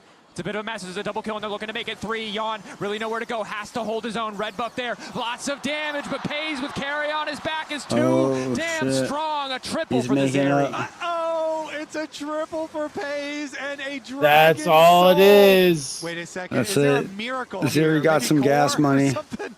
They Core? need a Yeah, miracle. she There's did. no Big jungler. There's no smite for either team. Morgan hoping to get something. Morgan dashing in. Ulti locks up Pays with the CC onto Morgan. Stops him from falling up the pole. JJ! The ulti! Morgan holding the line. Doran! Let the dragon fall. Don't risk No the way, 50-50. no way, Just no let it way. reset. Just let it reset. Oh, but the TPs, you can't just let it reset. Oh, no. Team Liquid. Wait, Nocturne ult, Double maybe? TP. Nocturne ult in 8 seconds. No jungler here for T1 yet.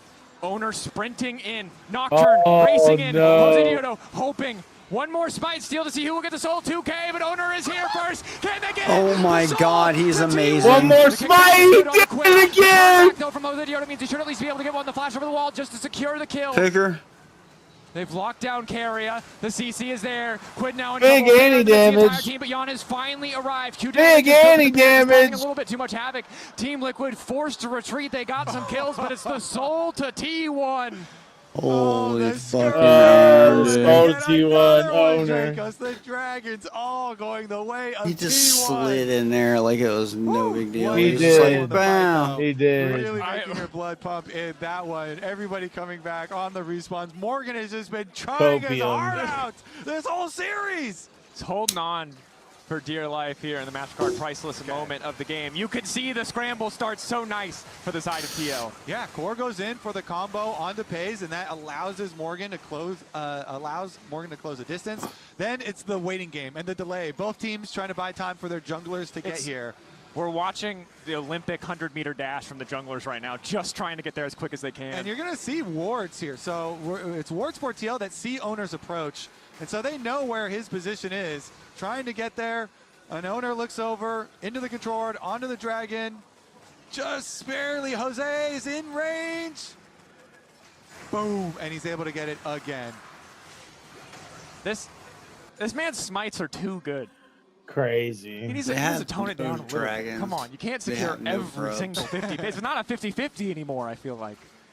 Nope. It's 100% Owner. Well, two that's things have come together at a pretty terrible time for TL, which are the T1 have Soul and Zeri now has no 3 objectives items. So Owner was she's going to be fast. Zeri's got 3 items, that's true. But if Pays gets pulled like that again, though, it'd be a different case. He's still a low health bars. There's a mystery raptor there. Yeah, doesn't show on the moon map, but if you look over there. Yep. There's a mystery raptor there. Look at it. At least now he's around. It's Look at it. 100% Nico. It's 100% Nico. Yeah, I know. I like this. I like that we've just decided to spend the next 2 minutes this game following Core as a Raptor. Best part of Nico, for sure. For sure. Now he's turned back into Yon. Less exciting, but T1 debating if they can start the Baron. Certainly have the damage, but need to be careful. The collapse from TL is still lethal. Yeah, it is. Yeah, honestly, I mean, T1, though, they're fine to just keep more income onto Pays. You know, they're not the ones that have a lot of the pressure on them to They're still make something down happen by here. like Morgan, I would say, still keep on gold. focusing on him. You know, 2 item power spike here. He's actually well past it. Another component with the Caulfield's Warhammer coming in too. And him getting the kill onto Pays as well. So much money in the Zehen. He's really going to have to put that Zehen about to the 700-800 gold. See if they can make a longer team fight. See if they can get him some uptime and actually close the distance onto the Zeri. Again, Zeri with both sums and with the Yumi with Mikhails and both sums. Yeah, it just seems like, man, even though you have dive and you have so much combo, seems like it might be hard to keep it and make it stick. But they're going to collapse around mid, maybe. Core's wrapped around again. If they can find Pays isolated, it's a lot, of an easier decision. Worth it just to fight for those summoners, but T1 in classic T1 fashion, just going to start the Baron, kind of force Team Liquid into a position where they have to make a play, or simply just lose the objective. They have 3 blue trinkets for TL side, so I'm not worried about this Baron getting taken away without a contest. This might be their 8K getting lower. Owner shredding it, as is Pays. Off to the side, Faker's going to drop the ulti. Baron clearly the objective here for the side of T1. 5K, full faith in the 50-50s. Jose Diodo, I don't think he has information. I don't think he can see anything. Owner holding on, debating. Do they want to kick the fight off? That's the ulti. They're going to opt for the retreat here. Ulti in the backside from Jose Diodo. Paranoia utilized, getting the flash out. Pays coming over the wall. Oh, missed ult. And he is damn fast. He's just running Jose Diodo down. Owner, kick flash. Pays trying to turn it. Pays about to kill everybody. Oh my God. Pays coming in. Oh shit. Oh Oh my God. That was the blink of an eye. We went from this area's not a problem, this area's not a problem. It's This like what area happened is last the game we played. problem. T1 owner with an excellent engage, a confident turn to deny. Jose's Holy engage. And fuck, dude. T1 barreling down the mid lane, looking to make it a clean sweep versus TL.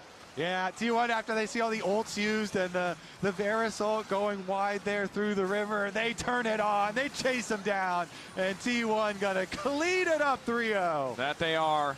Owner and Faker in the Where early is stages of the game, fucking setting Paige up for shooting? Paige to dominate in that one final fight. It He's not don't done. He wants a matter, few more bro. kills to close this one out. Paige playing with fire, but he is unconcerned. They will finally kill him. But it's too little. It's too late. He won. Winning the first series of MSI 2026. Play-ins favorites, delivering on that expectation. Pick'ems. Team Liquid in, the first like 7 minutes of the first game, pretty good plan for themselves. In the second game, the first Yep, want to know on the pick'ems, baby. I love it. Got themselves in a good position. Knew that was gonna there's happen. Never quite enough here versus T1. Outplays in some team fights, outplays in some right. skirmishes. And then game We number got 3 like starting out with the faithful Raptors, Dracos. Wow, did not look great in those final moments, but 2.5 hours Let's for send it over to our analysts to break that one down further. For the next game of the Thank you very series, much, guys. unless Great they start cast them now, on the which I days. doubt It is is going to happen. T1 victorious over Team Liquid Alienware. 3-0 perfect in their first match. And yes, it is a bit of commiserations here on the desk for our NA Patriots who you almost had the one, but you had to give up your stacks, bro. A bit tough, but thanks to Reliable Faker, Cisco Network, nonetheless. owner Oh my secured the God. soul for T1, much to the chagrin of all of the Team That's gonna be a Liquid meme. fans. And this was smite after smite after smite. Yeah, and you dude. couldn't help but feel as Owner an had NA fan, if you could even just had get one of them, you would have a chance in fucking this series. 'cause Jose Lonzo for Zeri is Diego's just fucking number every time, bro. Every time. So free to take over the game. Look at this. And the HP got so low so many times. Wow. Jose was in range. Just came down to that clutch factor. Owner on Dies point for in this it. game. That team fight, though, Dies once again, for the gave me a little objective hope. buff. So we're going back to the 90-50 Look at this. The hope was Pow, there. bro. Constantly. Just I mean, game 2 and game 3, TL, I think, had really good positions in the game, right? The reality is, at the end of the day, getting into a good position is not enough. You have to be able to get it across the finish line, and that is where T1 really excels. That is where their players are showing up in the biggest moments. That is where they are finding these individual outplays, and that is why they are who they are, right? That is why this team always seems to win. And at the end of the day, people will see the 3-0 and be like, yeah, okay, Hopium's gone. they got stomped. But I will say, TL had a pretty good accounting of themselves in game 2 and 3, and those are games that they're going to be frustrated that they couldn't get across the finish line. Damn. Yeah, I feel like they came in with a good game plan. We what a saw stomp. that, That was really that was a approach snooze the draft as fest. well. I feel like favored them over the series. It But just really feels like was. there's another level to T1 that they just weren't quite able to hit. Yeah, and they did release content on Twitter just basically like what was happening in between the last game and this game, and it just seems like there's a lot of confidence in there's a lot of confidence in how the players are playing. Specifically, I think Jose Diodo and Quid had good individual performances. It's just mostly like you're going up against a team like T1 that is miles ahead of you, but the strategy was there in the games that we saw.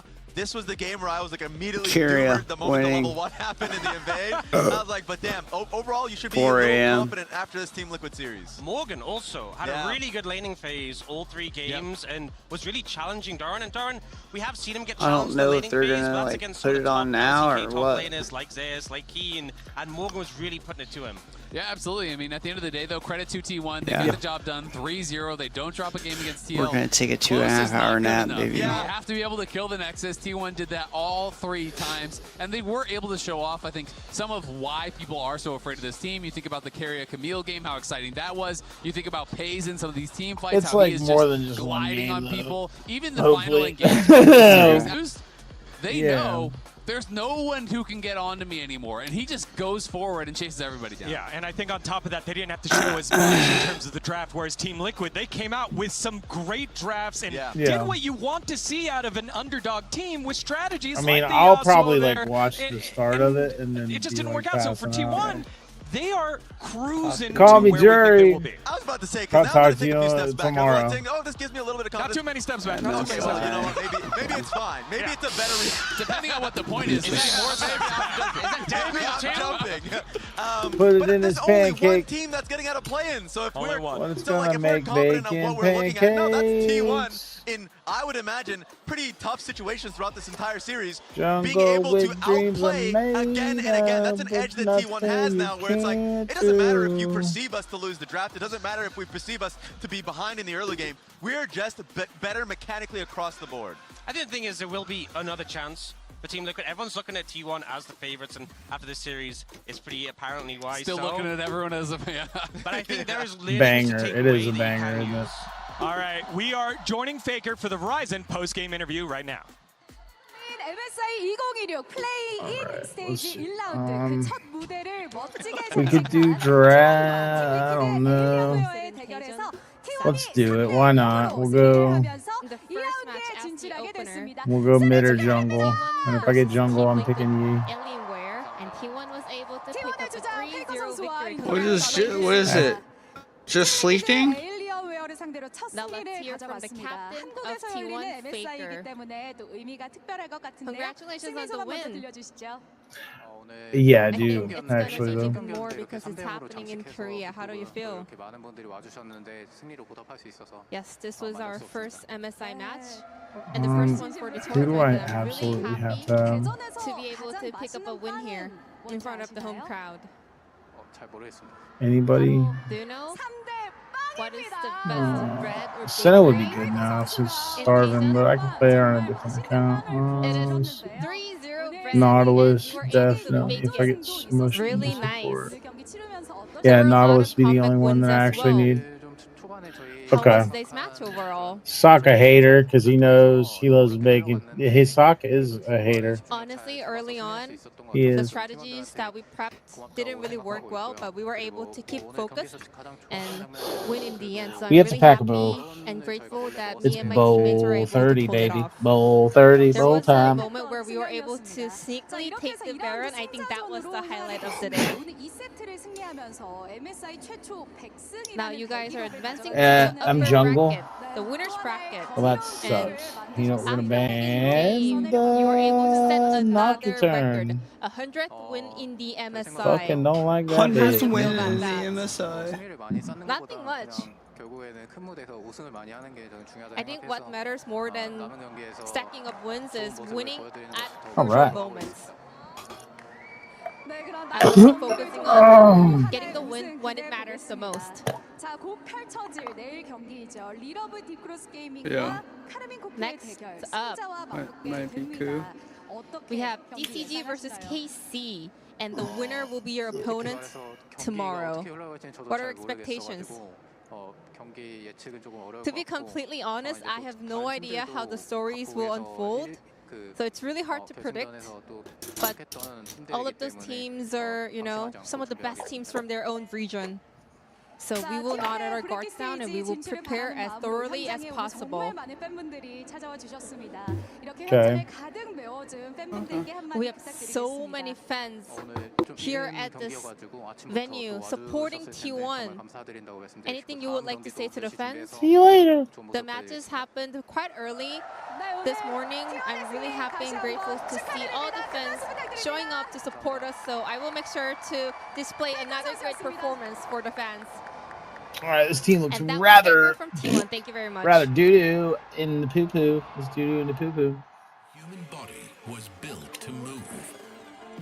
Not trapped at a desk in one singular posture for 12 hours a day.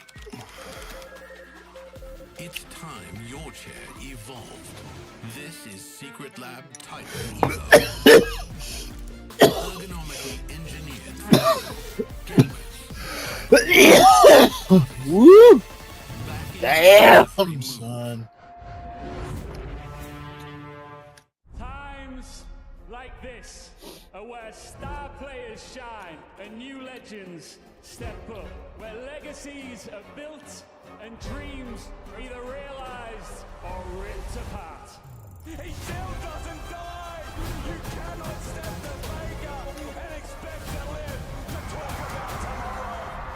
He dropped it well as the Arcane Storm doing so much work in GG! They are just going to ace them! All right, it's your funeral. Hey, kid, your bear's got better instincts than most parents.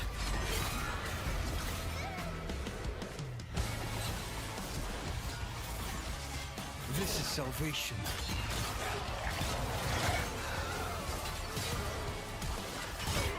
A moment of silence for the recently departed.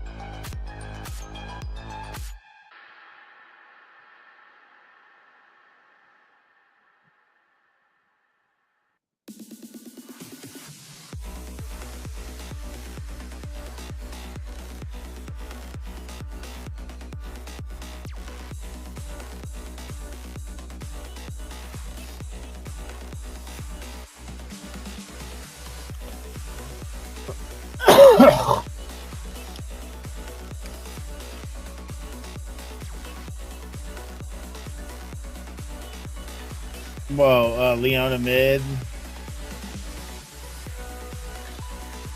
Yeah, I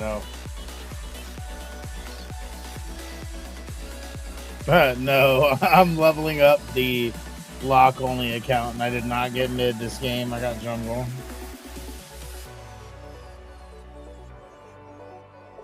So I should smash. This is anywhere from no elo, absolutely dog shit, to gold, probably somewhere in that range. I had this shit at like fucking plat elo, and then I don't know, I dumped it a few times. Cause I don't wanna fucking start if I'm playing lock and I'm trying to master the champ. Cause I'm telling you, I did this. I made an account. I did it with Kaisa and fucking just hard fucking learned that shit and went through the elos with her. I'm telling you, like if you like, hold on, let me pause my music. Well, that didn't work. I don't know why that didn't work. So, listen, for anybody in the chat right now, listen. Like me personally, right? This is why I 100% say I could coach like low elo for sure. Because the way that will teach you a champion for real is you just play only that champion. You unlock that champion when you're leveling up an account from 0, and you just play only that champion. Hopefully it's not something that's banned all the time. Would be the idea, I think. And you play that one champion. Do I suggest that to somebody that's like, you're already an iron? No. Like I suggest that to somebody that's welcome back to the 2026 MSI playing stage where we gear up for our second game. Platinum, I would suggest doing it that way because cross you will here alongside Ox, Raz, and Azael. You will learn so much more and letting Riot up your skill level as you get better with the champion. It sounds crazy, but it's true. What the fuck? Why? Do you see the look on his face, by the way? He absolutely does not claim I don't know. He does not. What's he doing? You know what I'm saying? Fuck him. I'm so late, too. Until you find success, but he's like, I'm from Bakerville. So what we're gonna do is we're gonna go word that right there. Signatures, man. Yehu, he has the smiling face under the ooze. I don't know. We're reading them backwards. Yeah. All of their signatures are beautiful. Judgment call. Oh, that didn't work out like we wanted, did it? It's a big ass NL. But it's okay. The blue's not up yet. Yeah. Hungswell's looks good. We're gonna instant smite here. Yeah. Very good. They've been practicing the signatures no to get themselves a win as we take a remake. look at What Deep Cross the fuck? Gaming's roster here as this is the squad who started off not in the second place position in Split 2 over at the LCP, found their way on up, and then qualified on in behind Team LCP. A lot of PCS fans are like, we want our boys in there. They qualified over Chiefs Gaming. I'm a bit sad on that one. But no, Real Up Deep Cross Gaming is a team that immediately became rivals of Team Secret Wells in the finals of both splits and were incredibly aggressive. Just taking a look at this 5v4 fight where the format is on DCG side because the Rumble rolled. And guess who ended up winning from this one? It's DCG. Because if I get a lead top lane, I'll just even though the Rumble does go down, we get another Rumble coming in. with the Valkyrie from the Corki. Trying to get that maximum damage coming through. I mean, straight up, This shit Pop don't 9 and fucking- these guys are crazy how they Yes. play the Hello- fights. hel- They will play in Okay. your face. They Cool. look to maximize damage. They are flashing in at every opportunity. This team just wants to fight. When they're ahead, you got to snowball the game. It's time to look for a 5v5. You're behind. How are you going to come back but showing up to the next dragon and looking for a 5v5? Yeah. And this team is all about it. They are all mechanics. They are not looking to play the map. They want to fight you. What are the even, though? Because you said if they're ahead and behind. If you're even, you push need the to pace of the progress the game. game, brother. How else yes. are we going to do that but a 5v5? I understand now. I'm starting to see the vision. They're the second highest in terms of combined kills a minute in terms of playoffs, domestic play of the tournament. Everybody. It's first place, of course, Team Secret Wales. And in an era in the LCP where the VCS is dominant of the Vietnamese team, they have been able to also keep up. And I feel like it's been fun to be able to see this team, especially Florin, that top laner, to be able to play as he is. Absolutely. I mean, it's really cool. DCG came up through promo relegation. They weren't even in the main league at the beginning of the year. Yeah. They qualified in. CFO, if you guys are only watching internationals, you're like, where is CFO? Well, the roster kind of broke up. It split up. So they no longer had a stranglehold on the region. It opened the door for some of these other rosters to come up and really showcase what they have. And 4 of the 5 players here on Deep Cross Gaming really do not have much experience. You know, there's a lot of young players. They're playing with tremendous confidence. And this is a team that has a very high ceiling. So even though they are, not so much of a macro team, I don't think you can underestimate them. That's right. It's Xiaoxi, the only player that has experience calling that league. The LMS spent some time over in the LPL. He's going to be trying to get the squad ready to go against their opponents in Carmine Corp, the number 2 seed from the LEC. And I feel like we have such a divide in how these two teams play because we've said how this is a super fast-paced team for the LCP, whereas Carmine Corp have been more controlled, more slower paced. They made 2 changes. We have Busio coming into the support, Yahoo in the mid lane, and I feel like Busio this edition, really sad for you guys. They robbed us blind. They did. But really great for the LEC and the impact he's been able to have. I feel like him, Kalist, and Yike have been really the main characters when we get to those team fights, those 5v5s. Yeah, absolutely. I mean, this team is very explosive. They have a lot of individual talent, and they also have the advantage of the blue wall. It always feels like no matter where they go, they have that home court advantage. Yeah. Unless you're going up against like T1 or something like that. These guys have so many fans who are always there supporting them, behind them, cheering them on. They really are just completely beloved by the French fan base. I just love that this split, even just this year, they've gone in front of the French audience multiple times, and the French audience has simply not disappointed ever. And I was like, okay, we're going to go back to the LEC studio. Maybe that's going to be a little bit more even. No, hell, they're traveling to the studio. So it's nice to see that fandom that is there. That being said, taking a look at the players, Kana is an incredible top laner, has always been that way. And if they've struggled as a team, he has been the super reliable top laner that you're like, no, get him more on carries. That has not been the case these days. They've only gotten stronger, and now you can take a step back a little bit more. Yeah, I feel like this year there's been more competition for him domestically in terms of top laner in the league with Nako. I think in previous years he really just had that spot on lock. But I do think the solo lanes are a big factor for this team. Yahoo's come in, and even though he isn't also top of the mid lane pool in the LEC, they've both been having good performances, allowing Yike to play around that. Yeah, I mean, I think the team definitely has improved. To me, Kana is still, the star of the team. I think he is the best individual player. But the fact that Yike has stepped up so much, the fact that Busio got added in, I mean, so many people, both European and North American, were looking at Busio as potentially the best support in all of the West at the end of last year. Florin, though, he is kind of that guy for DCG. This is a guy who came up, has so much individual talent, really is known for the laning phase, but he has such a huge challenge across from him because Kana also really famed for his laning phase, has always been good with that, even when he was in the LCK, playing against some of those top teams. And so I think it's going to be tough for DCG when it's like your strength, your guy that you're counting on to get that big advantage, is also going up against one of the best laners in EU. Especially with the changes that we saw to the meta with, more melee supports. We've seen players roaming more towards the top side, kind of like with that Camille we saw earlier from Carrier. I fully expect teams to be investing resources to make sure this top lane matchup goes in their favor. Yeah, and DCG is ultimately aware of that. Xiaoxi is the roaming support, and you look towards the top side of the map, like, Florin gets advantages consistently. Those stats that we saw were like double during the playoffs, and the top lane matchups in the LCP are it's not an easy truck. You're going up against Kiaya and Pun, and like, he has been able to find solo kills in those matchups and then carry in later on team fights. Here's the problem, though. I feel like every time you talk about a strength of DCG, you look across and it's a better version of the same thing. You talk about Xiaoxi and his ability to roam. I feel like Busio is the best roaming support in the West. This guy, when you think about his best champions, it's Engaged champs, it's Bard, it's Alistar, it's Nautilus, it's him being on the map, playing the map well. When he was on FlyQuest, we used to talk about how Inspired's playstyle is enabled by Busio because Busio is playing as the jungler, so Inspired can focus on farm and be able to actually take that route. And I feel like with Yike playing so well, that duo of Yike and Busio has become such a threat. You know, they are able to snowball games, they're able to move around the map and pressure really, really well. So I feel like it is tough for DCG because to me, a lot of their strengths just do not match up well with their opponent. Yeah, when you take a look at the team stats between these two squads, it is very, very similar. You got middle of the road in terms of CS and experience for the bot laner specifically because, as you guys mentioned, both supports like to roam. You take a look at the mid lane. You're wondering if Yehu and Feng will be able, or Yehu and Hongsuo will be able to get leads and just do their job. That's about what they do. The only major difference is there's a higher priority in the grubs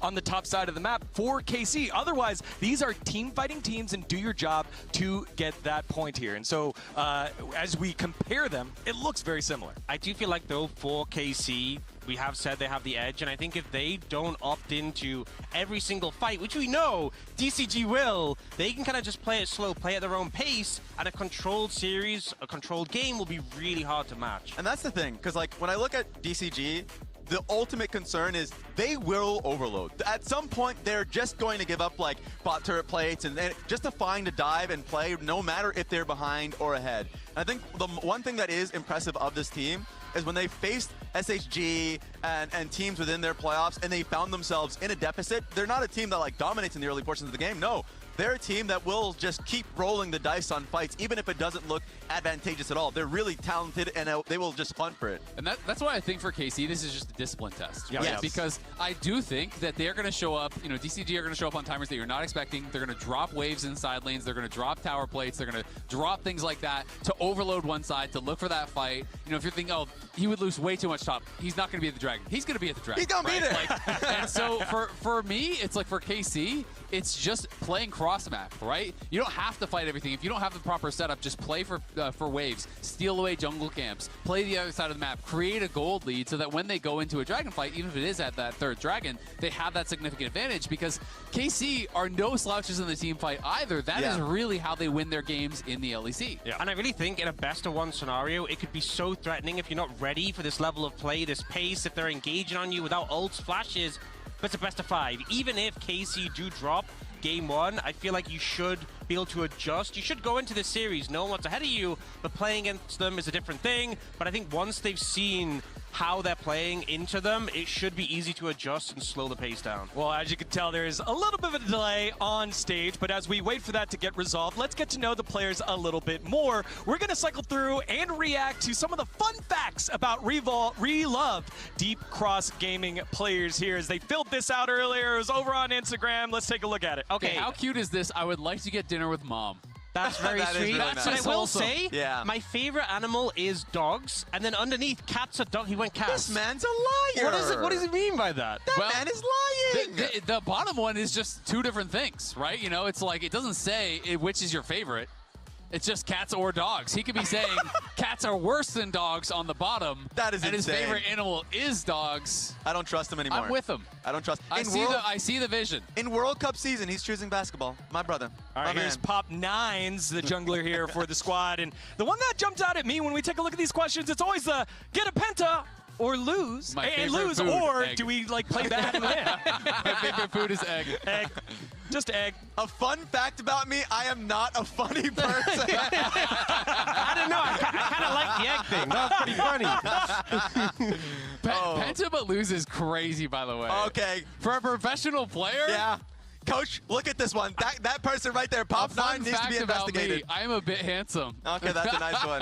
That's a Favorite nice one. movie, Interstellar. Favorite sports athlete, Haaland. This is, Haaland is a good choice. Yeah, some good choices He's also here. been popping off at the World Cup. Yeah, I know. We've got World Cup fever here. It was Lionel Messi earlier for Pop 9. This one basically asking the same question at the bottom. Lane dominance or team synergy? Going back to would you rather get the Penta and lose or the 0-10 and win? Everyone's picking the Penta option. What are the fans picking here with the MasterCard fan predictions. This is going to be hard to predict. Yeah. Oh, well. Actually, KC fans got less of the vote than I expected. Yeah, I was expecting 90 plus. Yeah. Where's the 90 plus? I was thinking this could be like we were about to set a record, you know?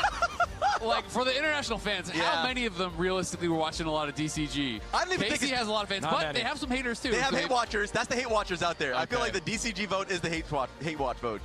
I don't know. Maybe there's, you know, some DCG fans This out there. is the English audience. Yes. True. And there's still some, you know, a couple here and there. Wait, oh, so you're saying you voted against KC? Oh! I did not say anything. That sounds like a hate watch. All right, it looks like we are ready to get ourselves into the game. It is the MSI debut for KC and the international debut for DCG.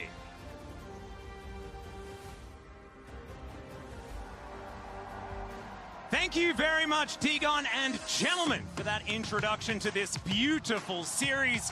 I'm Atlas. I'm joined by Dagda here today. He's going to teach me all about KC, and we are all going to learn together about Deep Cross Gaming as they make their international debut. I mean, I'm very excited for this series. Like, obviously, KC coming from the LEC, very excited for. When I was in the LPL, I was casting Chelsea, who has always been has held a fond place in my heart for a while. So this one's going to be a very fun series. Yeah, I was trying to remember, like, have I cast this guy? But it's maybe because I've hung out with you too much. And you just really like talking about him. He is going to be going up against Busio, though, and I do think this is a really rough matchup to start off with for Deep Cross Gaming. We'll see whether they can make the most of it.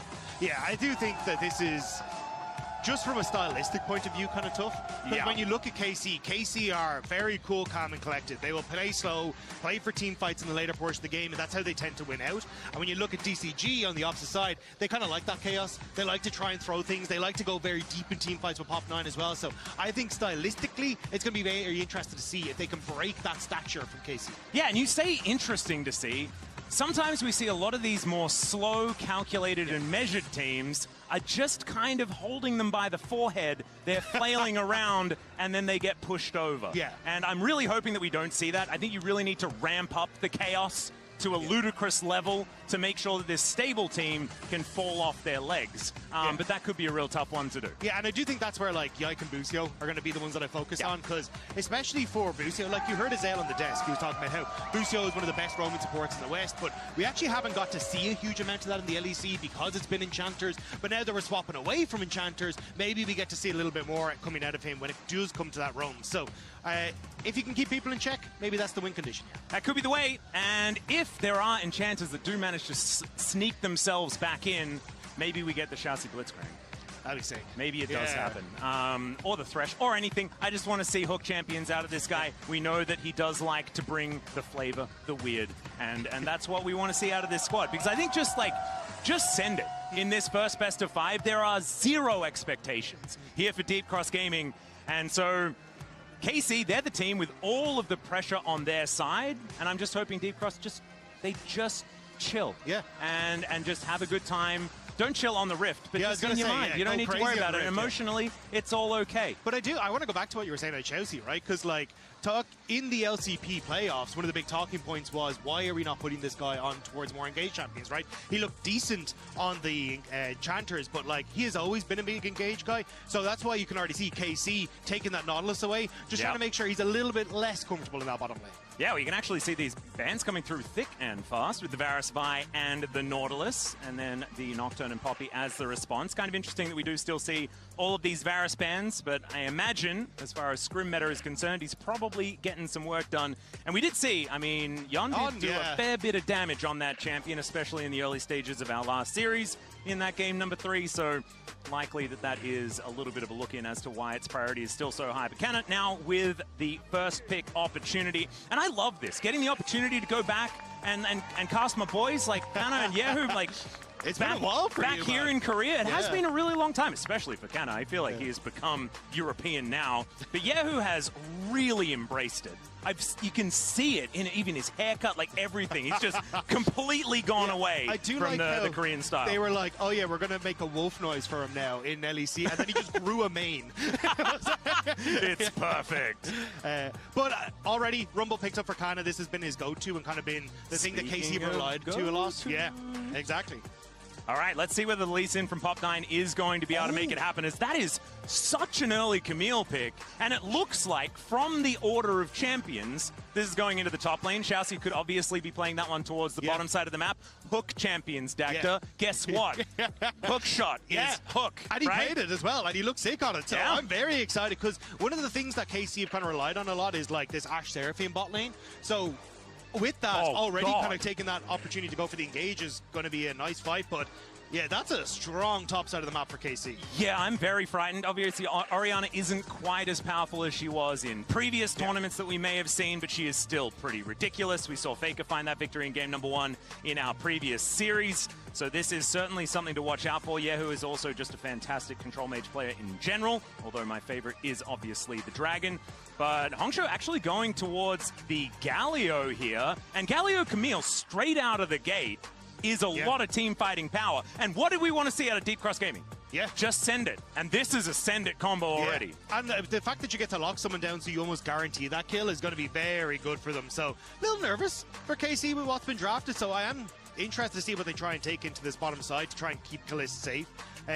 I was just having a quick glance, because I don't think Feng actually plays any of these like mage champions in the bottom lane that we've seen a lot with the Camille. So like not the Ziggs or the Mel. Ziggs is goes kind of what we pretty see. hard, doesn't it? Yeah. With this style, hell yeah.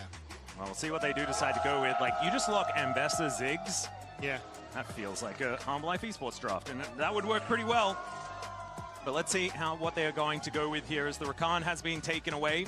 I've seen this one banned out quite a few times so far at MSI, even in only the 3 games we've had so far. But can definitely get a lot of work done alongside a Rumble. Yeah, well, that was the thought for me, was like, oh, do you try and go towards like Xayah Rakan in the bottom lane, so then you got a little bit of safety, or do you have a different option here, maybe like the Ezreal that you want to try and go for? So I'm curious what DCG do end up banning away here in these last couple. The Jhin is going to be taken away. I'm very happy about that. And let's just see what the last ban is going to be after this. Lucian has been taken away. Nope, skating around for Kalist. And one more ban. What does Reaper have for us here to probably deny Feng once again? Yeah, I'm not certain where they're going to go. But to me, it feels like they just want to have like something that is that good follow-up for the Camille. It has a lot of early game damage is kind of where they're going, which is why the Jhin ban is gone. But there's the Ziggs ban. Respect. So even though Relove DCG haven't brought it out before, they're still willing to give that respect to us. Yep. I don't mind it. I was actually kind of hoping that they'd give it a crack, just because the Wombo is so ridiculous out of that combination. But, I mean, KC are representing a fair bit of that themselves. One pick to come through here before we get the round out of the KC composition. And there is the Ambessa. I mean, we got half of it. The other half's banned, but 50% ain't bad. We take a coin flip. I mean, if you're willing to take the Mel, I still think it's pretty damn strong in this situation as well. So. Yeah. And we've seen the Mel Camille work very, very well. I mean, if my sample size was just today, 100% win rate. Yeah, thumbs up. Absolutely nailed it. But, I mean, everywhere, especially in the LCK and the LPL, the Mel Camille has been kind of ridiculous. But what are we going to be playing there towards the bottom side? Caitlyn Bard. And Busio's Bard has been left open, so may just be going for the comfort. But, I mean, this is what we saw played into earlier today, right? Was that Camille Mel into the Caitlyn Bard. So we'll have to see if that's what Relove DCG just want to try and copy T1 here.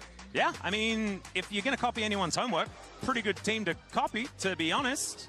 And if you sat next to them in class and, you know, they're not covering up their sheet, I mean, what's she going to do?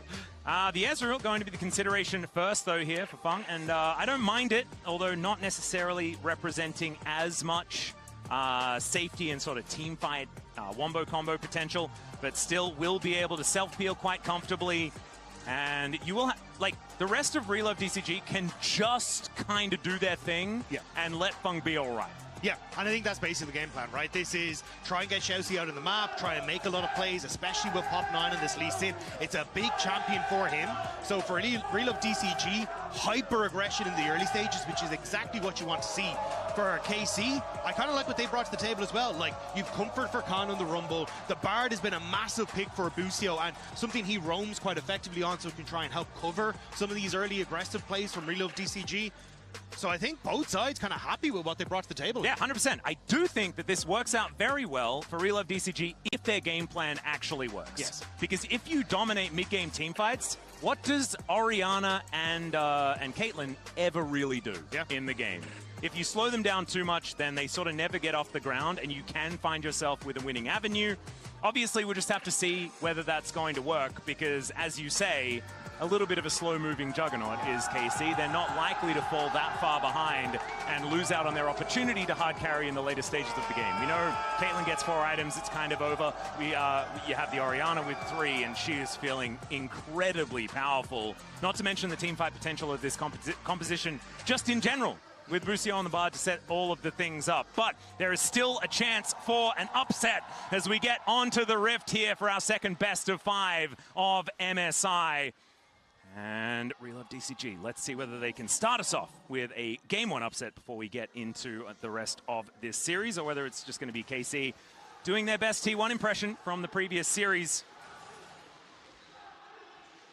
Already, Relove DCG going in for that early ward, because my biggest concern for them is push in mid and push in bot in the early stages, unless you can get some kind of crazy engage here for Chelsea.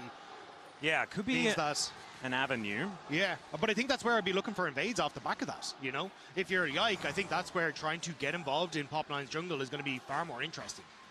Well, we'll see where they're going to be going here, as we do have a red start here for Yike towards the top side of the map. Busio already taking a lot of damage here. Xiaoxi hiding in that brush momentarily. Mystic Shot does go wide, though, and Xiaoxi losing a lot of his health bar. A little bit of a split as far as where the damage is going, and there's the Ignite onto Kalist. Really nice Cosmic Binding there from Busio just to shut it down, but this is already the kind of biffo that we were hoping for here in this game. Yeah, still though, you got Kalist who's managed to hold on to that barrier, so may still be able to play up. But Xiaoxi's done a great job of getting control of this bush, because you can see now KC have to try and play back because they don't have the vision on it. Well, now they do, as there's an Electrocute proc out of the Bard. Very, very good at utilizing that particular keystone. As Fong will be able to grab himself the push. Level 2 picked up here for KC, but will immediately be followed. And Xiaoxi just cheating a little bit of a recall here that doesn't actually happen in the end. Yeah, Pop9 going for the early reset to pick up the longsword, so wasn't sure if there was going to be some early scrapping towards him potentially, and also just trying to see if he could cover that bottom side with the path that he had. So means he's moving back towards his top half, so curious to see what Yike's game plan is off this first clear. Yeah, looks like a little bit of a misread here as well, as we did have a ping on the KC red buff, which is exactly not where Yike is right now, as Hongsho going down very, very low here in this mid lane. Yeah, they did spot him on that ward at Raptors just as he was clearing, so I think they should know, but curious as to what the answer is. Xiaoxi. Headshot does connect, but thankfully for Xiaoxi, he's not hit by the Peacemaker, and they should be able to get a really nice recall timing here for Fong as well as he pushes this wave in. Bliss just going to have to clear that one up. And all quiet here in this early game so far. Slight lead, about 100 gold or something like that for Relove DCG, but otherwise no worries there at all. I think they're going to want a little bit of a stronger advantage as this game continues, but not just yet, right? Like, I think mid-game, level 6s, that's where we are going to see this team pop off. I think it's even just as, you know, Kalist pushes in this wave and then Fong kind of gets the farm by himself, and that's where you can start to open up a bit more and try and operate on the map with this Camille. Well, Pop9 finding the Q here onto Yahoo, just gets himself out of the way. A little bit of an annoying gank there. I think Pop9 actually, like, his spidey senses were tingling, understanding where Yike could have been. And they will ping that one out. Does come on over here to get towards his Raptor camp. Busio just making sure that the Rift is exactly the way he wants it. Collecting some chimes, making his way back to lane. Yeah, so very slow. Just coming through in the early stages. But again, not too... I think for KC, this is where your comfort level is, right? Again, was... Oh, over the wall goes Xiaoxi, but that is a magical journey. So you can go back to your point there. Yeah, thank you. I appreciate it. You're welcome. But yeah, I think like you can see that KC's game plan is like get vision on this bottom side, spot out where Pop9 is, make sure there's nothing too crazy happening as Yahoo gets connected onto. Yeah, Yahoo actually going down exceptionally low here. Holds onto the flash though, and isn't in kill range just yet underneath his turret, as Xiaoxi is also flirting with death just a little bit there. Yike moving on over, looking to take down his Raptor camp, but Pop9 wanting to deny that one, as in the meantime on the bottom side of the map, another scrap has been brewing. And not really going to find too much to be happy about on either side, although good defensive play from KC. Yeah, I mean, Yike managing to get his camp is pretty big, because you can see Pop9 hasn't actually cleared out the Krugs on the bottom side, so won't have that level 6 potential to be hit off of this next crab spawn. And if Yike can hit that and start to make plays on this very volatile bottom lane, I think that's going to be an open win for KC. Having a little bit of a look at what the top lane is doing, not something that we like to do in the early stages because it is a lot of ping-ponging minion waves, but right now Kana is just having a very, very good time on his Rumble, and this is how we kind of see this matchup kind of working. Florin does want all of those stats from hitting level 6. Did you know that Ambessa gets stats from her ultimate? Yeah. Yeah, I do too, because Ox talks about it every single game. And so I'm well aware of it now as well, and it can certainly help out in that laning phase once that level 6 has been collected, like right now. As Pop9 comes on over, clears out this control ward, and now KC just going to be collecting this wave. It was very funny. We brought Nako on to try and talk about top lane matchups in one of our casts, yeah. And it was Ambessa versus Rumble, and he was like, this is the most boring matchup, nothing's going to happen ever. And I was like, well, that's all I've taken away from this matchup now. Yeah. Well, there you go. You can see yourself out. Yeah. Probably the way to do it. As Yak actually was able to secure his Grump. Does have a lot of spectators in his jungle, but hasn't really been too phased about it. As Xiaoxi just trying to push him away from this bottom side. And honestly, even though the CS doesn't really tell much of the story, I do feel like Feng and Xiaoxi have been standing their ground quite nicely in this bottom lane so far. As Yak can try his hand at a bit of an engage, or an invade, I should say. It doesn't have the smite, Pop9 does, so there it is. I think he was hoping if he could get the steal, he'd hit 6. But... Oh, okay, Yike with that untargetability now on cooldown. Xiaoxi moving over though, as there's the flash hookshot. Yike getting taunted, taken down, first blood over to Pop9. Great response from Relove DCG, immediately moving Xiaoxi. Pop9 knowing that he had the smite to win out on the fight, and they get the kill on towards Yike. Perfect. And I feel like this is early as well. I was expecting, you know, the need for a Hextech ultimatum, right, to really lock down these kills. But it was beautifully done. A little bit of a misposition there for Yike. But I think you called it perfectly, right? Once you got that invulnerable used by Yike, it's, well, how are you actually going to try and escape? Had the flash, but didn't expect Xiaoxi to be in position to follow up. And great play. Again, that early aggression is what we wanted to see from the LCP rep. Yep, and a lot of chain CC available for this composition at this stage of the game, making it work for themselves quite nicely. 400 gold lead, though, you're not really going to be celebrating all that much. Kind of like that guy on the podium with the champagne in 5th place or whatever. It's not exactly enough to make yourself feel comfortable. So we'll see whether the pressure can stay up here for Relove DCG. Xiaoxi taking a decent chunk there from that Peacemaker. Now, Caitlyn at her favorite place in the game possible, which is outside the front door of somebody else's turret, getting that siege working, although they do back away, showing a lot of respect for Pop9 possibly making his way in. Yeah, it was also Hung, so it just started to roam down towards that bottom side and had the Galio ult, so I think this is where it gets a little bit more difficult for Kalist to really play aggressive on this bottom lane. We'll definitely need the help of Yike to try and support him in that endeavor. And Dragon's still up and available as well, so I imagine Relove DCG are trying to look towards that after this push out, as Xiaoxi opens up on the mid wave. Yep. I really like that. One thing I do want to talk about, and one thing I do really just like talking about in general, is item spikes. And I was going to say dragons. Yeah, dragons as well, as an LCK representative, is something that we really do like to talk about. But I like item spikes, and I especially like item spikes when they tell a good story about when teams are strong. And looking at the bottom lane, you don't need to be an expert to understand that Ezreal B strong 2 item, Caitlyn no B strong 2 item. It's just as simple as that. I do feel like the mid game is going to be a real point of power here for Relove DCG if they can make that one work. As Busio moving on down, Feng, oh dear, this is the power point that I was talking about. The ulti comes through from Yike. He can drop the aggro quite comfortably, but that's a beautiful arcane shift, and utilizing Hong in order to stay alive. The defensive play out of this PCS squad working out beautifully. Yeah, good read by Hong so to get down towards that bottom lane. Still though, that's the ultimate used, and Feng had to go back towards base, so looks like Dragon going to be the answer here for KC. All right, well, that's what they're going to take. Really did feel like it was this great play from Relove DCG, but then KC just get a free Drake afterwards. Gold completely tied up. And as we set up a little bit earlier, this is exactly where KC want to be. Yeah. This is exactly how they were in the LEC. It was play slow, stack dragons, play for team fights, and oftentimes you'd actually see them in a deficit in the early stages, which was kind of surprising because we got towards the end of our regular season, we're like, yeah, KC are kind of just dominant, and then we looked at the gold difference of 14 and was like, they're down most of the time. And I was like, oh, I guess it's actually just even, and then they end up picking up in the team fight. So definitely KC in a position where they are all too familiar. Yeah, and they will certainly be able to make team fights work later on in the game as well. even with all of this talk about Wombo combo and potential and things like that, is Florin actually playing this one out quite nicely. The star player here on the top side of the map for Real Love DCG, but hasn't been able to make too much happen. Oh dear, the nerf just really doesn't feel that great, does it? No. And it's been a few patches now. Still catching out players, or not catching Canna, absolutely. And we'll get double harpooned, and just feels terrible. Yeah, you guys, Yike moving up toward the top lane. Oh dear, okay, there's Hextech Ultimatum as Kalist wanting to get towards this turret, and that's going to be enough to dissuade them from going for any sort of dive. So now ulti on cooldown for the Camille.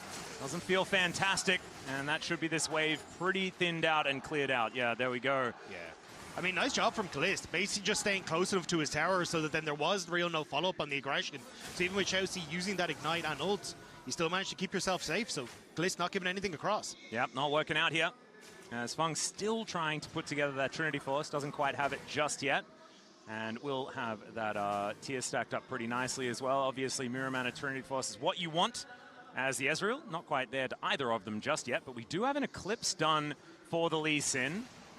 And Cyclosword is actually put together from Yike as well, and that is very scary. Large amounts of damage available for this this little doggo. And I think you can kind of see that there's a little bit of worry from Real Love DCG with the amount of wards and the Lee Sin that are existing in this bottom lane, because there's no flash on Fung, and I think KC would really like to try and use that item spike to make a play on bot lane.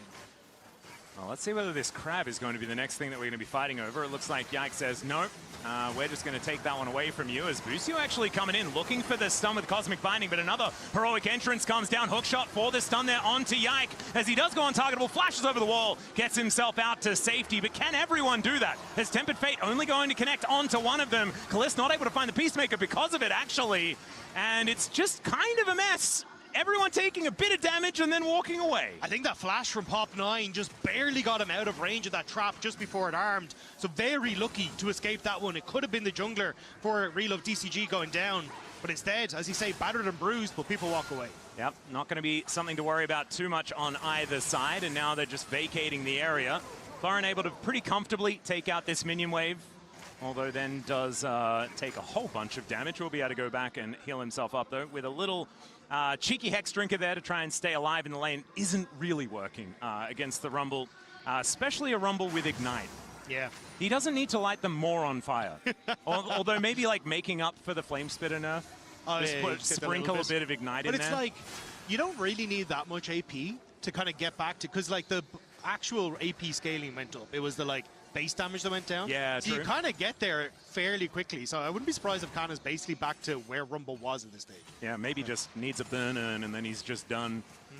Does cancel the back and is just going to stick around for another wave. Florin makes his way back up there.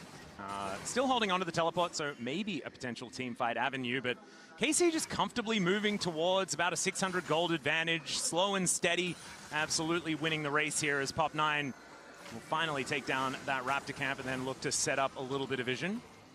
Yeah, you can see there's basically this like trading back and forth of the vision, right? Because you're getting a little bit of the playing towards this side. You got like some wards that are going down as well. And basically it's just Real Love DCG trying to spot out where Yike is to make a play. Well, they found Yike. I think they found Yike. Florin has found him and is now just going to flash over the top of him. A little bit of leapfrog there. Gets the shield and the last dagger will get him. Little doggo goes down. Yike says that's all right, a worthy sacrifice, and that's a solo kill for the KC jungler. Yike, well played with that one, managing to just about get the kill. Kind of going to get that wave push on that top side as well. Really open up a gold lead now for the Rumble off the back of this. But Yike just in a great position to chase down Florin. Not much that Florin was able to do. Tries to use the ultimate to see if he can maybe buy a bit of space. But Yike able to chase him down in the end. Yeah, and not exactly the most optimal flash. Wishes he had another dash. I mean, it's Mbessa. You should have infinity dashes, shouldn't you? Doesn't actually manage to dodge out of the way of the second Darkened Dagger. Down he will go. It's a lot of Ds. All right, Yike now just going to be clearing out some vision here in his own jungle. And we're looking at a dragon that has now spawned. Hextech Drake going to be our second one. See what that soul is going to be in a few moments when that one finally does go down. But maybe a team fight opportunity here for either team. I think you want, because Fung is just resetting, so I think it's buy time as Real Love DCG actually got interrupted there by Kalist, because he has no first item completed, whereas that's finished almost across the board here for KC. So I think that's kind of the moment now as KC start up the Dragon, knowing they've got that item advantage. Yeah, and Trinity Force is done. I think stopping that back was a huge deal. And it will just mean that this second Dragon going over to KC. And it looks like there is going to be zero contest. Yeah, Hongsho just going to be moving towards his bottom side. And Kalista even with some spare time on this outer turret. Not exactly the greatest opportunity for a reset there for DCG. And that is another Cloud Soul. Oh my goodness, it is my birthday. Still, I think for KC, they do have to be a little careful because like the combo is there as they try and step up for vision here. Well, Lucio does find Xiaoxi here. The two of them are fighting this one out. Raptors stolen away once again as Hongsho trying to deal with Kalista as best he can. It's looking a little rough as Justice Punch will be able to get Hongsho out of there. And Xiaoxi just trying to survive underneath an inner turret with the outer still up and available. And that is going to be the Rift Herald going over on the other side. So at least Real of DCG getting something done. TP though. Okay, looking for an angle here. His hookshot is pretty good. Hextech Ultimatum coming on down here as Busio in a fair bit of trouble. True Shot Barrage connects. And Busio still alive. Winds of War will take him down. And Florin not going to be able to find an angle here, but is at least able to defend on the other side. And Rift Herald just immediately goes down top lane for Pop9 to try and get some of that plate money. Yeah, we'll be able to get the plate money. We'll be able to get the tower, though, still. Because I imagine, actually, no, Yahoo could TP up, but doesn't want to, so maybe can get some decent damage here along with the Galio. Yeah, gets all the plates except for one. And Hongsho is going to join up here. Looks like Yahoo will be able to at least dissuade any more autos to come out of this Galio. Still decent play. Yeah, exactly. I mean, you got the kill, you defended that bot lane turret, and Xiaoxi, oh, hang on. There's an ulti out of Florin, finding Canna here, slowed down for a very long time, and actually tanking up the turret just a little bit. Equalizer is decent, though, and now Florin, he's the one in trouble. The overheat from Canna, but now Florin able to get a few extra autos in. Yahoo's made his way down, though, and that is going to spell the end of that play. Casey looking for another one on the cross map as it's a double for Yahoo in picture-in-picture. Oh, my goodness. Okay, Casey, spring to life. And now the gold lead is real. Yahoo popping off in the bottom side, getting both those kills. And now opening up on mid lane as well. They want to try and force Fung back. Yike has the ultimate if he wants to try and push him off, but I think they're going to be happy just getting the plates for Kalist. Yeah, that's exactly what they're doing. And another Wolf Camp to go over to Yike here as well as, man, he is he's making both jungles his own by the looks of things. Is now Busio taking a little bit of damage here from Fung, but not really too worried about it. And Pop9 and Xiaoxi moving on in. That is a Q that's going to be taken here just to taxi Pop9 over. Great safeguard to get out of the Tempered Fate. As over the wall goes Yike. True Shot Barrage is going to connect. But I think that he's just out. And connects the Sonic Wave. How did that get past the doggo? Oh, he's got to feed his kids a little bit more, I think, as he will be taken down there. And now, Real Life DCG with some options on the map. Yeah, the guard dog was actually just a Chihuahua in disguise. Yeah, that's the problem. You really do need to make sure that they're a bigger one, like a Doberman. Let's get one of those. But that was so impressive by Pop9, both on the safeguard out of the Tempered Fate, and then threading the needle to get the kill. Setting up now for the push on topside for a tower. That's some massive snowballing gold in towards Real of DCG. Yeah, a little bit of a swing back at this stage of the game is going to feel absolutely fantastic. As the dust settles, it's still about 1,000 gold. But Pop9 having a really good performance, as we can see here. And this is one of his favorite champs. We did say it in Champion Select earlier on. But as you can see, over a 70% win rate, feeling absolutely fantastic on this pickup so far. 2-0-0. They do need to keep up the pace, though. And that is one of the things that I'm a little bit worried about. I do think that there is an expiration date as we get later and later. Yeah, but I think you can see why Pop9 has been so crucial to this team and making plays. And now Xiaoxi wants one more. Oh, dear. Yep, you're not going to be able to take that magical journey. As down goes Busio. The beauty of Camille Indabard. Yeah, Tides kind of feel like they're shifting here a little bit. They're going for even more here as Yike does cancel the back. Yahoo gets kicked back as well. The Q going to connect as Pop is going to dive on top of him, and True Shot Barrage wipes out the rest of those Chihuahuas. Real of DCG have come alive off the back of just a couple of picks. They get the tempo lead, and now they're pushing in towards KC, getting kills. I'm getting some more plates for Fun. This is a massive gold swing. And this is exactly what we were talking about. This is precisely when they should be fighting. Yeah. And this is not what I was expecting. I kind of thought that they'd just be mindlessly starting fights absolutely everywhere, but they're playing around when they're strong in the game based on their composition.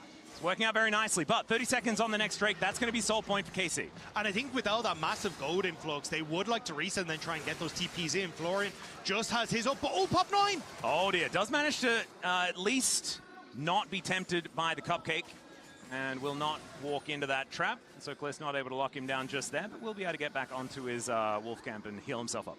So Florian now with the reset, going to be able to TP into this, but it does, with that near pick onto pop 9, give KC a lot of control around this dragon. You can see the vision already set up. And Xiaoxi doesn't have that ultimate available. Hongso doesn't either. So although they've got some nice picks, I don't know if they're in a spot to fight this dragon. Well, they're going to go for it as there is the ulti out of Florian. Dives on top of Busio as wow, that is a freeze frame. I've not seen that one before. And down goes Busio here. Kanna is going to look to burn down Xiaoxi, but he pays for it with his life. The flash out from Florian almost keeps him alive, and Yike is going to fall. The flash over from Feng just to make sure as the Ezreal grabs a double. Kalist is still alive though at full health. And Hongshou needs to be really careful. He goes back in. The winds of war as Feng wants to be able to finish them off, but he's the last man standing, and it looks like KC will be able to get themselves out with a one-team fight. But KC aren't really in a position to start off this dragon, and Xiaoxi is coming back out from base. The ultimate will be up and available as KC want to take the fight. Kalist stepping up, but doesn't want to look for much more. All right, a bit of a dangerous one there for Kalist with only 2 items completed against Feng with that Trinity Force very close to his mirror mana. I guess didn't have that 2-item spike, so felt strong. And I was a little bit worried there for a moment. As now we'll see the fight one more time. Yeah, you can see that KC kind of step up to cover for Busio as he buys time with the Tempered Fate, but Yehu and Kalist couldn't really step up because of where the rest of Real of DCG were. So even though you have Yike and Kanna getting good work done, you can look at the rest of that damage dealers and see they're actually completely separated, which is why this fight kind of starts to turn for Real of DCG as they're able to get their team into the area that they need to, pick off that front line, and then it was on Kalist and Yehu to try and make some magic happen at the end. Well, we'll see whether this is going to be an opportunity for a Drake to go over to DCG. And actually, yeah, it is. Yeah. As we come out of the replay, will be the secure. So starting off for a Quadra Cloud Soul is there's Kalist getting locked down in the Hextech Ultimatum. True Shot Barrage connects onto Yike, and Kalist taken out with the Mystic Shot beautifully after he does come out of stasis. Busio, that was not a magical journey that you were looking for, sir, as the bottom lane's wiped out, and Real of DCG all of a sudden just immediately back on the front foot. And that's what I was about to say. Real of DCG got to make that play because they didn't have those ultimates. At the Dragon, they had it's Baron off, time. so now they're just turned to Baron. Right, 22-minute Baron. This is potentially difficult, but it's 2-item spike for the Ezreal. He does so much damage at this stage. Chassis playing Bouncer, wanting to keep them out of here as Yike will be spotted by the Galio, and it looks like they were just setting themselves up for a turn. Feng is basically out of the fight though already, and he will just have to get himself out of there. Really nice job by Kanna there to escape. Use the Hextech Protobelt and the Flash to bypass Hongso's Galio taunt and just get away. So the KC, they have to burn the Flash, but they do stop that Baron. Feng is 3-0-5. This guy is an absolute monster on the Ezreal right now, and has picked up his first couple of items. The rest of these item spikes aren't exactly crazy, but if they can make more of these things happen, like exactly this, then they're feeling brilliant as this game goes on. Yeah, I mean, Kalist takes so much damage, and you can see everyone from Real of DCG, the overload in mid lane, paying dividends there as they managed to pick off 2. Just nicely done. And that's what I was saying, they hadn't invested those ultimates in that initial team fight, so KC a bit complacent, thinking they could step up and end up getting burned for it. Well, we're getting closer and closer to Infinity Edge for Kalist, and that is going to feel brilliant for the Caitlyn, probably wanting item number 4 to feel fantastic, but I think you get to start having fun again once the IE does come in and you're out of that trough just a little. Still some opportunities here for Real of DCG to make some stuff happen, though. Imperial Mandate completed for Hongso as well. Very strong on the Galio, thanks to that reduction in basically the majority of his kit. Yep. Which is very, very nice. He abuses it quite well. Yeah. And I think that's kind of what Real of DCG have been doing well, is pushing in these sides, abusing the fact that, you know, you can't really step up because they can collapse so quickly. And it means that then they are actually able to start making plays mid, or able to move around the map better, get vision down. And Pop 9 actually starting up this Baron once again, and there is no world that KC expect this. Well, I think Florian walked over a ward to get down here. Feng's going to move on over as well. 4 on the Baron, as the Galio can get there at a moment's notice, but KC with not a lot of vision of this area, down to 8k, and they are just bursting this. This Baron's just gone.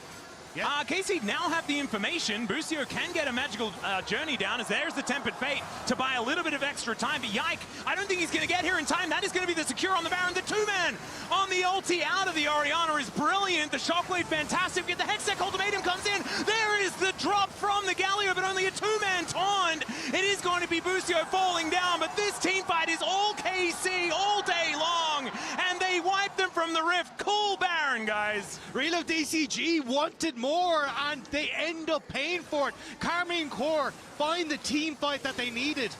And at the start, I thought this was brilliant. I thought Real would end up just backing away from this play afterwards, because you get the Baron.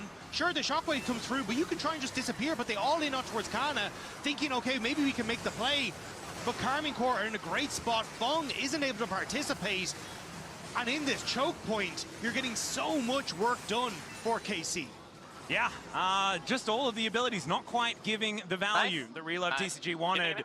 And even though they got a Baron, didn't really do too much. And yeah, I think that Tempered Fate just buying exactly the right amount of time for KC to get in there, get that Shockwave into position, and make it work. And this is kind of the swing that Karmine Corp needed, because as you were saying, like the tempo advantage that Real DCG had was letting them find these picks and find these plays. Now with KC kind of getting to clear out sideways and get into position, they should be in a decent spot. Dragon in 50 seconds, Fung needs to be careful. Yeah, Tempered Fate is going to get sidestepped there quite nicely, but Yike just bounces over, and there's a kickback onto Yike, but it doesn't really do too much of anything at all. Xiaoxi is looking to try and keep him busy, but down goes the Lee Sin, and it looks like Real DCG have just kind of fallen apart over the last few minutes. Florent going to get pulled back by a Shockwave out of Yahoo and realizes that he's going to have to publicly execute himself, and that is precisely what happens. Kana may want more, just waiting on Yike to show up here.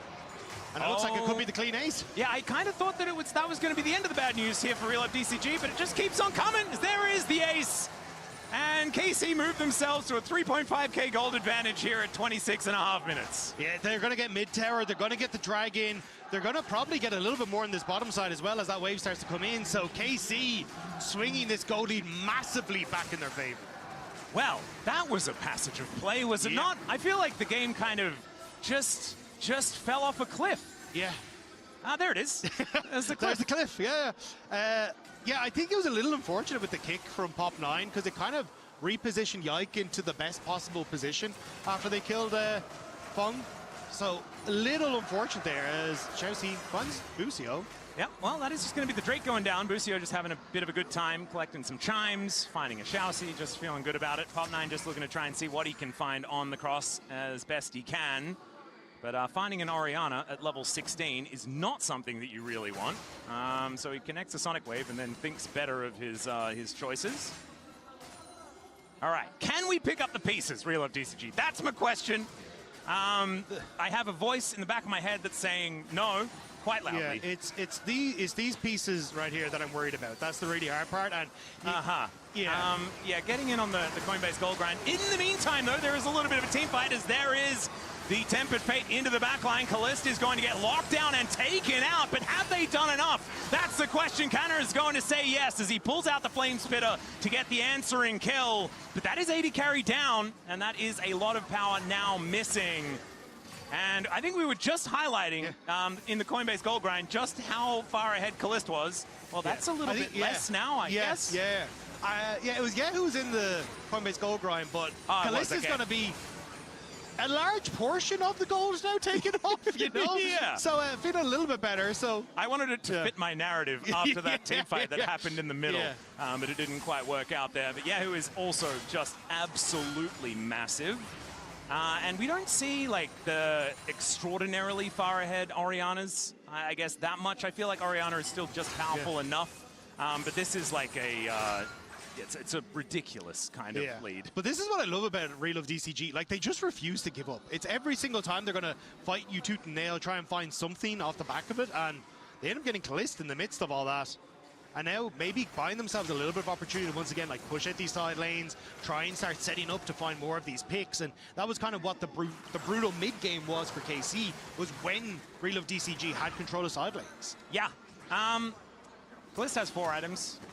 It's the time of the Ezreal has concluded. Yeah. And it is Caitlyn time now. The time for the Ezreal might also conclude again with a trip to the Death Chamber, but not actually going to happen just yet. It looks like KC have just gone, we don't care about top lane, even though you were pushing it in, Hongso. So instead, we're just going to try and play off of 2 lanes and stop you from being able to make any of these picks happen. I think this kind of makes some sense from DCG, just because they need to keep people together in range of a heroic entrance, I think. To try and go for some sort of pick to get themselves back into this game, especially with Baron spawning in 40 seconds time. Any pick that they get now is going to be extraordinarily valuable to make things happen for that potential fight or take.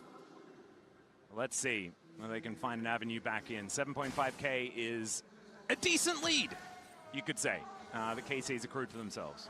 Yeah, and again, like, this is where KC love being.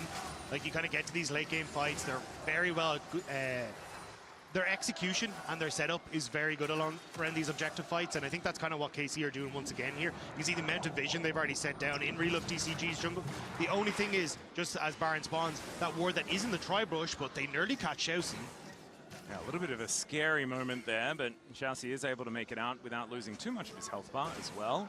Baron looking to catch this wave as they've finally dealt with the top side of the map, has KC. Just in time for this Baron to spawn and to walk over and just take it. I mean, look at this vision control. There is, yeah, there's some scrying orbs and things like that. They do get this ward over the wall for Xiaoxi, who goes in with a flash, gets on top of Yahoo, and just promptly dies. True Shot Barrage does sail over the top, and the Equalizer not doing a massive amount, as there's the Guardian Angel pop there for pop 9. Hong, so just going to fall, and it's a double for Kalist. I think KC may have just dropped the wallets on them, and I think a bit of a wallet reset might be necessary here for our PCS squad, as it's a quadra for Kalist, and that may have just sent us to a game 2. KC find the team fight that they need. Kana rips through one side, Yahoo survives on the other, and KC look like they'll be picking up this first game. I do like that Real of DCG died on their own terms. You know, Xiaoxi just going in. He's like, well, if we're going to make it happen, it's going to have to be off our own engages, as he does it again, just as his Nexus turrets are falling down. But KC, slow and steady, absolutely winning the race on this one. And they just found that one opportune moment and ended the game. Yeah, it was a little bit too far, but I think you already kind of highlighted this game was starting to run away from them with the scaling that was on KC's side. So I respect the attempt, but unfortunately just wasn't quite enough. And I mean, it felt like we got through like the early to mid game with a pretty competitive position, and then it sort of all fell apart. So let's see whether they can hold on to that as we throw it back to the analyst desk to see what they thought about that first game.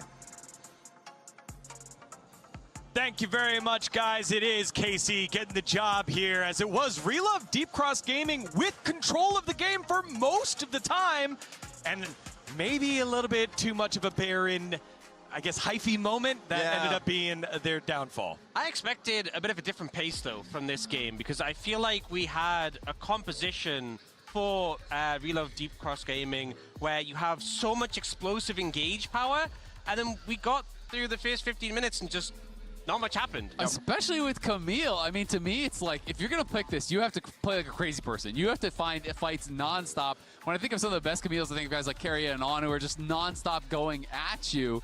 And Raz. Yeah, these are the combined kills a minute that you would see from Deep Crops, Relove Deep Crops Gaming. Like, average 8.5 at 14-minute mark.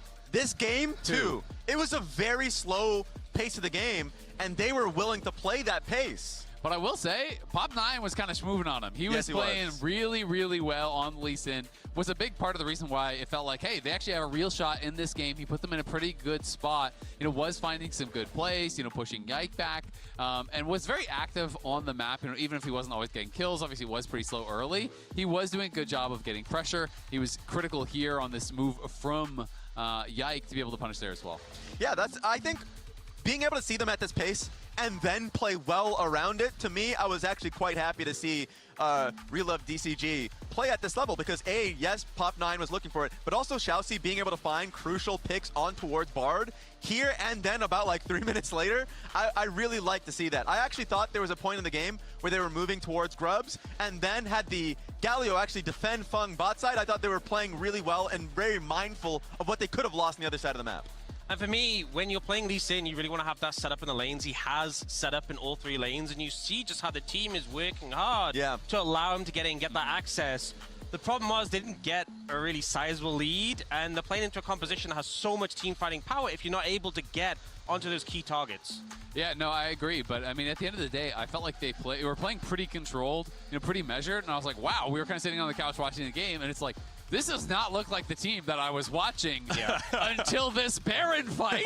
That's right. When they were able to actually take the Baron, they get the Baron, and then they just go way too far. The health bars are low, and so much of it was about, KC chunking out Fung, pushing him back with this equalizer that gets dropped on the Ezreal, who's going to be on the left side of your screen. And once he gets pushed back, all of DCG Relove here, they were trying to keep KC out of the pit, but they were low on health, and their Ezreal couldn't really join, and this becomes kind of the straw that broke the camel's back. Yeah, the fans like to say, go deep if you are part of Relove Deep Cross Gaming's fan club. But here, just a little bit too deep to get the Baron. There's an opportunity to leave, but here it is. Fung getting pushed out, as you said, Azale, and then there's no damage to follow up. I think there's a lot of teams who would get the Baron and try and get away, try and evade this situation. Not this team. This team are always going in, committing to the fight, and as you were saying... that's your problem. You settle. They shoot for the stars. You're like, you know what? Baron's fine. They're like, no, we want the Baron and to lose the game. I think the thing is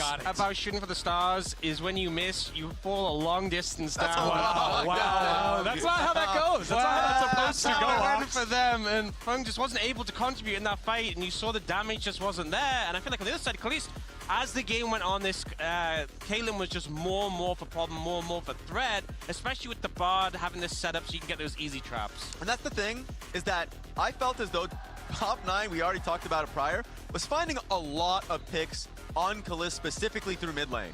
And so that is still giving me some hope that this team is quite a good playmaking team, being able to find opportunities. They had another Baron attempt a little earlier on, so I think just really focusing on being decisive and hey, we got Baron, back away, or commit to it, force them to come into us. Yeah, and I think, Kalist had a good game. I feel like he was kind of playing cleanup duty, though, in this one, and I really do give a lot of credit to their soul laners. Their soul laners were creating large individual advantages. I like that Kana, he's going up against Florin. We talked about him. He is kind of the star of Relove DCG. So take the Rumble into the Ambessa, pick for the Ignite, and yes, Florin wasn't dying, but he was getting pushed down very, very hard. He's locked in lane. You have to rush Hexdrinker. You're down 20, 30 CS. And that alone is more than doing your job.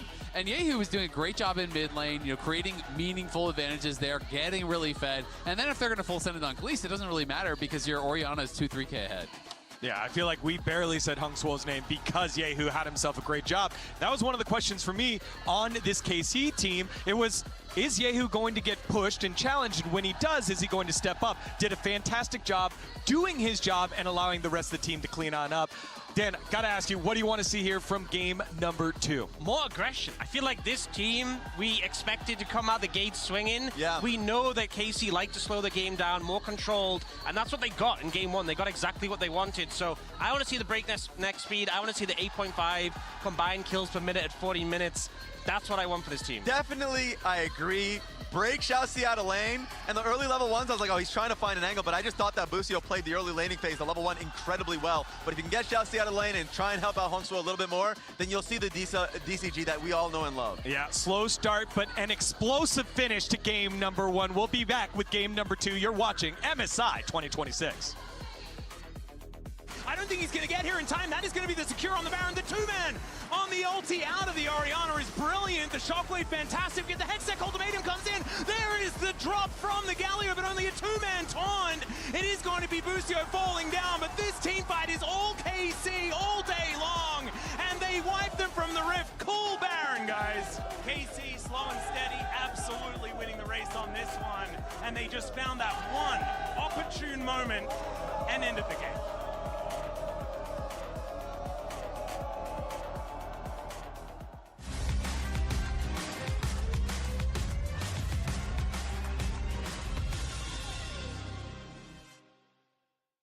Tired of the off-season blues once Worlds is over?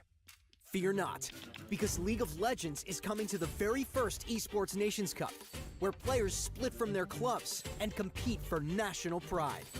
Will China test every limit imaginable? Will South Korea turn every game into a macro masterclass?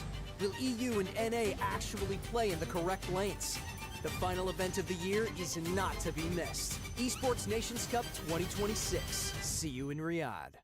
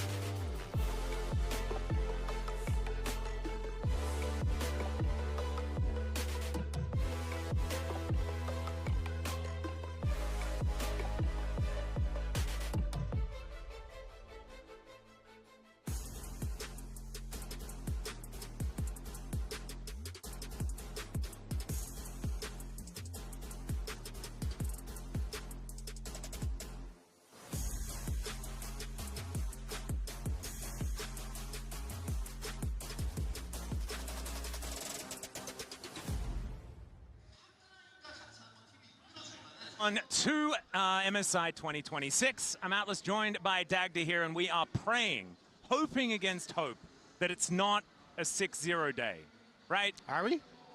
All right. I'm LEC. I'm like, you know, I'm fine with just walking yeah, out but like of this they with still a 3-0. win if it's just a 3-1. You know, sprinkle some of the happiness and excitement in there. Yeah, but then I get to confidently go into tomorrow being like, we're great. We're amazing. Oh, yeah, this right. is awesome. Because if you win 3-0 and T1 won 3-0, then technically same. Yes. same power level. Yeah, same. Yeah. Okay, now that's fair enough. I'm personally hoping that we have a different experience, and in fact, it's an 8-game day. Yeah, and that's because you hate me. I understand. No, it's not. I mean, I know most of the time it is about you. In this moment, it isn't. That's just not true. No, in my mind, it is. Let me live in my Dagda palace, okay? That is just where I am. But KC 1-0 up in the series so far, and they played their game the entire time. And unfortunately, DCG just were not able to.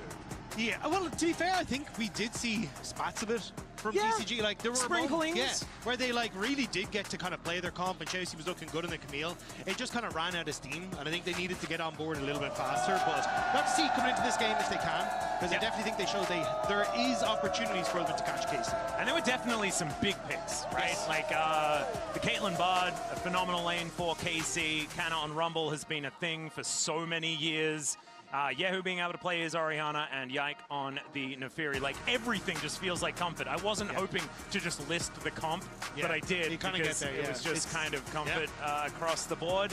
And yes, the DCG comp could do the things that they want to do.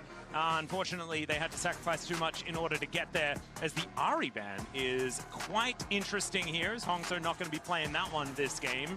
Yeah, there I think he's trying to disrupt, like, Vi Ahri, these kind of things that are just very strong together, because we already got Pop 9 on the Lee Sin. Vi kind of one of the other big picks, the Rek'Sai, another one, so definitely these are the champions to keep your eyes out on now for this draft. Yeah, a bit of a change up in the bans, though, as the Vi was banned away in the first game. See whether KC go for that as their final ban here as well. Would feel very Pop 9 flavored. And do they just go for a first pick Vi? They could theoretically. Because if you only watch internationals, you haven't been keeping up with the LEC. Like, Yike used to be a little bit off when it came to the Vi, would go a bit too deep on the engages and get caught out. He has been spectacular on it recently, like really has become a solid player, both for the engages and for some of these carry performances like we saw in the last game. So it is well in the flavor house of KC to go for that. Well, Florin can just walk away the Vi if he would like to. Having a bit of a zoom in on Canna, and he just looks really happy. And maybe he's just laughing about a champ select that exploded. And that looks to be what's happened on our screen as well. And so we are going to be getting back into that. I believe that all of these bans are true and real. I find it interesting that they, instead of banning away Vi, they banned Talia Ahri, which are the Vi combo champions. Rather you could just you can get it in one. I do feel like, there's like a value issue. Yeah. But I mean, it also works with the Rek'Sai, right? That's true. So it's like, oh, you know, we kind of get rid of the parts and then hope that that gets the Vi and the Rek'Sai out of the equation on the opposite. That could work. Yeah. It did feel to me like they banned Vi the long way. Yes. And that feels less good as a bit of a wave to the crowd. Definitely a lot of KC representation here at Daejeon today, which is fantastic to see. We'll see whether they can use that in order to get themselves to a match point as we look to figure out exactly what's going on here. No idea, personally. Not going to speculate because caster curses are indeed real. Now that Chronicler is no longer in the ecosystem, we can confirm it's real. He caster cursed himself out of the entire which is honestly impressive. Yeah. Taking it to a new level. It's kind of crazy. He really committed to the bit. And we were impressed by it. We do have a remade lobby now. We are going to be getting into that one ASAP. And can I say, though? Sometimes the client just does decide to go boom. I'm a little disappointed with the drops. The Camille support, cool, right? But everything just kind of feels the same as playoffs and regular season. Yeah.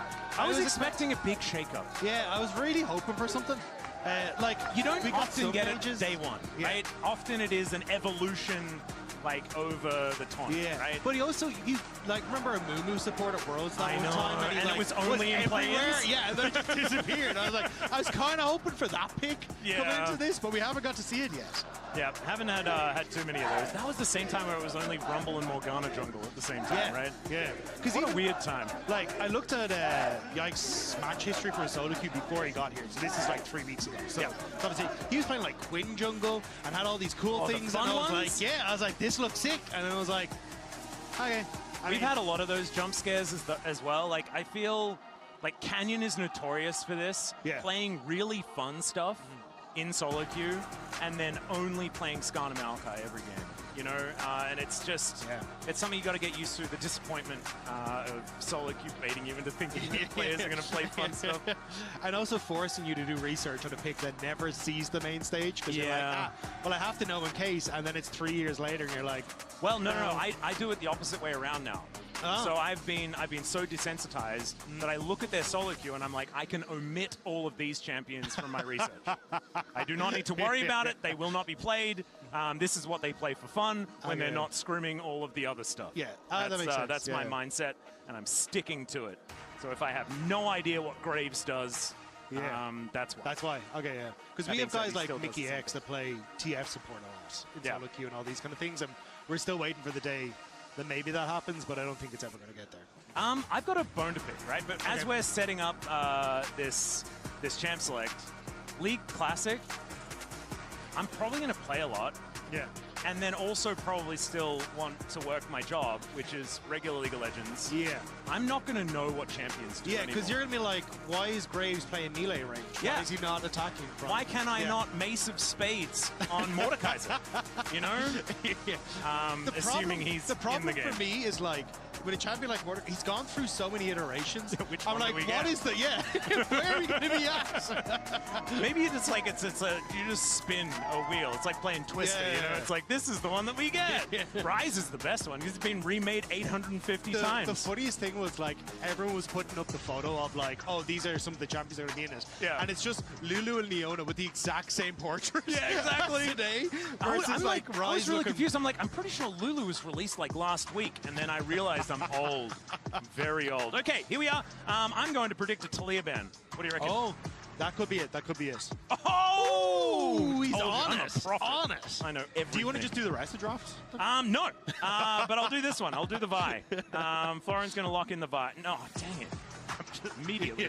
As soon as I don't have the script anymore, I'm ruined. As the Jarvan will be the lock away here. Similar vibe to the Vi, but I feel does fit into a few different compositions as well. It's also interesting because specifically KC are still willing to play the Azir, which is basically dropped off cliff every other place. And it's kind of a pocket pick for Yahoo. So especially with the Jarvan taken, you kind of want a bit of mobility in that mid lane. So I am curious if Yahoo still goes back towards that or whether they're just going to completely shift away from it now. Well, this is an interesting one. As they're hovering the Jhin, Vi will be the choice instead. I was thinking like Jhin, like I see Jarvan, I'm like, I want to play Jhin. I don't think I ever really do that, although I'd never want to play Jhin. As Yike is now just going to consider his options. I still think top side of the map is what they're looking at, and that is the Cassio. That's a lot of power represented in the mid jungle already. Yeah, that is a very strong duo, and but she gets less health as she levels. Yeah. Okay. So she's been nerfed to the ground. All right. Yeah. Look, I thought Varus was going to be gone, and I'm still seeing that man's face in the man face. So, yeah, maybe we'll wait and see how this one pans out. But either way, like, yeah, I think you're going to have to go for some kind of dive comp here for DCG. Like, just make sure that you're all in to try and fight back against this. But either way, like, KC, this is comfort for them. They are very strong on this style of team fight that you're already setting up for. So I think they're happy out. And the Nautilus was banned in the last game and is going to be picked up here. Nautilus Senna was something that we saw in our previous series wielded by TL in the closest game that they had. So I guess it's something that they could potentially leverage.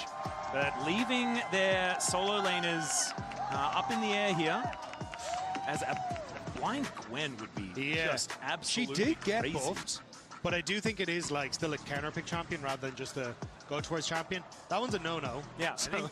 I think Locke is locked out of MSI for now. But Yahoo is just having a bit of fun. Yeah, I think like I'd rather take a support here for Busio. Yeah, I just to answer the Nautilus. Rel does well because she can get rid of the shield on the Nautilus and good for the counter engage. So yeah, I think this is where KC just kind of setting up already for a very strong team fight. Yeah, counter engage is looking pretty powerful with that Magnet Storm as well. Being able to pull things around so they can get yelled at by Cassiopeia feels pretty comfortable. So pretty short range so far. We'll see what KC can do about that as this one goes on. Maybe that Jhin that we were thinking about before might rear its head, unless it gets banned away in this phase of bans. Yeah, I'm curious because Oh, so they've gone for the Jace bar, because for me, I think something like a Gnar would work really well for Florin here, right? You've already got a ton of heals and shields and another wall set up for you with the Jarvan. So that could potentially be the call, but with the Jace ban already coming through for Karmine Corps, that says to me that they're more looking to try and take the Gnar for themselves as well. And Kana has been very strong in picks like the Vayne, so even though, you know, the Experimental Hexblade got nerfed, I still think it's quite strong. So maybe that's the answer here for KC if they do see that Gnar come through. They tried to ban Kalist, but unfortunately that's Kalista. And so they don't make it a 4v5. One more band to come on through here. Let's see what Reaper has for us. They might continue looking towards the top side. 2 mid bands have already gone down against Hongso, so I guess they don't need to focus on that one nearly as much.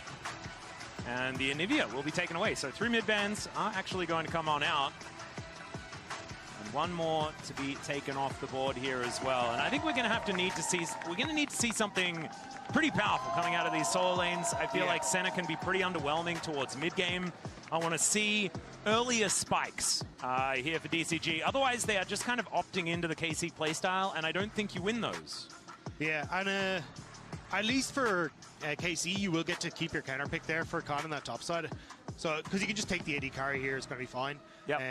And then I think that's where it's either going to be you end up seeing the Gnar here for Real of DCG, where you get to respond with either Vayne or the Kennen, also another big pick for Kana, and follows up very well with what we're seeing here.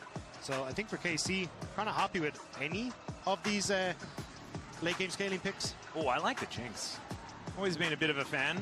Yunara, I've fallen off. Just don't really think that she's as powerful. We did see Pace have a pretty good time on the Zeri though, and that's what they're going to lock away. I was going to say, it would have been funny because Han Sama has been the Yunara player and Kalista has been the Corki player. So to see him now swap into that role would have been definitely a change up, but I mean, the Zeri's still incredibly strong. It's something that he can team fight very well. Safety as well, which is the big one against skate out of the Cataclysm. And the Jarvan. Picking it into Nautilus that's face up is an odd move, just because Nautilus has been the prime answer to the Zeri, but you only have 1 depth charge, and they have so much extra CC out of KC that I don't even know whether that's going to be enough to lock Kalist down successfully, as the LeBlanc is going to be locked in here for Hong. So that is a lot of power in that mid lane, freshly buffed. And the Jax blind would be just ludicrous. I think it's kind of a good call, though, because, again, like the picks we were talking about were like the Gnar, the Vayne, and the Kennen, which, I mean, Jax does relatively well into all of them. So unless you want to try and opt in towards something like the Renekton here for Kana, could also be an option, but... This isn't a good Gnar match. No, this is not a good... This is a bit of an ego pick if Kana takes it. And it's it is a team fight pick as well. Like, I feel like it fits the composition quite well. Like, but that's not winning. And you definitely don't win side lanes now in the later stages. Got buffed. Like, he has less mana on his Q, which means he just gets more opportunities to leap strike. So, yeah, I think Florin could have a really good time here into this matchup. Yeah, and it doesn't really fit the Senna vibes, right? Like, Senna does want to have, like, beefcakes to just heal as you team fight and things like that. This looks a lot more like a 1-3-1 comp coming out of DCG. But if you look at the team as like what their just play style is, which is play fast and loose, play for the early stages, this is beautiful for exactly that. Like mid-game power from your solo lanes and jungle. That feels brilliant. Yeah, and I think it's kind of what they went for in the last one as well, right? Like 1-3-1, good side lanes that collapse well, and this is a very similar story, but this time around they have much stronger solo lanes. So opting in towards like these early aggressions with the early push that you should have can work out exceptionally well. So we'll have to see if Real of DCG can find that same success that they found in the mid game, or if KC get to play this slow boulder gathering speed over the course of the match. And I tell you what, as far as a game 2 is concerned, if KC managed to get over that hurdle and get themselves to match point, that is going to be so difficult to bounce back from for DCG. So much hinges on whether they can even out the series in this game number 2. Let's get onto the Rift and see whether they can make it happen, as already just getting straight down towards this bottom side Raptor camp. Oh dear, I'm just really frightened. Something's going to happen. Yehu is going to spot them out, and I think that will mean that nothing does indeed happen. Yeah, just going to back away, but Ward's still there. So again, that kind of trying to spot out where Yike is going and what he's going to be up to. All right. So yeah, back it away. So we haven't really assessed what the KC draft does. I don't like the Zeri engaged support as much anymore. I've been a little bit more of a fan of getting an Enchanter there, like making sure that you can really buff up the Zeri in these team fights later on. And obviously, we in the LCK have only really seen Zeri Yuumi. It's just been a bit of a favorite. But here's a bit of a battle towards the bottom side. Xiaoxi already taking a lot of damage. And never mind, maybe engage supports and Zeri are fine. I think at the level 1, definitely. Like, Senna not exactly going to absolutely rip you apart on the level 1. You do, yeah, you kind of get to pick anything into the champ thing. Yeah. Especially with the shield as well coming through in the crash down for Lucio. This is exactly how you want to trade. Yeah. Is this a replay? No, it's not, because Xiaoxi is now lit on fire and has to flash to get out of the way. Okay, this could have gone better as we've got Pop9 on a ward, not able to take a red buff, and will just wander over towards him. Kalista moves into the tri-brush, and oh dear. Canner is going to crush on top of Florin as well, who does get the counter-strike, but looking at those health bars, and is not looking fantastic. Flag and drag from Pop9 to get himself out of the way, but does also have to flash. And DCG, they were holding on really nicely in the early game of game number 1. I want to see that again, because this is not it. Yeah, and even Yike now getting the evade on towards the top side. So you'd end up with Pop9 getting 2 camps as blue and then the Raptors of KC. But now you're going to lose your entire top side off the back of this. So KC responding super well with that early vision control they had in their bot side jungle. All right. Hongso is at least going to be able to push Yehu around a little in this lane.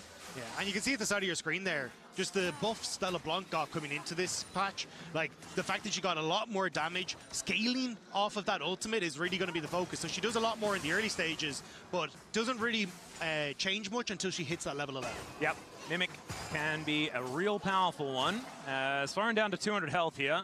And I have to admit, the Jax matchup, it gets better, right? Yeah. This is not the happy fun times of it just in general, and Canner is right now having a very good time on the knock. Yeah, I think it's also... Oh, hang on. Oh dear, a little bit more of a battle. I'm sure we'll let you talk at some point, as he doesn't have flash anymore. Xiaoxi is just dead. First blood goes over to Kalist, and that is exactly not who you want to be getting first blood. Oh dear, we might be certifying this very, very, very early in this game. Already 1,000 gold up. Here is KC. And, I mean, DCG, they managed to steal away a red buff. Pop9 was trying to do that for the entirety of this early game, and at least he was successful. Yeah, it looks like he's going to reset, immediately go towards that top scuttle, because that's what Yike gave up, to try and come down and protect his own bottom side. But with the push that Hongso had in mid lane, able to cover. But either way, they're picking up that bot side kill for KC. Florin not looking too hot as well. Like, Callista's pretty good at Zeri. He is, yeah. I'd say Callista's pretty all right in general. Yeah, he's pretty all right in general, but... Yeah. The stats for this particular champion, and I don't think these are stats based on getting first blood. I imagine those stats would be even more favorable. Yes. They were also like, a lot of that would have been when he played back in ERLs on KC as well, where he was like oftentimes taking the Zeri and having these big pop-off performances. So kind of bringing that now to the international stage is cool to see. Yeah. Those were career stats, so you're right. Certainly a whole bunch of extras in there. As Pop9 will spot Yike here, as the Raptors do spawn once again. Also getting some damage down onto Busio, though, as we can see here. The chains are going to connect, but Yehu is getting a lot of work done. In the meantime, Pop9 doesn't have friends to help him take his Raptor camp, and so Yike is going to be able to slurp those ones up himself. There is a flag and drag in from Pop9, though. You're looking for a little bit of extra damage now that there are some cooldowns missing. Flash out there from Yehu does escape the anchor. As DCG, they're looking for these picks. They're looking for the aggression, but KC just not letting them have it. They're trying to play off the fact that Kana had to go for the reset in top lane, so trying to see if they can find that moment in the 3v3, potential 3v4, but not quite able to get it with the flash away from Yehu, but still looking for more here. Yeah, no flash available, and the miasma goes down. Chains are going to connect as Hongso is going to have to get out of turret range, and bit of a drive-by, just a wander past. They waved out the window. Yeah, and then I think they saw Yehu hit 6 and were like, I don't want to be here anymore. This is not a safe space. He's going to yell at me. Yeah. Especially after Pop9, unfortunately missing the flag and drag. Kind of brought that to naught afterwards. Yeah, so not exactly optimal. They don't lose too much for it, though. outside of the fact that KC still remain ahead by about 1.5k. And at 6 minutes, that's a big lead. Kalist now holding onto this wave as well. Busio kind of unlocked from the lane. And we heard the Des talking about it, right? It's like, let's unlock Xiaoxi. But it's kind of been Busio that's been making a lot of these roams work. And this is what we haven't got to see in the LEC from Busio, because we haven't been on these engaged supports. Like, we got to see a little bit on the Bard, and sometimes on the Seraphine, but he really has been more catered to the lane. Now that he's on the rail, already starting to roam, starting to make plays, it feels like a much better spot for KC.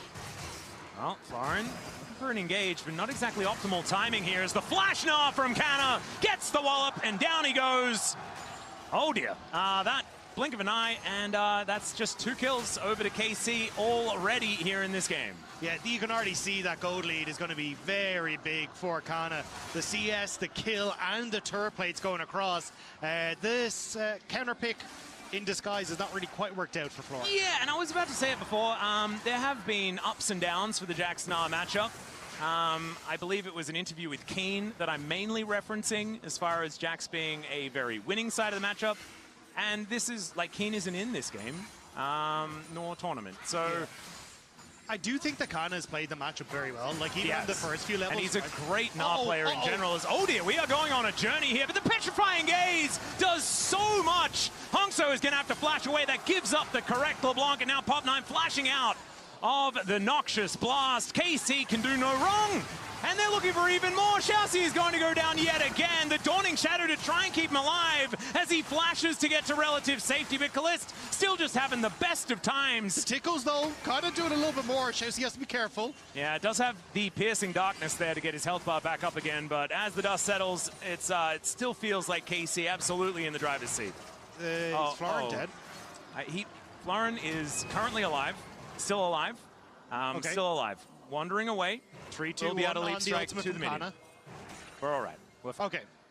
But yeah, I was going to say, Kana's been doing a great job in the matchup. Like, even at the level 1, he takes the hop, ends up looking for the trade, gets a ward. That means that then Florin's not able to play hyper-aggressive on the level 1 and use that counter-strike effectively. So, getting that early push, and I think it's since that, Kana's just been in solid control of this top lane matchup. And even Xiaoxi, basically with this dragon something. Kalista's just going to skate on over and grab another kill. That what? Hang on. Rel isn't a jungler anymore, right? No. Huh. I had to do a double take to be like, he has Aftershock, right? Yeah, and Shattering Strike was very much nerfed. Yeah. Okay, so a bit of a missmite there from Pop9. Crash down, making Pop9 crash out, basically. Yeah. Okay, well, that's all right. We'll move on. KC get themselves the first Drake, and they also have close to a 4,000 gold lead. Wow, that really sprung up, didn't it? Oh, let's see. I like how you said in move slow-mo. Yeah. Like, what did I say? Let's move on? Yeah. And then here we are, because bye. Oh, wait, maybe we don't get to see it because they're playing mid lane. Hang on, it wasn't even... It wasn't. What took it? He just smited super early. Nice. Because he was like, oh, I'm probably going to die. Yeah. Hope and pray. But yeah, because Yike was taking Grubs on top side. So they get the kill, and they get the dragon, and they get the Grubs. And then... Well, yeah. Do you know what conversation we can have? Perfect game, baby. We are on pace right now as KC have taken absolutely everything. Do you know what? We don't even need to have the Grubs argument because they took that is too. Nice. Yeah. Because I know Wolf gets very heated about that. Well, I do. I'm the one that has a huge problem. I yelled at Wadid about it. It wasn't great. But at least in this game, it's not relevant, so we don't need to worry about it. Busio is just going to try and usher DCG towards this outer turret, and Yike's coming on over as well. Some vision does go down, but immediately the lights are turned out, and let's see whether they can keep themselves alive under this one as Kalist moving up. Does take a little bit of damage, but not too much. Pop9 making his way over. And there is a hook onto Kalist. He needs to get to the wall, and he does skate it on over. Good buffer there as well. Piercing Darkness comes down. He's looking to use the ulti just to try and escape. He flashes, and the auto doesn't come through. Avoids the ulti, as there's the barrier to avoid the sigil. And it's actually DCG that lose out on the play. How the hell did Kalist not go down? That is everything. That is when, you know, if you got lemons, make lemonade. He was making lemonade in that bottom lane. I don't know, but what? That is insane. Like, even the barrier at the very end to stop Hongso with the sigil. And the fact that the barrier was so early as well, he's like, this is checkmate. He's pre-moved that, you know? Oh, dear. Perfect game pace. We are still there. I thought that maybe that one was going to be immediately removed. But let's see this one more time. I mean, the hook was phenomenal getting past the minion. Yeah, and then Kalisto ult-team to basically get the move speed, right? So then he can try and outpace Feng. But like the auto attack was winding up, Kalisto flashes away, then sidesteps the ultimate to keep the barrier there. Now Hongso's dead? What? No, he's not. Basically is pretty much dead. For all intents and purposes, he's dead. But is not going to be taken down on the scoreboard just yet. And Yehu now underneath this turret. They're looking for Feng as Yike comes on over, and I believe he might be dead, ladies and gentlemen. And as it turns out, I was correct. Yeah, this is a much quicker pace than what we've seen from KC domestically. So maybe we asked the wrong team by mistake, because we were asking DCG to up the pace, and it's KC that heard. Yeah, and I think a large portion of this early game has been thanks to Yike. You can see on the buy, he's been looking significantly better than he has on the pass on this champion. But now, wants to steal away the blue, doesn't quite get there. Yep. I think Busio was trying to test his luck once again.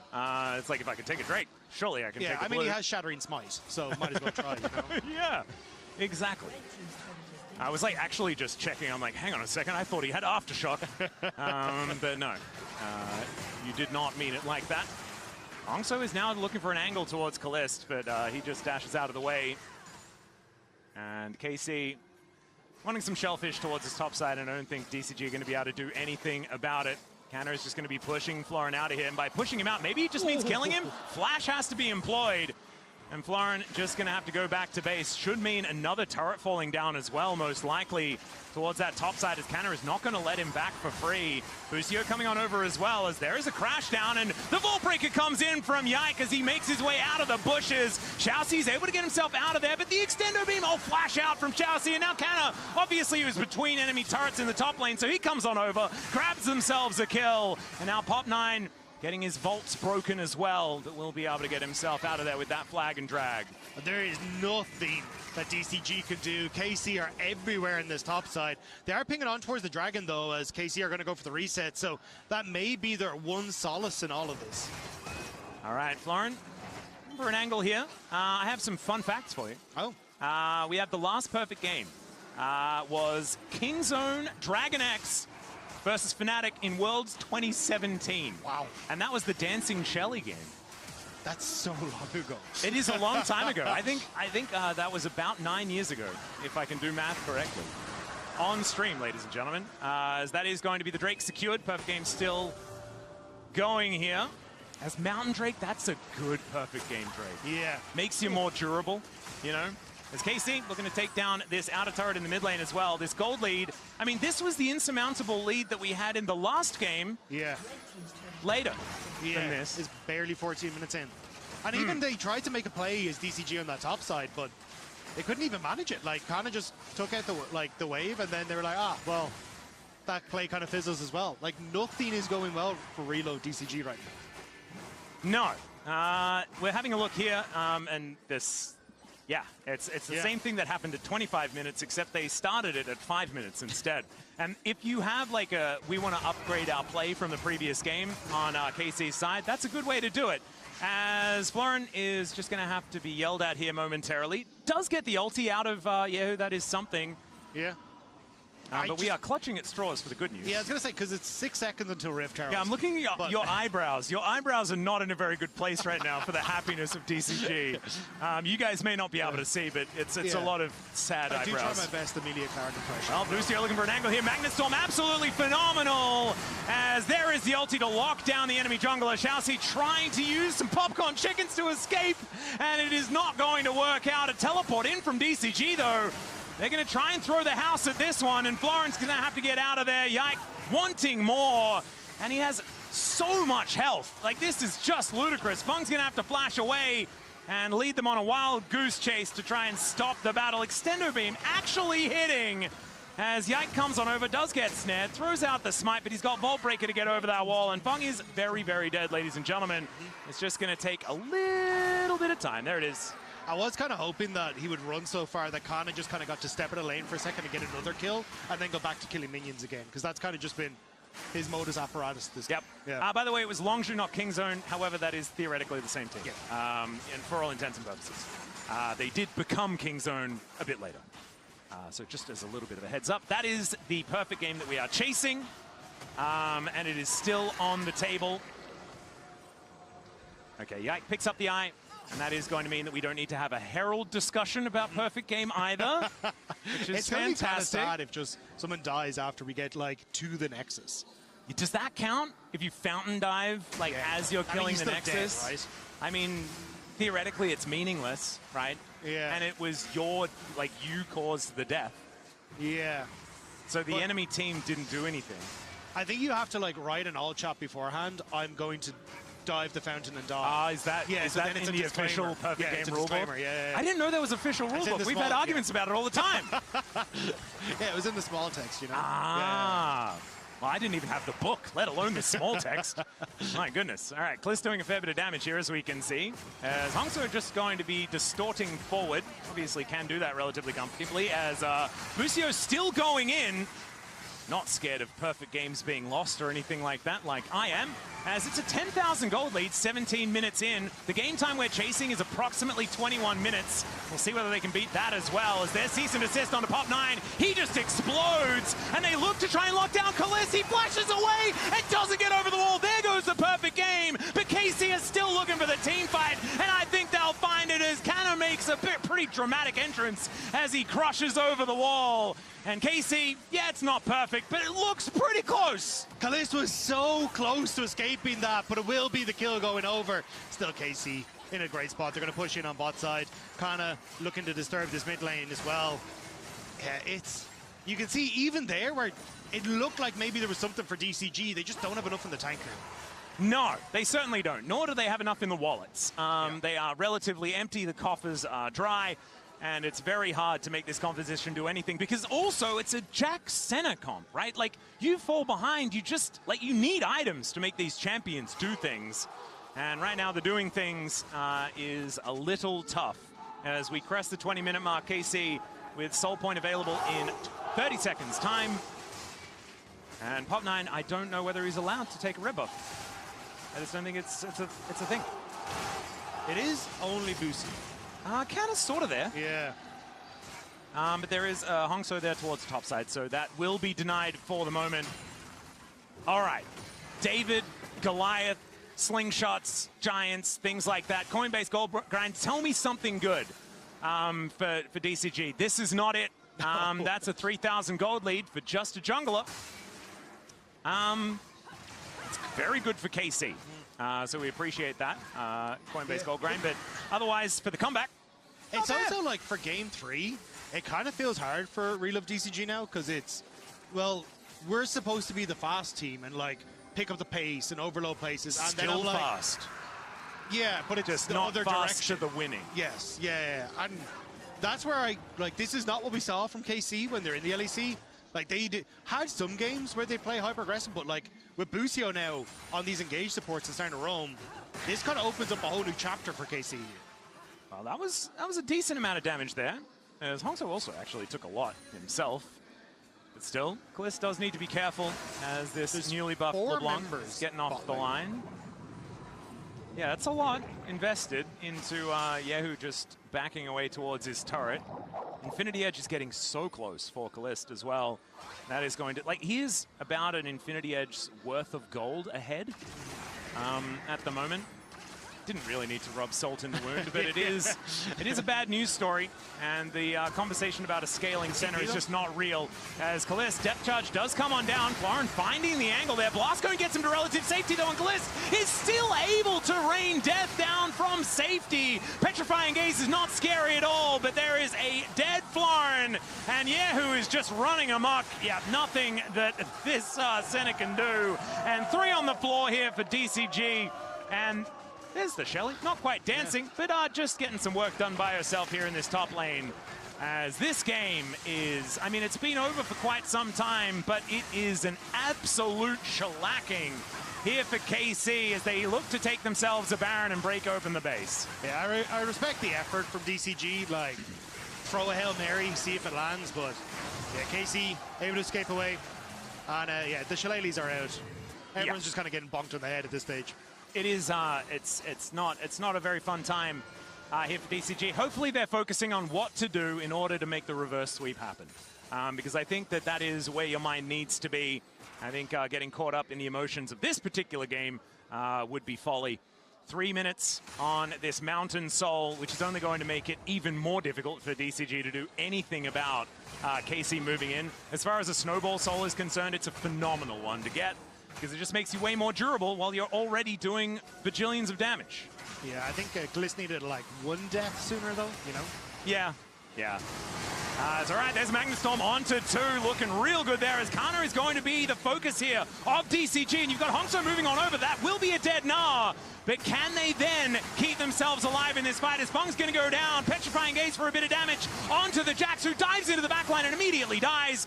It's Yike in that backline though, looking for Hongso, and no amount of funny business is going to save you from the devastating damage of this Vi and Zeri combo. Pop 9 is very dead. That's a double kill to come through from Kalist, getting some revenge after that previous death. It's going to be an ace, and this will be inhibitors. Busio is also just going to, I think he's surveying the area right now. And Hex flashing away. Yeah, this game, if it wasn't done before, it's pretty done now. I mean, a fantastic performance from both Busio and Yike in this game, though. They have been everywhere from start to finish. I like how we were having a conversation about how much better Yike has been on the Vi's and things like this earlier on. It's just great to have a perfect example. Just roll up in game 2. Just thank you. Now I can illustrate this later on when I need to prove the point. And look, you've built my trust as well. I'm like, everything Dagda says, it's just on it. That's not that should be taken. As we said before, it was only that thing in the pregame that wasn't about you. Now everything actually is, as it turns out. Okay, Busio clearing out vision. Not a lot to clear, as it turns out, although Yike is standing on the 1 ward, or 2 wards that are here, and that is going to actually potentially cost him his life, as Yahoo trying to save him, and Yike will be going down to his GA. Extended beam comes through from Kalist as the rest of KC trying to move on over. That is a decent Petrifying Gaze, but Yike will still be taken out. Comeback question mark? Maybe an opportunity as the flag drag flashes real nice from Pop 9. And there's the depth charge onto Yehu as well. Can they get another one as the snare comes down? Hongso, great timing there as well as he gets the distortion forward. But Kalist is looking to wipe down Fung, and the Gnar ultimate from Kana as he turns up just to lock the game down. They thought they had a chance for a few moments. But in the end, it is just not enough. As Hongso trying to do some weird stuff, as Kalist says, you're probably just going to die, sir. And there is the dash kill and the ace as Kalist goes to 10-1-7 in this game. 5-0-10, 6-1. These scorelines are just absurd. Out of KC, they have got so much money. It's almost a 20,000 gold advantage as the first inhibitor is going to bite the dust. In DCG, it is all over but the crime. Yeah, it's rare that we get to the legendary 20k gold lead, but it looks like we will get there this game. Yeah, we might even be able to go even further beyond. Yeah. What about 30k? That's uncharted territories. I don't know if... Well, are we allowed? Does the game break? I think the game still goes. I think that we have still the same amount of digits. Yeah. It's the digits that you got to watch out for, you know? We're not clocking it or anything like that. I think if you get to like 100k gold lead, that's when we're like, whoa, I don't know, maybe it resets to 0 and then you've got an even game state. But outside of that, I think that we might just be just able to do it, as that is just going to be Mountain Soul to come on through here. And if KC weren't really, really far ahead before, they are really, really far ahead plus Mountain Soul now. Yeah, that'll kind of do it. Yeah. I think. Well, let's get that slingshot ready. There's only David? 3 people in the DCG base. Yes. Florin isn't. He is getting the first turret for DCG. There you go. Next turret's going down, though, as now Kano looking for a bit of an angle. Finds a house, but not too much more, as now Florin on a decent flank angle, wanting to get towards Kalist if he can. But everyone else is in position to try and keep this Zeri safe.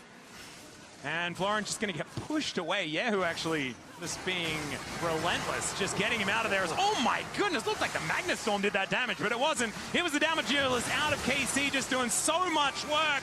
And we don't want to show it. We're not allowed to. It's just too much obliteration as we'll go back to Kalisz locking down this Nexus. And that is match point over to KC. Oh my goodness, booking themselves a ticket to a matchup against T1. Looks real close as they move to that match point. Yeah, it's a watershed moment in that game, but I think it's a wake-up call for DCG because, wow, that was an insane game 2 from KC. We haven't seen like mega stomps like that for quite some time. But that was not close, and then continued to just be not close the whole game. At least they got some kills. Yeah, I guess there's that. What did you guys make of it over on the analyst desk? Well, we made of it a great opportunity to be a member of the Blue Wall, as there was a lot to cheer for KC. You know what? Close game, nice try. Close game. Close game. I'm putting the boat up. I'm putting the boat up. Oh my God. I've left one open. Where's the final vote? This was the game keep going. Give me this the green was such pen. an FF. Yes. But this is one of those games that is deserving of flame if you vote no. Yes. This was crazy. I would be mad. They stopped them. I think that if you get that much of a goal lead that early on, the game should just terminate. Just oh my God. You guys hit 20K. Yeah. The mythical 20K. Wow. Let's take a look at the gold graph to show exactly what it was, as there it is. It was not so good at 14 minutes. A 7,500 gold lead for Karmine Corp. That's a big gold lead at 30 minutes. That's like multiple people on the other team didn't load in. That's the kind of gold lead. Yeah, and another one of the gold stats here. This is at 23,000 not gold. 2,000, buddy. 23,462 gold. This is the largest lead ever in an international match.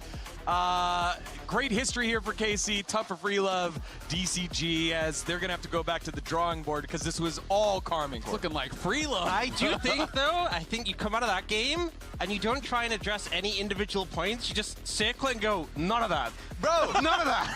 Literally anything that could have tilted you off the face of the planet happened in this game. Like, they could have gotten Kalisz, who was just autoing the turret bot side, and then it was like, no, actually he survives, and the LeBlanc that roamed died in that play. Like, anytime they looked for an option or a play, oh yeah, this one is another one that would tilt me off the planet. Oh my God! I mean, this is just brutal. I mean, he's gonna die, so he's like, oh crap, I'm gonna die, gotta smite. It was 1,007 health. That one specifically was just unlucky. This one was tough too, though, because Fung actually canceled an auto when Kalisz was going over the wall, which would have meant he had to barrier early and wouldn't have had the barrier for the Q. And Fung actually misses on the ult. There was so many unforced errors in this one as well. You know, Xiaoxi giving over the early first blood to Kalisz.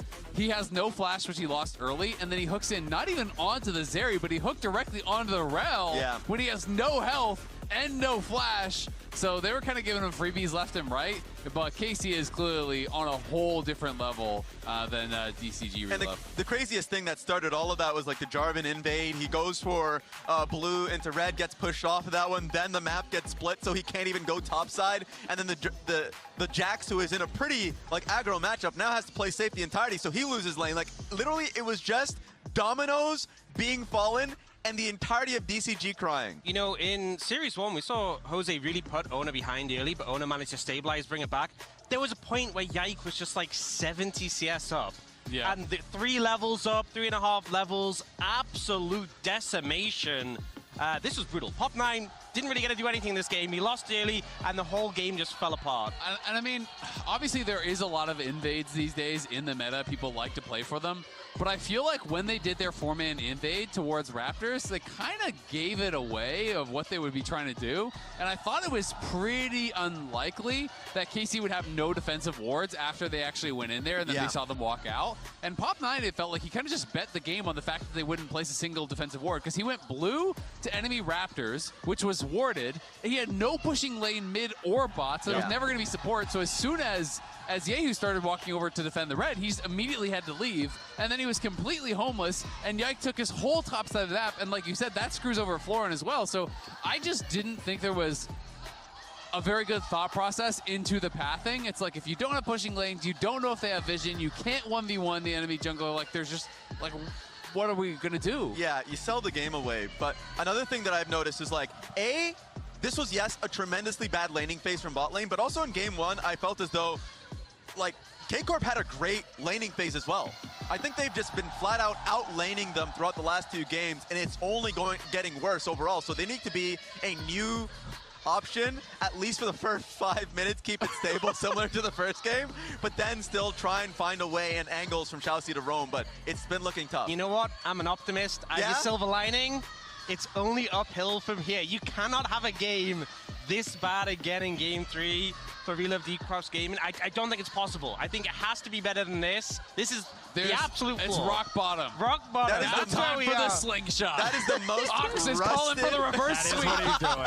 Again, it's just a tough debut here so far for Real Love Deep Cross Gaming, but it's not done yet. They still have an opportunity. Raz, I'm gonna toss to you because you're the eternal optimist for teams that are usually from a little bit further behind. How are they gonna win this? What do you say in the coaching room? Come on, Raz. All right, boys. The last game doesn't exist. It doesn't matter. We're going into game 2. Chelsea, get your butt on Alistar. We're leaving the lane. Raz, that was 5 seconds, and then your voice cracked, man. All right. What am I supposed to do? We're going to see what Real Love Deep Cross Gaming have here into the buckets as we move over to game number 3 after this short break. You're watching MSI 2026. Raz is working on his resume after that game 2. Yeah. How many blank? Yeah. Maybe one shot? Jack's no flash. Go ahead, whatever. W and 2. I'm one. Connor, you have E? No. Go, I kill again. Done. Yes, look, anyone. Oh, he messed up. Go Nash. Okay. That is match point over to KC. Oh my goodness, booking themselves a ticket to a matchup against T1. Looks real close as they move to that match point.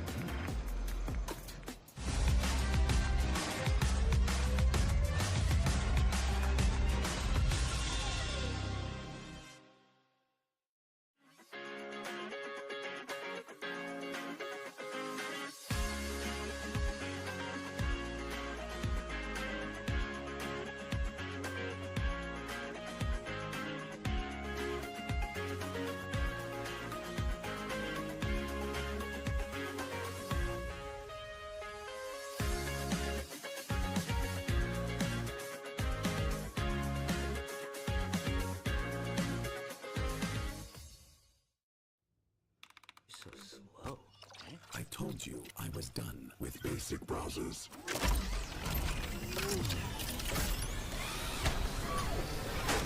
Your setup wants Opera GX, and you're holding it back.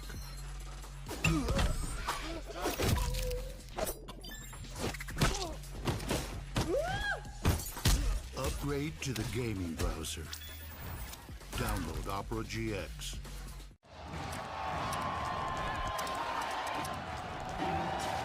Red Bull gives you wings. With my new phone company, Menace Mobile, our pricing structure will be so confusing, it can only be described as evil. That isn't evil. It's just typical phone company stuff. Besides, people just switch to Verizon. With their new Simplicity plan, there's just one plan and one price. What now? And it's only $30 for a single line. $30! So you're all choosing Verizon. Traitors! Introducing the Simplicity plan, $30 for a single line. Can you hear me now?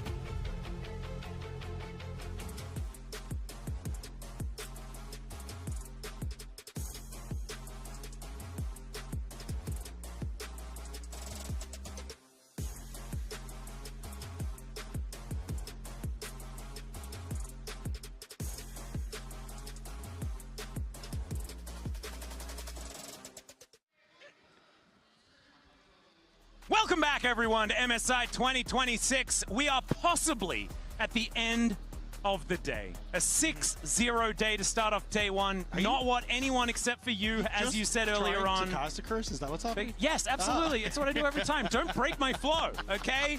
We're on the verge of a 6-0 day. We'll be packing it up very, very soon as KC just prepare themselves to roll over the top of DCG once again as we move towards game number 3. There is no chance of a reverse sweep. That is entirely impossible. Wouldn't you agree, Dagda? How did you think I did? Was it that was a bit too much? Yeah. They can get one. I'm okay with that. Yeah?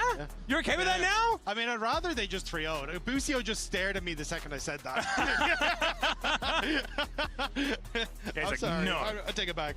Well, it did look quite difficult. Yes. But maybe now it's time to bring out the full weird. You know, they tried to play pretty straight up League of Legends in the last one. I think the blind jacks was odd, but it wasn't full weird. Though, you know, I could see the logic, and they did end up getting the counter match of it. Just Kana's just really good is the problem. All right, we do have some chase statistics. All right, we already had the perfect game. But we're looking to try and eclipse Longzhu 2017 at Worlds with the Dancing Shelly. Still trying to do that. Haven't managed to get that one off. Last game, we had a kill difference of 28 kills. Yeah. The highest we've ever had is 30. Wow. So KC, if they're able to do better than last game, they might be able to break that one. I know you don't have an answer for this, but I wonder, was that the game where Pays got 28 kills on Kalista? Because that would make sense if it was that game. That was OMG versus TSM in Worlds 2013. Oh, wow. It was quite some years ago. Yeah. That was like the cool and going. Yeah, that was. Yeah. Wow. Okay. Yeah, that was a cool. That was a cool era. Yeah. That was before I cast the LPL. Wow. Isn't that you're weird? old. I'm old. But yeah, the same age. I didn't even cast the LPL the year after that. Right? 2014, I was just a pure OCE boy. And then I cast the LPL in 2015. So yeah, that's a very long time ago. I do remember 2013 Worlds, though. That was fun. That was the first time I worked for Riot ever. Oh, well. I was handing out lanyards to kids. Oh, I thought you meant casting. I was like... No, I was handing out lanyards. It was the best. And I had someone else's T-shirt on, so no one knew that I was Atlas, although I was Slappy Baggins at the time. That's enough down memory lane. Let's have a look at these bans, as the Archers have been taken away here by KC, as well as wanting to keep the lights on. And the Lucian, Poppy, and Anivia all going to be banned. So Rai's going to be the immediate take by DCG here. You would expect it. Yeah. And it is the lock-in. Yeah, because you don't have... Well, the Anivia's gone, right? Cassiopeia's gone, so a lot of those answers into the Rai's gone. I will say, though, like, Hwei got some really nice buffs on this patch and does well with the range discrepancy there, so maybe you want to go for these long-range engages, long-range tools even. All right, the Lulu going to be the lock-in, though. Maybe just Lulu Yunara. Feels like a very Game 3 thing to do, is to just slam a Lulu lane. But I don't know whether it answers the Rise just yet. Right now, DCG still feeling very good about that lock-in. We'll see where Yike is going to go. Obviously, Yehu can just lock in another bot laner if they would like to round things out. Yeah, I do think, like, Yunara, though, or even the Kog'Maw is kind of the two that I really like Kog'Maw. Yeah. I think Kog'Maw is feels better to me. But we have seen some pretty great Lulu Kog'Maw performances back in the LCK. Yeah. So we'll see whether Kalista Busio can make that happen, or whether it's just going to be Yunara, which feels Kiana. Oh, wow, okay. So Pop9 going for the newly buffed Kiana. Her clear speed has been improved. And the newly nerfed Sion. He is basically the same. I was going to say, I think that nerf did nothing to that champion, but Kiana is sick. She got some really nice buffs, and especially with the Rise lockdown and the ability to reposition, I think you could set up very nicely for Pop9 on this pick. And you wanted the funky, you wanted the aggressive. Kiana fits that bill. Well, there's the Yunara that I was a little bit afraid of. Not as much of a fan of this particular pickup. The Kalista looked really good on the Zeri. I feel like Yunara fits the same flavor and is just going to be able to stick to that playstyle moving into game number 3. And now another set of bans to come through. Having a look at junglers and things like that on the DCG side, trying to remove those as they've already locked in their entire top side, as bottom lanes are going to be the focus here at KC. That makes sense, right? Try and set yourself up nicely. Curious as well, because like in the LPL, and I mean you've seen a little bit in the LCK, Shen is a nice answer into the Sion in a lot of situations. And if you just want to go ham as Kalist, I think the Sion and the Lulu, or sorry, the Shen and the Lulu can set you up with the Yunara if you want to. Traditionally, we do see with the Kog'Maw. Oh, Nico is actually kind of fun. I actually really like this band. Nico Kiana, a lot of setup for that supreme display of talent. Yeah, and I'm also trying to think, like, what do you actually try and play into this Lulu on the bottom side? Like, you end up just trying to go back into enchanters. Like, maybe the Karma Ezreal is something you want to try and fish. Oh, sorry, Ezreal's gone out of the equation, but something. Karma Jhin? Yeah, maybe. Wow, that makes me feel awful. I didn't even want to say it, but we have seen a lot of people play it as the Nasus band to come through here. We've seen you guys do like that one over your side of the world. Yeah, I don't That's think the Western jungler does like us, but Skewmont loved it. Yeah, I'm thinking Griffin as well over in NA. There are a lot of people saying, when's it going to come to the LCK? When's it going to come to the LCK? And we're like, no, we do not deviate from the norm. That is not something that we do. Although I believe Nasus was played in the last perfect game that we had. At an international long shoot, I think. I was also going to say, it feels like we kind of need Skewmon to beat you guys in the LCK with a weird pick like Mundo for you then to pick like Broken Blade did with Shen. Yeah. And then, Kane learned how to play both Shen and Vayne, which was good. I was also owner first time in a Mundo to I remember out what these buttons do. So it's led to some interesting ones. But there's the Karma band that we were talking about. So what do they play? That's the question. Maybe just back to more. Oh my. Maybe it's the Blitzcrank game. It's the Blitzcrank game. Oh, it is. It's just the Blitzcrank game. Obviously, it's the Blitzcrank game. Yeah, I can't believe it. It's Chelsea. I don't know. We're gonna pick Renekton into Sion. Oh. Question mark. Okay, Jhin Blitz. Jhin Blitz. It's got to be Jhin Blitz. Do it. I mean, I don't like the Jhin, but I like the Blitz. Yeah. And you know, this could be the last game of the day. Like Chelsea, it's time to go out with a bang. Or go to a game 4 with a bang. Might be a better way to think about it. I'm all about the positivity. Yeah, so anyone who doesn't know, Chelsea for the longest time was known for Blitz and Thresh. Yep. Like even when he was back on like E-Star in the LPL and previously that was we knew it! And it is! Oh, come on. I mean, he's grinning. Please. He's grinning. This is pseudo. Those are kind of cool. That's a skewer. I'm saying that one's fine.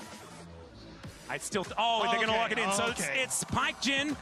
It's not one of the standard lanes, as that is a Vayne. Is this Renekton mid? Lucio hovers Vayne every single game. Yeah, okay, and if Vayne is banned, then he hovers Kaisen. But so I just didn't want Sion versus Renekton. I just didn't want that. So Talia jungle, it's already Renekton Talia. mid, It's already Talia. Vayne top. Gotcha. Yep, it's going to be the Wukong. By the looks of things here for Yike, does mean that this teamfight composition is looking very powerful. Nimbus Strike plus the Wild Growth is a lot of initial setup into the seismic shove. Man, it is very, very powerful.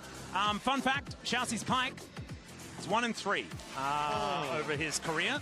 So now is his chance to get to 1-3 in this series. Hey, there See, you go. 1-3. That's what he wanted. He wanted the 1-3, so he picks the 1-3 champion in order to make it happen. The stats team trying to feed me the negative stats, but we turned it around. They gave us another one. Pop9's Kiana's 1-2, so how do you work that one? But he's also known for it. Yeah. But it's not that successful. It does feel like Pop9 as a player, Kiana just encompasses to me all of that. You know, hyper-aggressive, wants to make plays, send himself in super deep into these fights, like try and set up for these massive engages. Like, that is Kiana in a nutshell. And honestly, there is something about, like, getting a huge supreme display of talent and then putting death from below on top of it, you've got AoE from the rise. There is a lot that they can do with this composition in an even game state. But there is also the ability for this comp to really fall off a cliff. And if they are in anywhere near the same position as they were in Game 2, my goodness, this is going to be so much worse, Dacta. Or better, depending on your opinion of chasing stats and perfect games and things like that. But, man, this is going to have to be a pretty incredible performance out of DCG in the early game especially. Yeah, because especially for Busio and Kalist, like although they haven't been playing the Yunara as much, the Busio's Lulu has been absolutely insane. Like, he's been such a strong performer on it, and the ability for him to find key polymorphs in fights has been next to none. So I'm curious how, even in some of these fights, like Pop 9 trying to get into position, if Busio's on point, it can be kind of difficult for it to find plays. But I do think a lot of it is going to come down to this early level. And once more, DCG setting up for these deep wards. Yep, they've been moving into this side of the jungle almost every single time, although this time leaving Pop 9 to his Raptor camp. Lets that ward go down, though, so it will be full information over to KC if it is going to be a topside clear here for Pop 9. Yeah, I think the early aggression bot lane is basically the best way for Relove DCG to play this, if they can get the hook onto Busio. Yeah, let's see what Xiaoxi can actually get done here, as they are just going to clear out the ward first. A fourth shot has been put together, but not really going to be doing too much of anything at all. As Busio Kalist, so far, just feeling pretty good. And honestly, sometimes we see Lulu Yunara lanes fall behind, but it's often in Enchanter versus Enchanter matchups. And if you're not going to be landing your Bone Skewers, then this lane can really run away from you pretty quickly. But there is a Bone Skewer that's going to connect. Kalist already down very, very low. Barrier used from Fung just to keep himself alive. But KC stand their ground. Now the heal comes out. Great fourth shot there as Feng is gone. Oh, first blood over to Xiaoxi, and Busio going to answer it as both 80 carries lying on the ground. Xiaoxi now wanting to try and get in on top of Busio, but he hits level 2, and Xiaoxi going to have to back away. But I think if you're the Pyke, you're kind of happy with how this one's gone. Yeah, getting an early kill for Xiaoxi going to be nice, and also great hook from Xiaoxi on this as well, just barely getting past the creeps there to get on towards Kalist. And Xiaoxi knows at that stage, like, immediate ignite to try and make the play happen. But Busio waits until the ignite goes, then heals to try and set up for the play. But that fourth shot from Fong and the flash bone scare from Xiaoxi finishing off the play. Yeah, the flash jab. Very, very nice. Or the jab flash by the looks of things. As we do have Yahoo put into a prison and isn't really too worried about it. The trade's looking okay on both sides. And so is the CS. So mid lane, not a whole lot to write home about at the moment. Top side is doing a very similar thing. With all these summoner spells gone on the bottom side, though, I think... Oh, God. Wait a sec. Canna slicing, dicing. Florin does manage to get that shield as he charges up the Q. Maybe an opportunity here as he gets a grass proc there as well, but the ward goes down, and Canna just one more, and that's a dead Scion. Solo kill for Canna on the Renekton. And, man, this player is just how I remember him, man. 42-20 on the Renekton. This has been one of his champions for so many years. As it turns out, it still is. Yeah, Khan is having an absolute field day, and I feel sorry for Florin because he was amazing domestically and like was considered one of the best players in the region, but first time on international stage, some jitters coming through. But this man has been so exceptional for Relove DCG. Unfortunately, just can't quite get it here today. Yeah, not quite working out. Although an early death, I learnt, you know, by watching European League of Legends that Scion dying early is sometimes a strategy. So let's see whether that's going to work out. Pop 9 going to make his way over here. Does spot Yike trying to steal away this Raptor camp. Steals it himself. That's kind of crazy as he gets his own one back.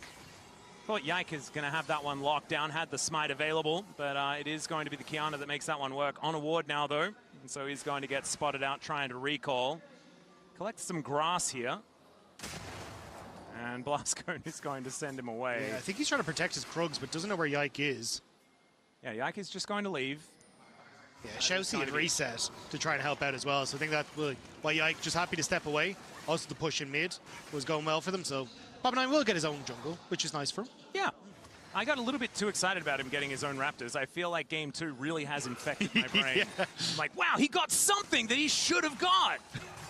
But it does feel a little bit more difficult here in this series as otherwise. KC getting a huge stacked wave towards Fung here, towards his bottom side. Xiaoxi is going to make it here in the nick of time for KC on a very nice reset timer.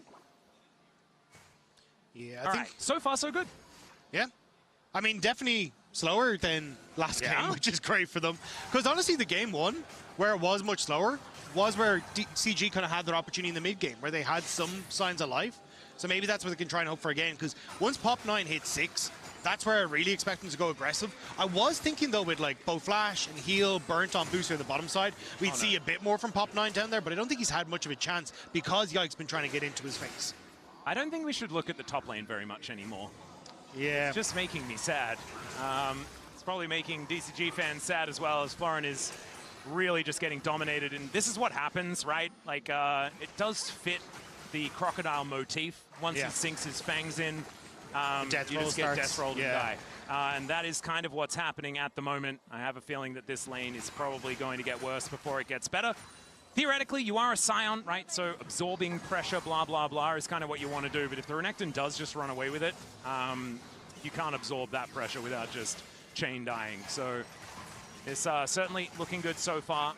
KC not going to contest this dragon that looks to be taken here by DCG. Certainly on the positive side of things, as Hongso going to get thrown back towards Yahoo, taking a lot of damage there as well as he gets the flux down and lands the Q. That is going to be the Mountain Drake secured here by DCG. Yeah, I do wonder what the plan is from KC, because they brought Busio to mid. You've got Yahoo resetting, and they're just invading onto the Raptors. So I thought they might have gone for a little bit more, but yeah, they just want to look for the reset. Yeah. So making sure that they slow it down, still have a little bit of a gold advantage. KC not in a rush this game, right? They're the Yunara composition versus the Jhin, so team fights later on should feel better and better. And as long as they avoid the initial salvo of the Wombo combo, right, out of DCG, they are kind of off to the races. Yeah, it is Yunara doing a lot of consistent damage. It is also just like the one-item spike is kind of nuts for KC. Like Triforce Wukong, you got your Kraken Slayer for Kalist. Like, I think you can really start to do some damage around about that stage. So this is where you need to be careful. Well, Bone Skewer going to connect there. Is Shousey going to stun himself, but it looks to be worth it as Yahoo has to flash away. Flash forward from Hongso as Yahoo ticking down, but the burn does not finish the kill. Drink your potions, ladies and gentlemen. And Yahoo's able to get out to safety. I think if Hongso had even got an auto attack, that might have been it from Yahoo, but this should just be able to clear out the wave. So close from DCG there. Yeah, a little bit unfortunate. Doesn't quite read the flash there out of Yahoo as well. It was really good positioning to make sure that Q went completely the wrong direction. And not able to quite grab that one. Still, they do manage to get both summoners out of Yahoo, so a possible revisit could be on the cards. Especially if Shousey's ticked over level 6 at that stage. Could be a very different story. But yeah, I think again, like KC, I think this is where they can start to get a little bit more aggressive in their own right as well. With, you know, Yike hitting level 6, Kalist having opportunities to go for plays. Has got a very defensive build though, opting in towards the very early play to steel caps there as well. So maybe KC kind of stuck in an awkward spot when it comes towards those items. Yeah.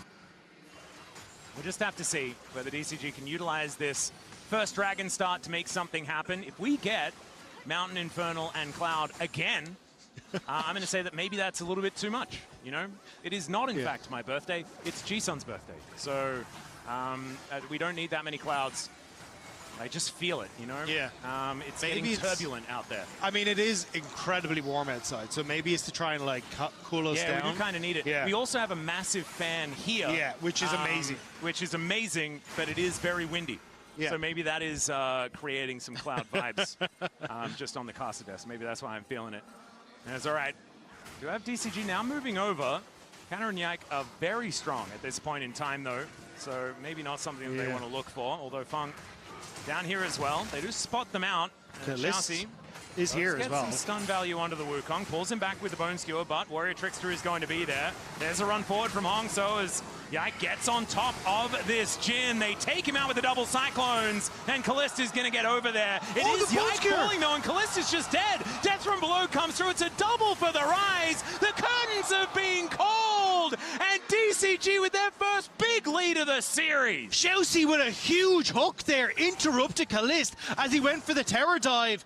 Kalist got slowed, couldn't escape, and it sets up perfectly for the kills. Whoa, the flash forward from Florin here as well, as there are no sums on Yahoo, but still, he is going to be kept alive by Busio. The Wild Growth on himself as Pop 9 able to get out of the way, but they're not able to kill Yahoo yet again. No, but Nearly able to get something back, but still, KC kind of scrambling to save that play in the mid lane as DCG saw their opportunity, and they well took it. Hang on. Is it on our hands yet? I'm seeing like there are remnants. They're at least am.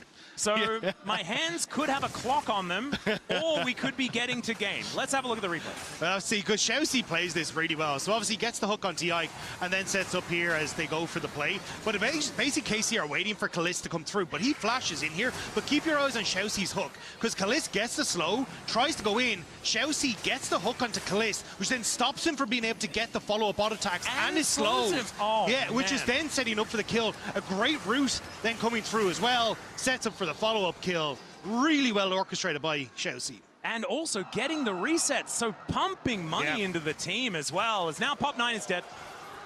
Okay. You know, you have to, you win some, you lose some. Yeah, you know? do. You really have to. They are all about balance. Yeah. Here in DCG. Yeah, that's the cross part of it. Yeah. You need to cross over to the negatives sometimes. As Fung just going to clear out the wave. And we are going to have a look at a replay as to why Pop9 did die. And it was not allowed to steal Raptors. Yeah. That's a little unfortunate because, like, they were on recess, so you knew they had to be coming back out. Yeah. So, yeah, bit sad. Yeah, it's being a, surprised Pikachu face when the Talia is from in mid lane in mid lane. Yeah, and the jungle is in jungle. Yeah. Well, stun comes through here from Shousey. He gets himself out of the way. Needs some of that gray bar to get healthy once again now that he has become invisible. Deep Cross Gaming have a good shot here, though. No flash on Kalist and Busio for Pop9 could be huge. So I think that's what they're trying to set up for. But see if the angle is going to work out here as they do spot this ward that was giving a lot of information over to KC. And I think maybe just giving up Double Dragon could be the right way to make this one work, as the train is about to leave the station. The curtain's looking to be called as well. And the clone going to get pulled back. And that is going to be the end of the aggression. It's a Hextech soul this game. My goodness. That's an electrifying option for Yanara. That sounds incredible if they can stack up 4. But DCG very happy that that is going to be the position. Maybe not as happy about where Shousey is at the moment, as Yike does not find the Cyclone as the flash was used to get out of it. Nice work from the observers to toggle that, that vision in such a confusing way for mainly me. But it did look very cinematic and cool. It did, yeah. Hide the truth so you never know what's happening. Yeah, I was like, he disappeared. I think that might mean he flashed. Still, like, I think for KC it was like, hey, hope we can make some sort of play after this. But DCG do get away. And are still in a very strong position. I mean, 2 dragons already. They got the Void Grubs. Shousey being able to now get onto the map as well, significantly more threatening, especially compared to Busio. Like, Busio can't really match a lot of these plays for Shousey because he can be just the focus then of a lot of these plays. And you've delayed, like, the spike for Kalist on one item too. Oh, Bone Skewer not going to quite land here from Shousey. He thought it was going to hit. Honestly, I did too. It doesn't come on down. And it's kind of with the Black Cleaver, feeling very happy, but also only 6 stacks left on his cull, so he's going to be very, very strong. DCG going top here, though. I think they want to look for a play towards Kana. And because of that, Shousey is in the bottom side of the map. Yep. There it is. As per usual is okay. Kana realizing that going southward would be the option here, as Kana is just going to be locked up and taken down. That is a huge overload towards top side. And that's kind of cute because there is a rise. Well played. Thank you. Yeah. KC going to try and make a play on the bottom side to answer. Look for this tower. Shousey and Fung trying to reposition to match, but interrupted. So KC should at least get some alone time for Kalist here. Yep, Hex Gates are here as well to help with this rotation over, but you were talking about those plates. The majority of them have gone down towards this bottom side. There is the second last one. Kalist just very, very happy with the alone time, despite being still a little bit behind in gold. But Hongso just going to push this wave towards the top outer, and Florin just trying to remain as happy as possible playing a Scion. I think he is, though. Sure, the early game looked a little rough, but you know, 500 gold is not really there. He got the kill, yeah. Like, he's working up towards some nice items. This would not be great for him. Yeah, the train is just going to get him out of there, though. So he's all right. Oh, wait, do they get a timer here on the resets? Yahoo could be in trouble. Yeah, they're going to wait for that back, and then Yahoo. Oh, dear, Busio is able to cancel, and they throw Shousey under the turret, so he's very dead. And now Florin also might be going down. They did wait for the reset. That was a cute maneuver. But they just kill Shousey, and now Florin is in a lot of trouble. Has to flash the seismic shove. They're looking for Pop even 9 more. in trouble as well. Now, yeah, top side of the map. Yike at full health here, looking for Pop 9, who wants to get himself out of the way. The Rift Herald has just spawned, but there's a Cyclone to wipe out the Kiana. And now Yike is just going to turn that into Rift Herald as well. Yeah, basically a perfect timing to catch Pop 9. Two mistakes where he's been caught out in positions he really shouldn't have been, and now KC will get that Rift Herald. Shousey here, but no support for him.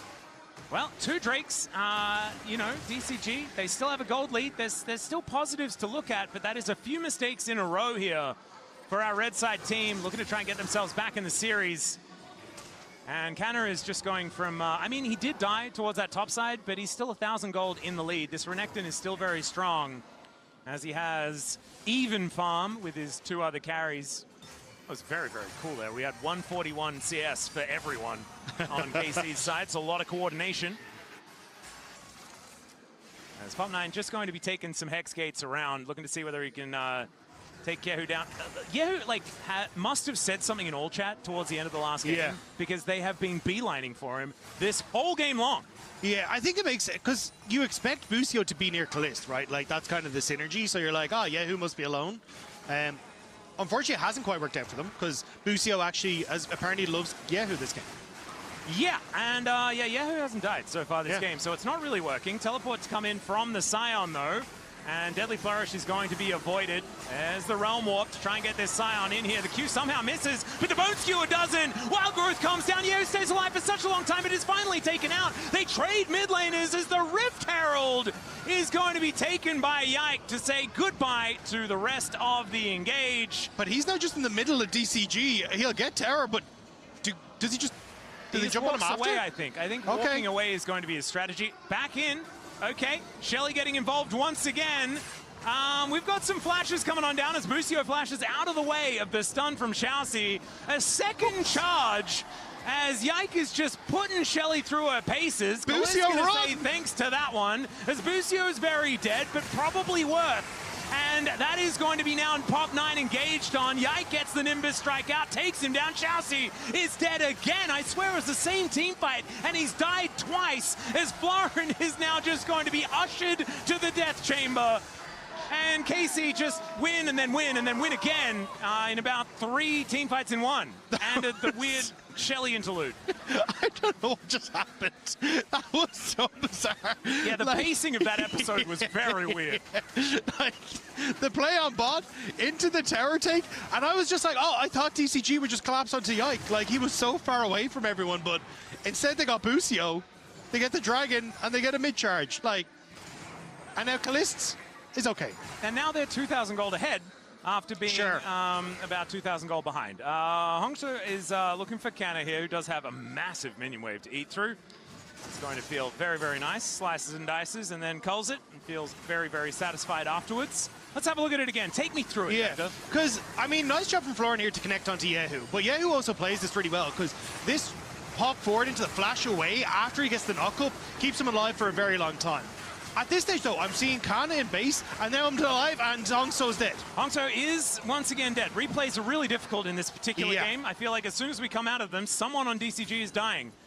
This time, it's Hongso drew the short straw. Does have his 2 items completed on the Rise, still looking for the max stacks on the Rod of Ages, and does have a decent gold lead. But that's about the end of the good news. If you have a look at the top side of the map, this Wukong, like the animals, you know, the monkey crocodile combo. The old McDonald's farm, yeah, the menagerie. It's looking pretty good. Yeah, it's because it's also the fact that Kalist has now ticked over to 2 items like Infinity Edge. What kind of farm do you have that has monkeys and crocodiles in it? Oh, no, it's probably like they make them. There's going to be a Netflix documentary. Oh, Death from Below. Yeah. That is a dead Yehu. They finally found him for the 2nd time. As of course they did get him in that bottom lane fight. And all right, Yike is just going to go for the cross map Gromp.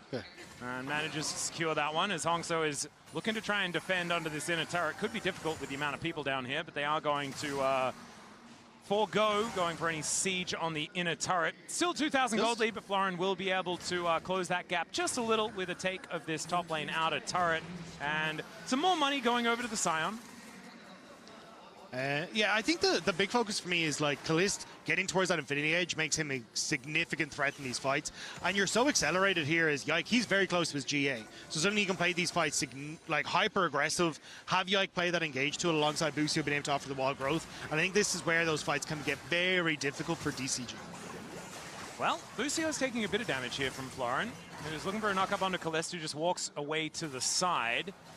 With Baron now spawned, though, this could be a scary time to go for any plays. There is a lot of DPS on KC's side. They do have the ability to go for an early Baron if given the opportunity. So losing a team fight now could be a little bit more devastating than it could have otherwise been. Yike just continuing to take enemy Raptors away over and over again, any opportunity he can get. Now Xiaoxi looking for a Bone Skewer, finds it on Busio. Deadly Flourish is good as well, but he does have the Mikhails to keep himself safe, and now Florin just taking damage from all over the place. KC moved themselves to safety. Pop9 not quite finding an avenue to get in there, and in the meantime, Yehu's just in the top lane. Yeah, it was a nice call from Florin, though, to get the Decimating Smash onto the Wukong, prevent that engage, because I think that could have gone way worse for DCG.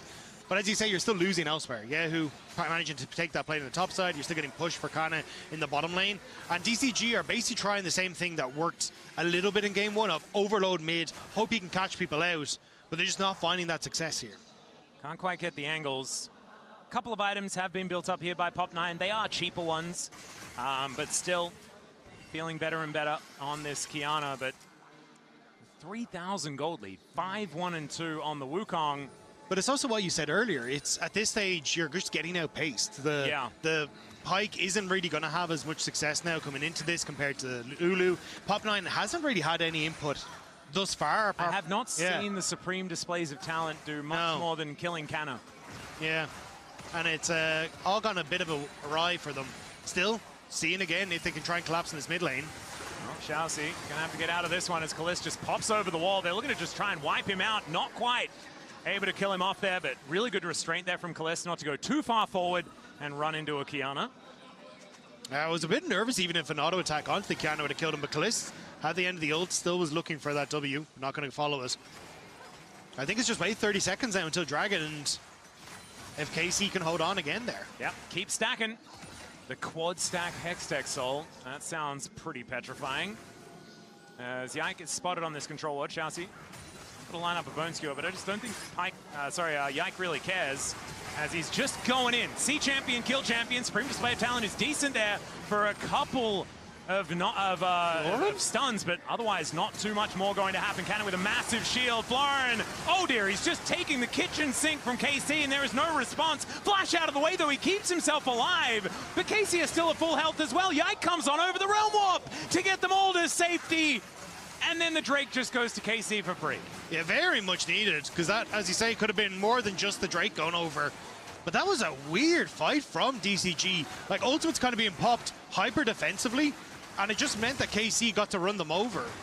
Yeah, they were just trying to get out more than actually trying to fight, going for these opportunistic plays that we did see a lot more of in game number one in the early to mid game, being very few and far between now. Xiaoxi is at least still doing his thing, getting around the map, trying to clear out vision as best he can. It's just I saw Florin ult into Yehu's Weaver's Wall and didn't really know what happened. Yeah. Anyway, DCG, the defense continues. They are getting a lot of vision around this Baron, making sure that KC cannot take that one for free.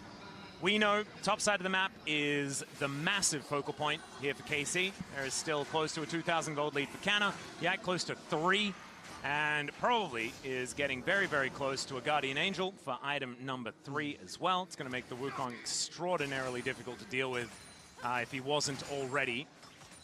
Because you were talking about one item spike on the Wukong. When you get Sundered Sky as well, it's silly. My goodness, it's just a little bit ludicrous. And there is the GA who we were talking about. So Yike, big deal. Yeah, we're kind of just seeing the same game plan over and over again here, though, because all we're getting is them trying to reset in the to get back out into the map versus DCG, and then just trying to run to mid, right? Hope that they can overload and catch Kalist, but Kalist is not taking any sorts of risks. They're just waiting for those side lanes to push back out, and then when DCG have to respond, that's when they go for it. Oh, Chelsea is, yeah, just going to engage for Yike. Gets the first Cyclone down. There goes the Pike as Yehu gets into the backline, flashes away immediately. Realm Warp, they're trying to take it, but the stun and Hongso says absolutely not. And now Florin just going to have to try and walk his way out. It's not going to work. He's put into the blender and absolutely slaughtered. KC just wiped the floor with them here at 25 minutes. KC playing so patient and just catching DCG as they try and make that play mid. All members alive, all going to be purple in just a moment, and it may just be that 3-0 for KC here. It's looking like it as we move to about a 5,000 gold lead. Then we'll have the Rebel Baron power play, and that will only be extended. This is the exact way you want to take a Baron, by the way. We see a lot where the Baron gets started, but then you've got the fight. Win the fight, take the Baron means that you can get that massive snowball from the extra gold and the extra pushing power. But look at this. Yike gets bone skewered and says, thanks very much. Yeah, that's great. And I think it was just DCG overstaying their welcome. They hadn't got the timer that they were trying to play off of anymore. Both those side lanes have been pushed out. They had already got Kana was moving across, plus the Talia from the top lane. And then it just ends up as a team fight, and DCG just do not have control for that right now. Yeah, not a chance there. And you can see DCG just not exactly feeling happy about it. Reaper, I don't think has looked more relaxed in his life. And by that, I mean, he just kind of always looks a bit relaxed, so never mind. But he still looks very relaxed. I am hoping, though, that this is just kind of a bit of a day one jitters for Reload DCG, because honestly, they, like, domestically are incredibly impressive. And, like, their story, you know, moving up this gear is sick. Maybe. Well, possible angle towards Kana here. 1 versus 5 is not going to be something that he's going to survive, but the supreme display of talent I don't think was necessary. They do take a Baron off the Rift, but they are going to lose an inner turret here towards his bottom side. We'll have to check in on that Rebel Baron power play as this goes on, because we'll have to see whether that was worth it or not. As they do take the inner turret, and that is going to push that one over the 800 that they'd already collected from killing the buff. Still, though, I do think it's worth in respect of those outer towers were probably going to go down in this push anyway, right? Like, KC are already so far ahead, but at least you slow now where, okay, we have to invest extra resources to get the mid lane tower, which means they probably don't get the top. So it's kind of like shortening how much KC can extend that gold lead, even if it's not so much of a, hey, they're going to end up with a nice gold lead. Well, 10 seconds until Kana is back again. He's got teleport at the ready, and so they can get back onto the front foot pretty quickly as Hongso, oh dear. Yep, there's the Weaver's Wall and the Cyclone to try and keep him on top of it. In goes Yehu, and down goes Hongso. Nothing he can do about that one. And he was the carry. He was the guy with all the money on the side of DCG, and now he is no longer on the Rift. Inner turret going to fall as a result. And KC, they can continue pushing this one forward. This could just be base broken. I think it might be. Reset from Chelsea as he was in that bottom side, but get him back towards this top side. But you just don't have members there. Like, Bung's in the jungle. Yeah. And who is going to be able to do anything to kind of stop this? The answer is not Florin. From what I'm seeing, they take down the inhibitor very, very swiftly. Now looking for a little bit of a rotation towards this mid lane, as Kana had dealt with that one after the respawn. The rest of KC, though, are just going to be backing away, and they're playing this one very cool, calm, and collected. Should be a Drake if they would like to take it. As we do see some pings coming out, but they're back out onto the Rift so quickly. That's what this Rift does, right?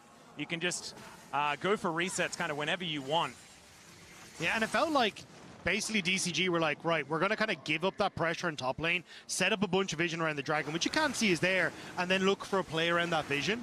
But with Hongso then getting caught out and dying, that kind of forgoes all plans, because now you're just a man down and everyone has to retreat, so you can't play off the vision. So you can kind of see that, like, DCG have ideas of what they want to do, just unfortunately not expecting KC to be as aggressive as they have been. Yeah, Yike has a more of Malmortius. I didn't see any components. He did have a Hex Drinker for like 30 seconds. Oh, okay. And then he killed people, and then he went back and bought the full tank. I apologize for not looking at the items for that 30 seconds. He has a lot of them, so I don't blame you. Yeah.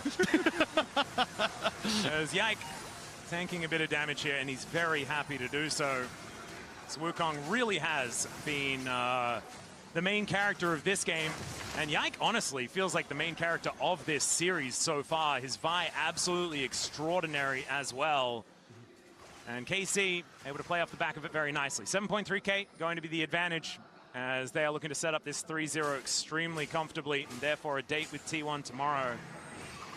Kalist will get hit by that Bone Skewer, sidesteps the Deadly Flourish though, and not too much going to come of it as in goes Pop9. Looks for the angle, but out goes Kalist. He's absolutely safe as Canna getting into that back line and should be taken out here. They get the kill on the Renekton. Can they get more though? That's the question as Hongso is going to go down, and it's now KC's turn to fire back. Kalist with the Wild Growth is not going anywhere anytime soon, and it's a triple for Yehu on this Taliyah.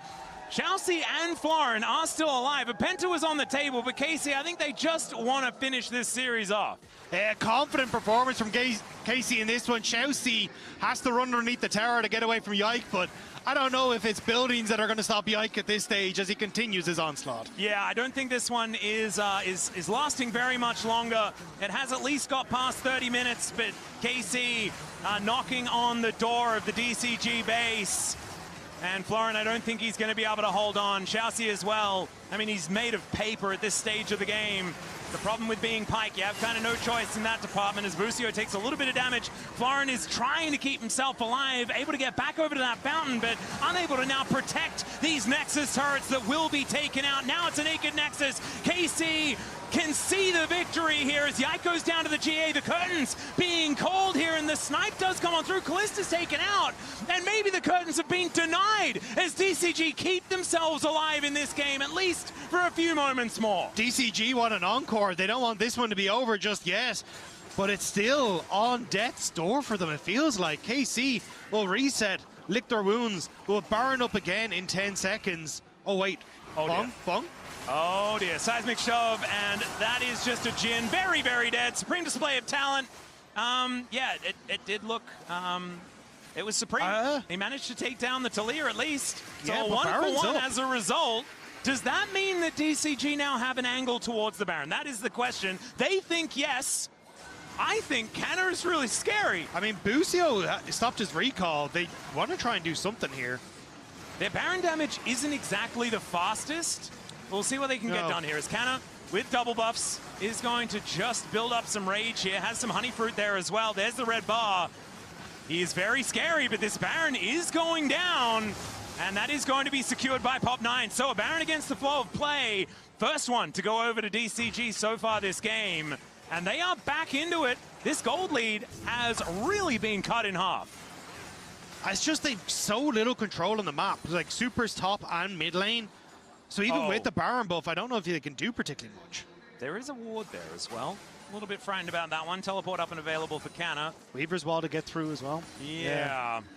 We do have 26 seconds on the top lane inhib. So that one will be coming back. He would need to kill that. Oh, actually, never mind. He wouldn't. Looking at Nexus turrets respawning relatively soon, I guess. But Weaver's Wall going to come on through as Canna just flashes over the wall, gets on top of Hongso, and that is the main carry down for DCG. Can Canna keep himself alive? Get into that backline as Florin taken down to under half health so quickly. Man, Kalist does a lot of damage at this stage of the game. And in goes Yike one more time. Florin with a big shield, trying to stay alive, trying to be that front line, but he's taken out. Now into zombie form as he's trying to stay relevant, but it doesn't work. Fung also just not a whole lot the Jhin can do at this stage of the game either, as the wallet's looking extremely heavy. The Supreme display of talent is not named effectively in this moment, as there is at least a little bit of a kill there for Chelsea before they do go down, and it's a 3-0 for KC. Back-to-back 3-0s here, so obviously KC versus T1, very even matchup we've got coming up. I mean, I think it will honestly be a banger now. I'm a little bit biased on that one, but with what KC showed today, like Busio on the rail, roaming a huge amount, Yehu looking spectacular in that mid lane as well, and Yike stepping up on the international stage. This is what you want to see for a battle against T1. Yeah, and they looked completely unflustered as well in that entire series. Dominant performance here from KC. Let's throw it over to the analyst desk to break it down. Thank you very much, Atlas and Dagda. Great cast on the day, as it is a clean 3-0, our second one of the day, this time by KC, making the LEC proud and setting up that huge matchup with T1 tomorrow. You know, as the only person on this analyst desk with European citizenship, I just want to say how proud Wait a minute, we're from the Commonwealth. I always believed. Yeah. Sorry, like you guys are left out. You guys are left out. That's insane. I always believed, That's and it's insane. just so nice to be rewarded in that belief with that great play. What a dominant series. Yeah, and I gotta say, for me, there was one player that was absolutely standing out, and it is your Oppo player of the series. It is Yike. Yike was just dominating Pop9. Brother was spawning in with a 5K gold lead every game. Every game. Yes, yes. He was just outright out-pathing Pop9 throughout this series. If there was a decision in which Pop9 was on vision, you're getting your whole top side cleared out. And a lot of these skirmishes, I felt like he was completely focused in the first series of this international event. And you know, it's been a long time since we've had a meta where you see a jungler consistently getting like 3-level leads. That was happening this series. Yeah. It felt like every game And is it's still 3 not levels this up. meta, but it was this series. It was this series, yeah, for sure. A mammoth gap, and Yike just able to spread his influence throughout the map. I mean, when you get to the point like how strong he was on Wukong, you were just Thanos. He can just 1v1 the soul laners. He can one-shot the Jhin. Yeah. There is nothing Pop9 can do at all when you are that far behind this early. It's like when Pop9 is on one item, Yike is on 2 fully completed items, it felt like, every time. Yeah, and our featured matchup was on the top side of the map, but we can't even get that going when it's such a dominant performance by Yike, who's just helping out Kana, who barely needs help on his own, but really stopped Florin, stopped Pop9, and the rest of Relove DCG. I think that just goes to show like how utterly dominant he was. Because the fact, to your point, Kana was doing really well in a lot of these lanes and getting solo kills in matchups that you just don't usually see it. And the fact that we're seeing that, but no, just Yike outperforming in so many of those team fights in the Fury game in my mind was like, oh, he was a giga carry. So it's nice to be able to see Yike at that level. Internationally, sure, it was a good test to see how DCG would, Relove DCG would be able to perform on the stage. And it was like, unfortunately for them, a failure. They'll be able to regroup, come back tomorrow. But a huge success for K-Corp. Yeah, it absolutely is. And I mean, I think that really does start to lead you to the question. The natural question is, what about these next matchups? 2 teams dominated today. 2 teams got smacked today. Yeah. And we are going to have those matchups, right? And I think for KC fans, there's not much more you could have asked for from a series like this. They came in the favorites. They absolutely got the job done. They dominated, especially game 2 and 3, weren't close even at all. And so now, that doesn't make them favorites against T1 by any means, but it shows, hey, they're in pretty good form. Yeah, great form, but I think the opposition, it's at least a little bit of a step up. Got it tomorrow. Carrier versus Xiaoxi. I mean, the Pike had some good moments. Yeah. That's true. That's true. The early start was good. And again, just like what we said about T1 for KC, they didn't have to show as much here in the draft, right? 3 games, played pretty standard, was able to show they were comprehensively better. And now, again, we need to see what that sneakiness will be against T1 here, Ox. Yeah, I think when you're going up against a team like T1, we saw great strategy from Team Liquid today. I think you have to focus on that matchup, think how can we find advantages. You know they're really strong players. We know that team fighting's really strong, and that's a little bit of a concern for KC, who are typically a team who lean into those team fights. You're playing against one of the best teams in the world at that portion of the game. Yeah, and I would say somebody that I've been focusing on, I guess, even domestically, was Yehu, and I think Yehu has just been really on point, so I definitely would love to see how he does versus Faker, because it seems like they've been passing tests throughout, including domestically. Final thoughts, Azale, before we go to the interview? Yeah, I mean, I think KC has a real shot. I'm not going to lie. I mean, TL, I think, you know, coming in, I had them ranked below KC, and TL was in winning positions in game 2 and 3. Yeah. I think if they can have good drafts, if they can put them inside those positions, they can maybe get across the finish line. It was a dominant performance and an MSI debut for KC, and now we're standing by right now with Yehu for the Verizon post-game interview. 2016 MSI 플레이 스테이지 1라운드에서 카르빈코프가 MSI 매치에서 3대 0으로 승리를 가져가게 됐습니다. 미드라이너 예우 선수와 인터뷰 나눠보겠습니다. 승리 축하드립니다.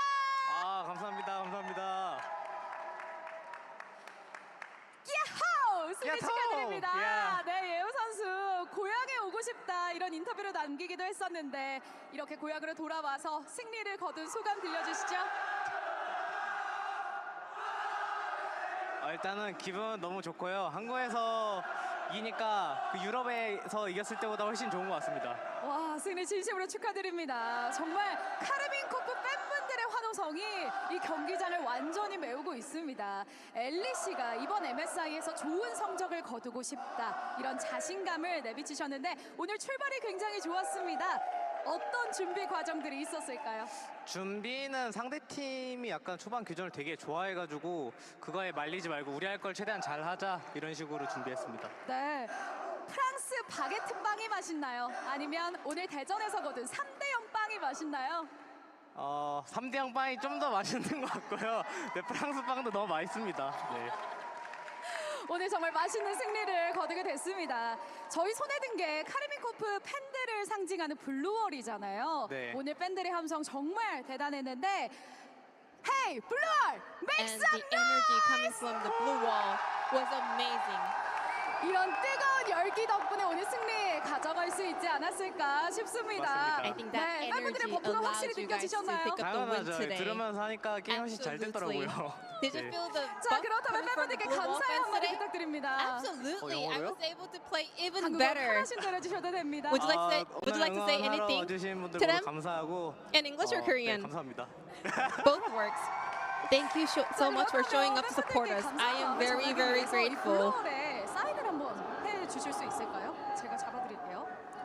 Could you sign on their fan sign and show your gratitude to the fans?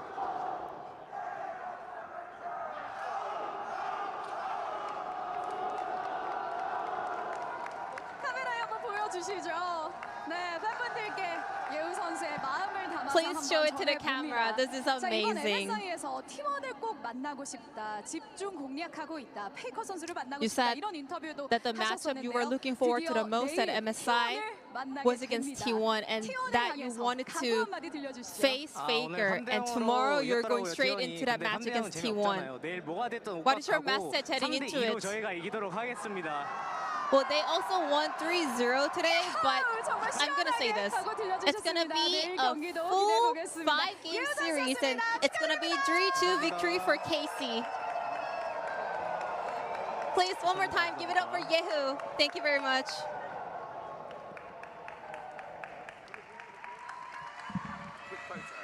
Thank you so much, Heji, for that interview. And Ji-sun, happy birthday. Happy birthday. Happy The birthday. hardest working woman here in LoL Esports. Thank you so much. Joining us on the desk is the victorious AD carry of Karmin Corp. It's Kalis. Congratulations on the victory here. MSI debut done. Something about Korean internationals for your career has been pretty good. How was today?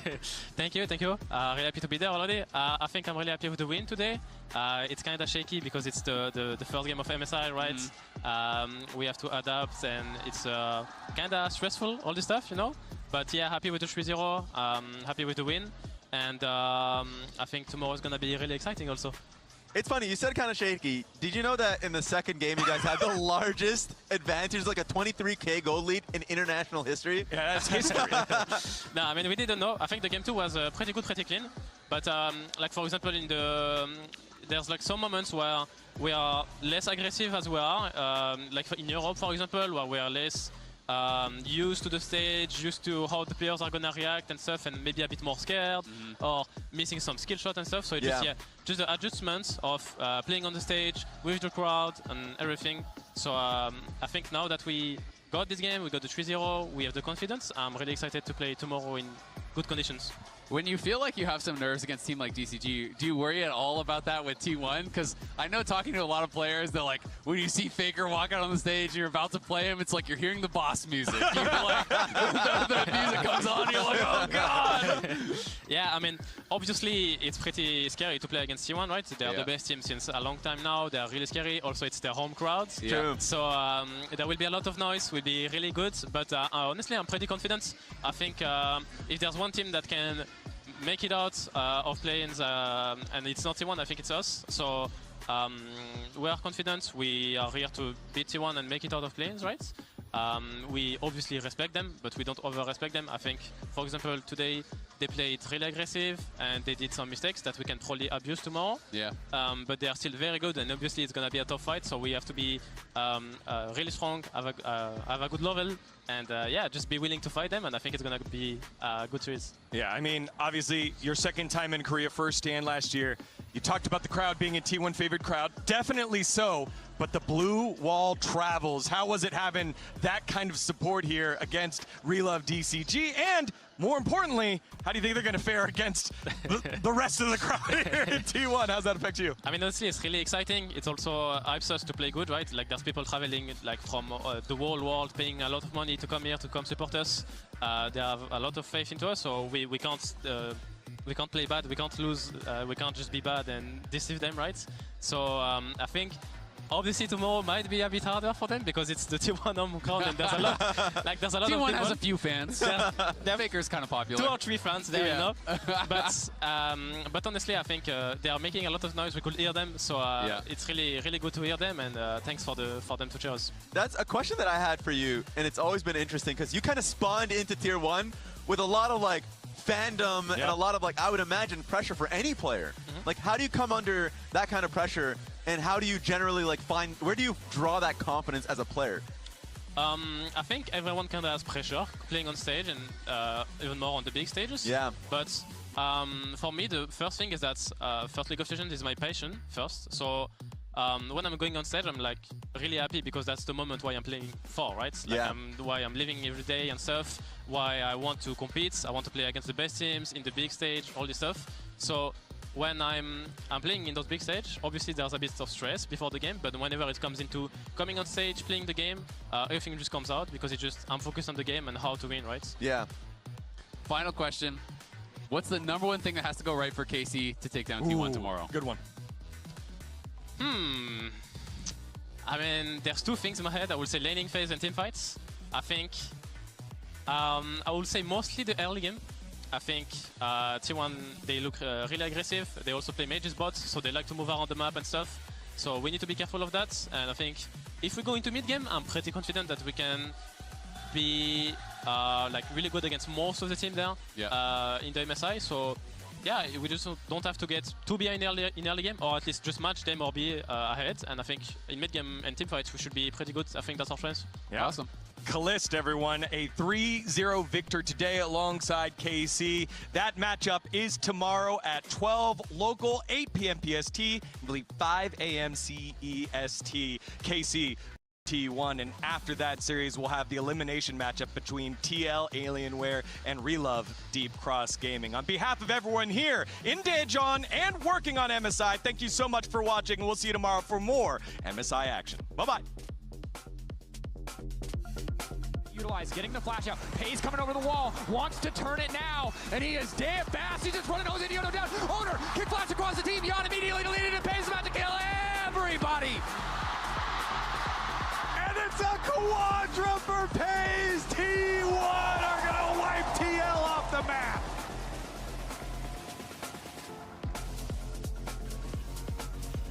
Kinda die.